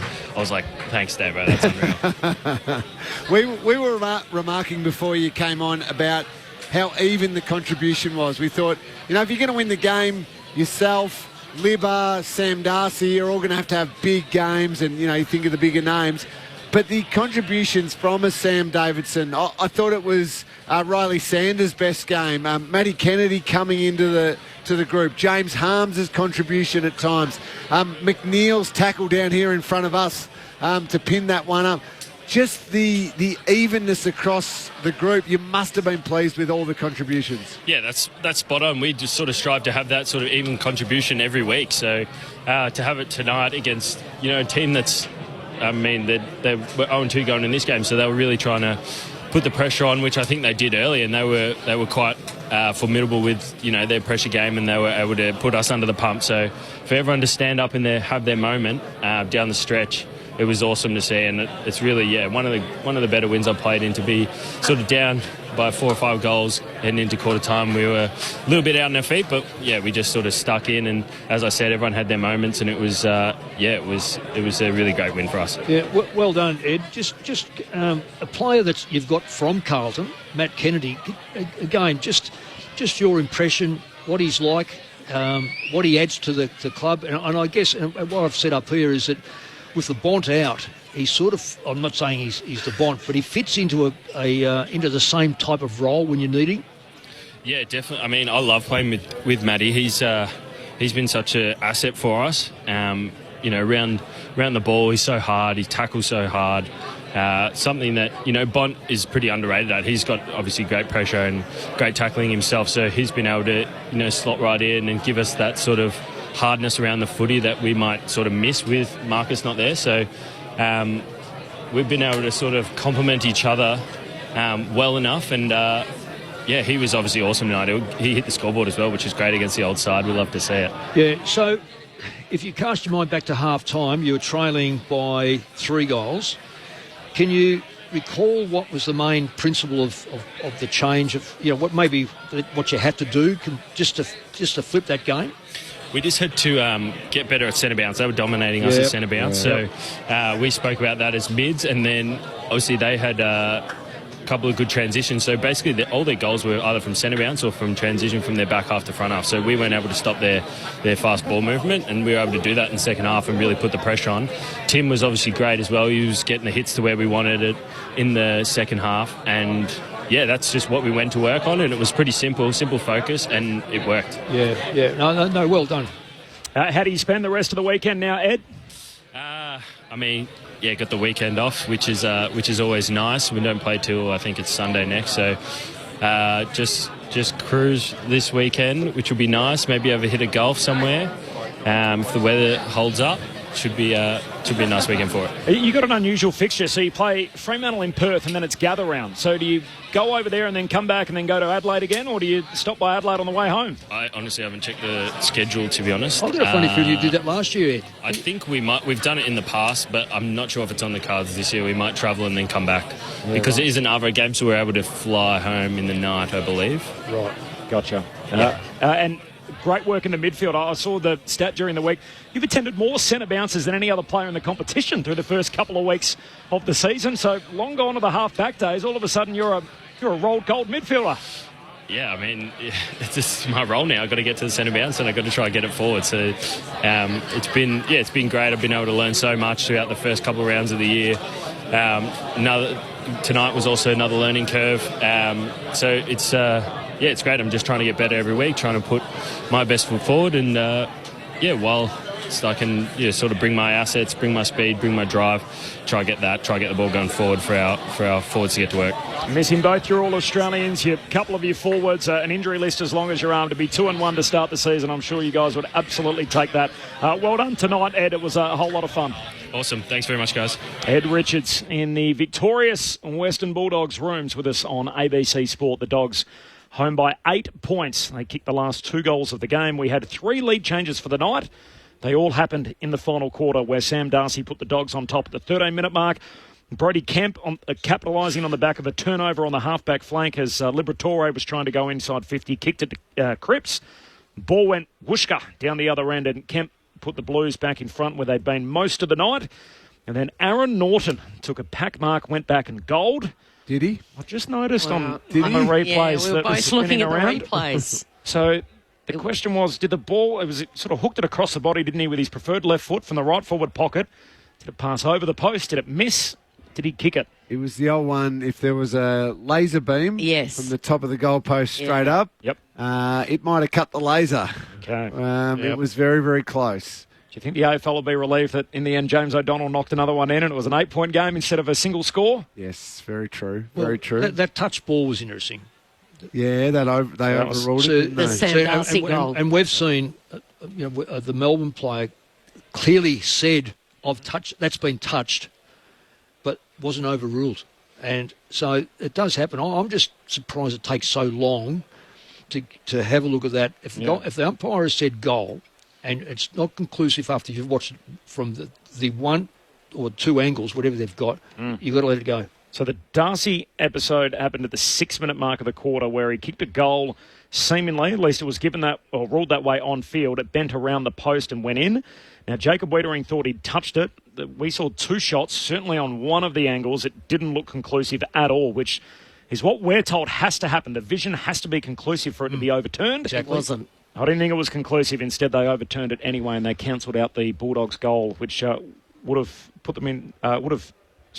Would have put them within a point. Yes. That's right. Instead, it made it a 6-point game. 6-point game. I want to make sure, I hope we've celebrated the fact, an outstanding win by the Bulldogs. Mm-hmm. There's probably a lot of Carlton fans driving home right now, Corbs, who are thinking, how the hell did we lose that one? Then I look at through speed. Well, and simply, and sometimes this is too simple, but I look at the goals, Mick. Yeah.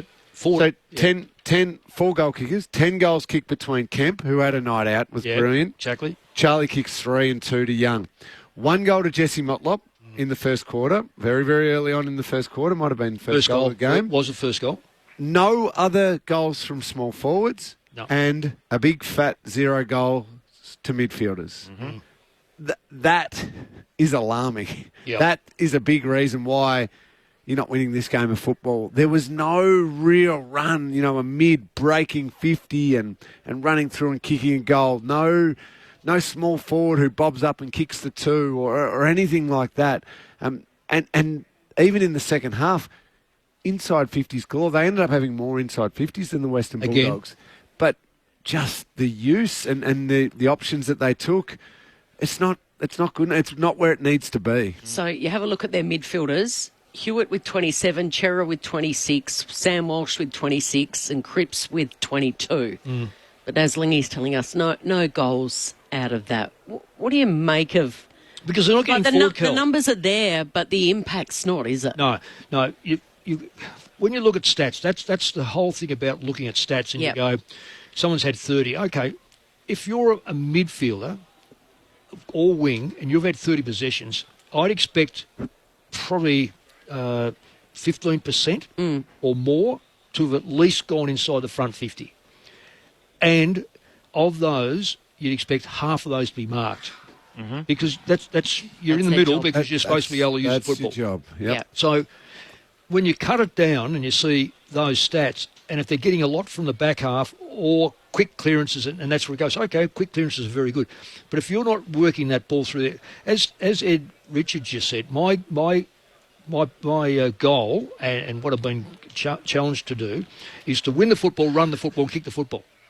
And get it forward, he said. Yeah. And get it forward. Yep. That's right. So I've got bad news for Carlton. They play Collingwood next week, and they're going to find a midfield that will continually have shots on goal. Correct. And if it's not side bottom, we know it's going to be a Dacos. Penalty will set them up. Crisp kicks goals. He does, and their wingers kick goals. Yep. So Carlton have to come to grips. The side they've currently got, they've got an All-Australian centre-half back and full-back, and he was good. Mitch McGovern was okay tonight. So they've got two key backs. They've got a really good ruckman, young ruckman that just keeps having a crack. He wasn't. He was very, very good. They've got they've got Kemp now. Who can he have another day out? I don't know. But what they lack is when you look at the flanks and look at the wings and you look at, say, the run from the middle, and we've seen young Walsh. Everyone goes, how he's such a great. He runs all day, and he keeps getting the football. That's the very stat that you're not interested in. It's a stat of where does the kick go? Does he get enough across the middle and get the ball into Curnow? Does he get enough across the half-forward line and have shots on goal? Right now, he's not doing it. Now he had no impact on the no, he contest didn't. whatsoever. And being fair to him, he's come off another major injury, and the kid just keeps getting knocked around. He has surgery. He's a quick recoverer. He has all this stuff pre-season. He has an interrupted pre-season, and we're expecting a lot of him. But until they start getting some speed through there, now let's look at Ed Richards. He was a half back. They threw him in there because he's got good speed. Now, when I looked at him, I thought, yeah, he's going to be a half back going to midfield. He'll tag a bit. He'll get a bit of the football. But he's developed his game where now he breaks from the centre. Yeah, dynamic. And he's putting them into better positions. So that's what Carlton have to do. Do you put Sard in there? Do you put someone else in there? I know they had Motlop in the middle. Yeah. It doesn't work hard enough. You've got to have workers as well. Bulldogs win by 8 points. Friday night footy on ABC Sport. Off the SMS, Brett from Canberra. Hi, Corby. Happy with the Blues' effort, but poor delivery inside 50 at times. I think we miss Pitternet as TDK can't do it all. From Mark in Canberra, great match, a gritty win for the Bulldogs. Lingy and Mick, Carlton have won 2 games in almost 8 months. They were against the bottom 2 teams of last year. They were in the top 3 at that stage. What has gone so badly wrong? Can't just keep replacing coaches. They've done that a couple of times since Parkin.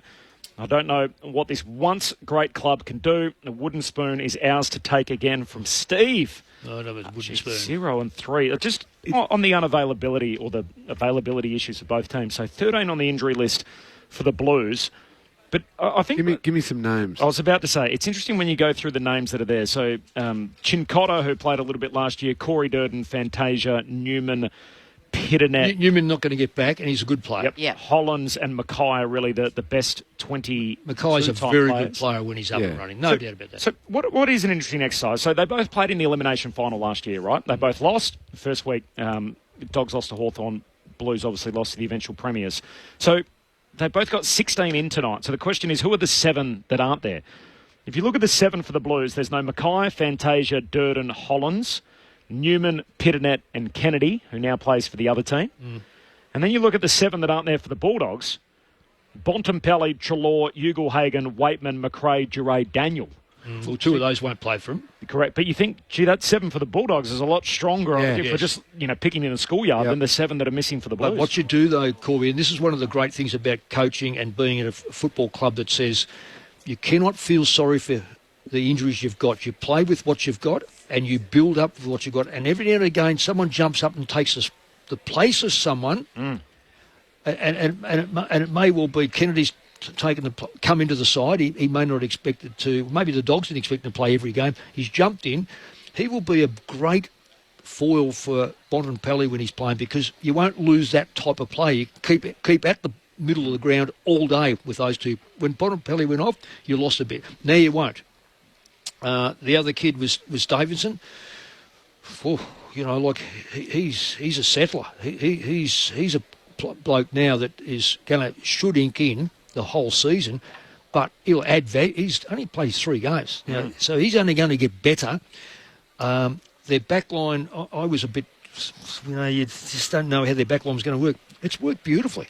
It really has worked beautifully. Okay, you've got to look at those goals kicked by Kemp, but other than that, their attack in that last half, they attacked the ball fully chested and cleared that ball time and time again and gave their forwards an opportunity.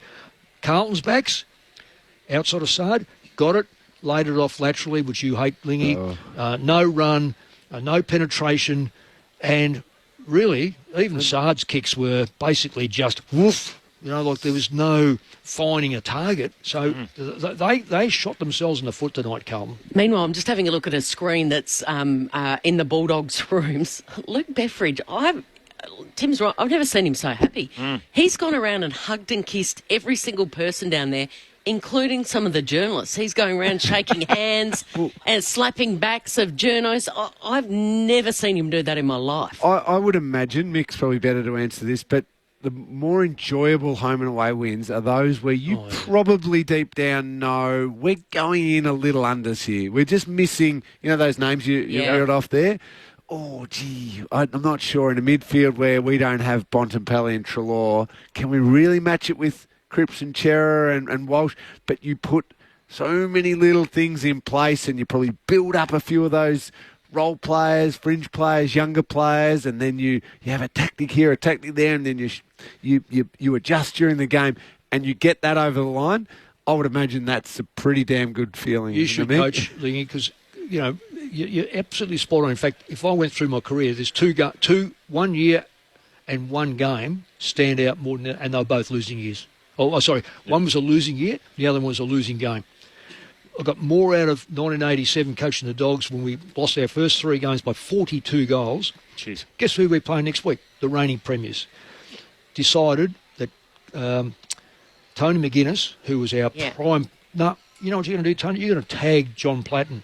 What's tag mean? He thought it was the thing at the back of his shirt. Tag John Platten out of the game. We won the game, and we missed out in the finals by a percentage.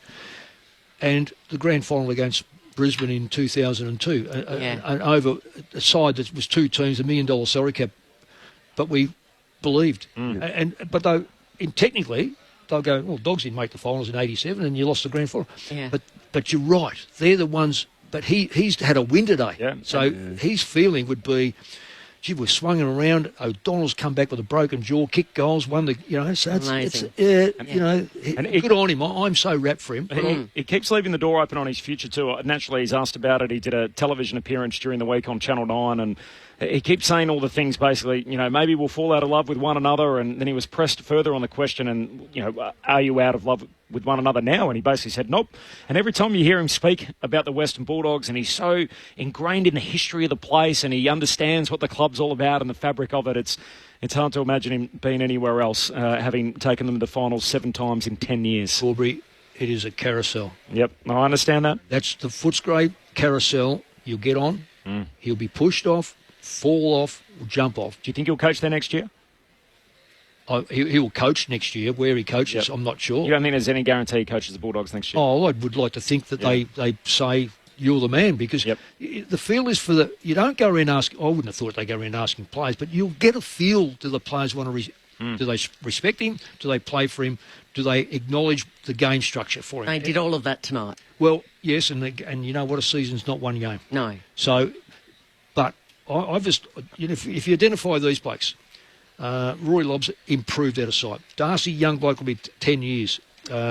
Young West should be 8 or 9 years. O'Donnell 8 to 10 years in front of him. Riley Sanders played his best game tonight. Yeah, he did. Yep. He did. Yes. He's got a lot to learn. Gallagher, good player. Ed Richards, playing good. Okay, so Liberatore won't last forever.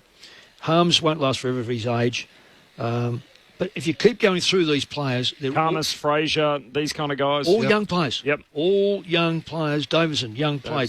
English will probably re-sign Norton, he's not an old player. No, he's still only 25. Yeah, so and they add again and add again and add again. That's the structure of a very good football side, because football these days is not played with 20 great players. It's played with 7 or 8 fairly good players, 7 or 8 okay, then they tail off.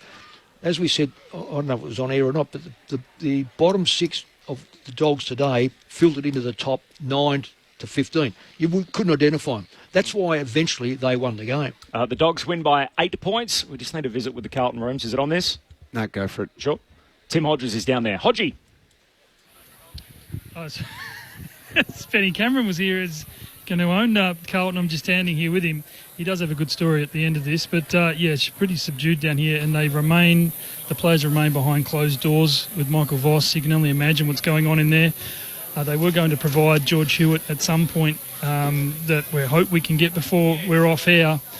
And then you just think of this club has a short week to turn around to next Thursday, taking on the old rival Collingwood, with their season very much on the line. And from what we saw with the captain, Patrick Cripps, he would have to be 50-50 with the soreness that he was carrying in that second half. It was just above his backside, his lower back. He was so sore, I can't imagine how he'll get out of bed tomorrow morning. We know that the issues with Zach Williams was subbed out with that Achilles soreness, but he was really battling to walk as well. So, yeah, they've got a lot of injury concerns. Now, we do have George Hewitt who's coming over, and I'll hand the mic over to Ben Cameron, who's going to speak with him. Thanks, Hodgie. Yeah, George Hewitt is about to join us here on ABC Sport. It's all happening live right now. George, welcome to ABC. You've just had a lengthy meeting. What was said in there? It was just... We did a lot right. They're a very good team. Literally, probably every component of the game, the battle was even. They just had a couple of critical moments, probably in the second quarter and the last quarter, to kick critical goals. What did Michael Voss specifically have to say, or was that it? That was it. He just rolled through, the stats. Like our effort was there. Just the biggest RFI is just the composure of the footy, especially going inside 50.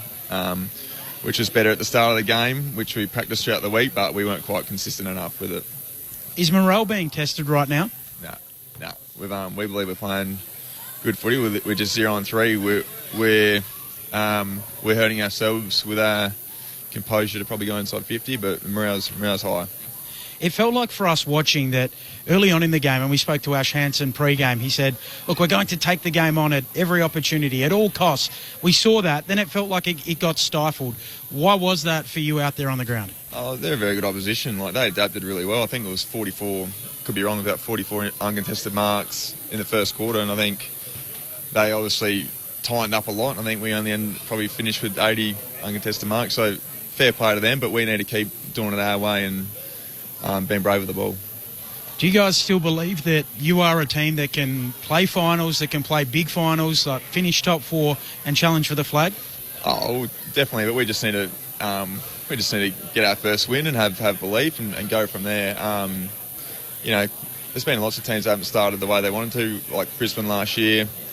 We believe we're playing good enough footy. How's Paddy Cripps? He looked pretty sore out there tonight. Yeah, he had a good game. Yeah, had some big moments, but yeah, he's it was pretty hot and humid in there. But I think a few people would be sore. How did you find the conditions? Oh, the ground was brilliant. It was just hot and humid. I think it was about 28 degrees today, but a bit stuffy. Both teams are probably feeling it, but it was good. It's a really short week to back up and play against Collingwood on Thursday night, so you don't have a lot of time to get ready for that. Collingwood coming in off the bye. How do you approach that short week? Yeah, we'll just have a main training session probably on the Tuesday, but probably the biggest thing now is recovery. Make sure everyone's feeling good and have a good crack when we play Thursday, so have a good crack Tuesday for training, then go from there. What would you say to Carlton fans who are in the car right now listening? I think we just got to say as a club, thanks for turning up. I think it was a brilliant crowd tonight. They're passionate again. We just need to train hard and work on our process, and we'll get our first win. You still believe that Michael Voss is the right man to lead this group forward? Yeah, 100%. Yeah. George, appreciate your time. Best of luck. Thank you. George Hewitt downstairs with Ben Cameron in the Carlton rooms, and a scene setter from Hodgie as well. Great work by both Ben and Hodgie tonight. That is the state of play from the Carlton rooms. It's an interesting matchup. So 6 days after a hot and humid affair here at Docklands against a team that had the bye the week before. So we'll see how all that comes together when the 0-3 Blues take on the 2-1 Magpies next week. And they obviously lost to the Giants. They beat Port Adelaide? Yep, they beat Port Adelaide. 2-1. They beat the Dogs. They beat the Dogs, so they're 2-1. Yep, 2-1 Pies up against the 0-3 Blues. We got the whole weekend still to come, obviously, here on ABC Sport. Tomorrow, our coverage starts from 12 noon at the Melbourne Cricket Ground. Did I let you know that, Mick? Maybe I didn't. But I will let you know. That's fine. That's close to home. It's close to home for you. That's good. It is close. 12 noon with AFL Saturday. Brad Green is going to be our special guest, the president of the Melbourne Football Club. So Brad Green will stop by for a chat ahead of their game with the Suns, obviously Melbourne and Gold Coast. First game on the slate. Following that, it's Maddie's match back here at Docklands, St Kilda and Richmond. And then which one are you watching tomorrow night? The Hawks and the Giants, or the Lions and the Cats? What a blockbuster Saturday night to have them both running at the same time. You can toggle between the two games through the ABC Listen app, so look out for the AFL button there if you want to pick which game you'd rather listen to. I think the Hawks and Giants game will be played in better conditions by the sounds of it. Okay. Torrential rain up north. Yeah. And the Cats have got a great record up there, haven't they, against Brisbane? They do, but I don't know how they go in playing in swimming pools, so I'm not sure how that one will I end think up. there was a wet game recently, when I say that, in the last couple of years, and I thought who would handle it the better? Geelong handled it the better. Okay. There we go. Maybe that's a good omen for the Cats. Brisbane had a hot one last week too, didn't they? They played in high humidity off a 6-day break. Then on Sunday, it's the Crows and the Roos. James Borlace is back for the Crows. He replaces Nick Murray. That's the only change there. And the Sunday teams for the Derby. Derby number 60, would you believe, Mick?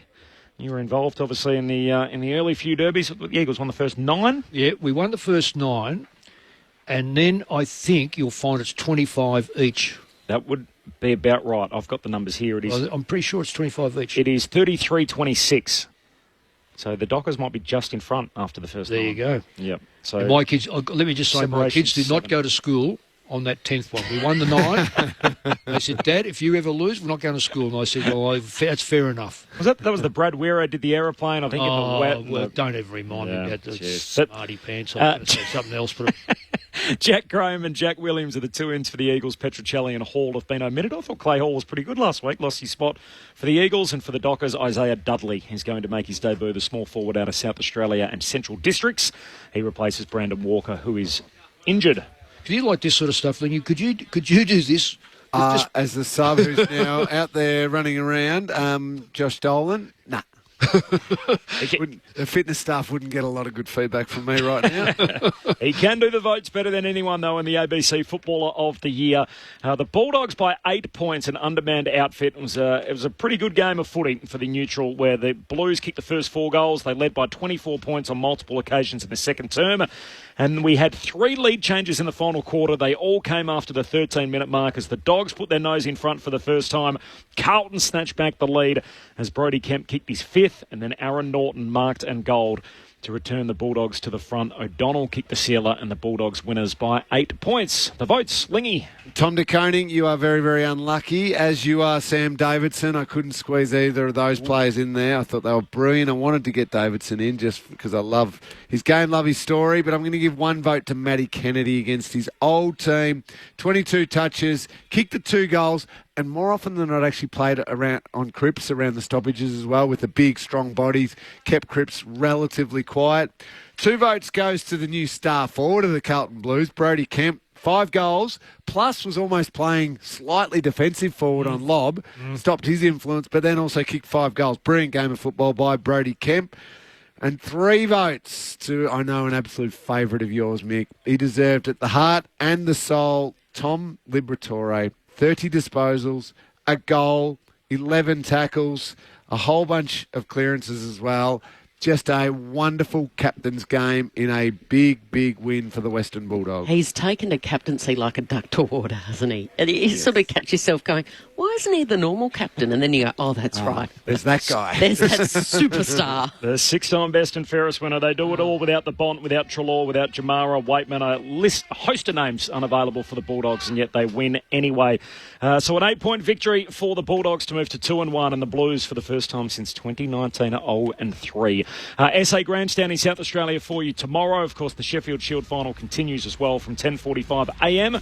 Australian Eastern Daylight Time, a call available through the ABC Listen app. It'll be Sports Talk out west, and of course AFL Saturday for much of the network tomorrow from 12 noon Eastern. I'll see you then, Mick. Thanks for your company. Thanks, Lingy. Good luck in the cricket. Oh, thank you, Corbs. It'll be good fun. Go, Lingy. Great work, Thanks, Kelly guys. Underwood. Thanks for your company. To Thank Tim you. Hodges downstairs, to Ben Cameron, to Stuart Hollywood Baker for all his work on the buttons, and to Craig Davis back in the studio. The Dogs winners by 8 points. Good night from Docklands. The footy might stop.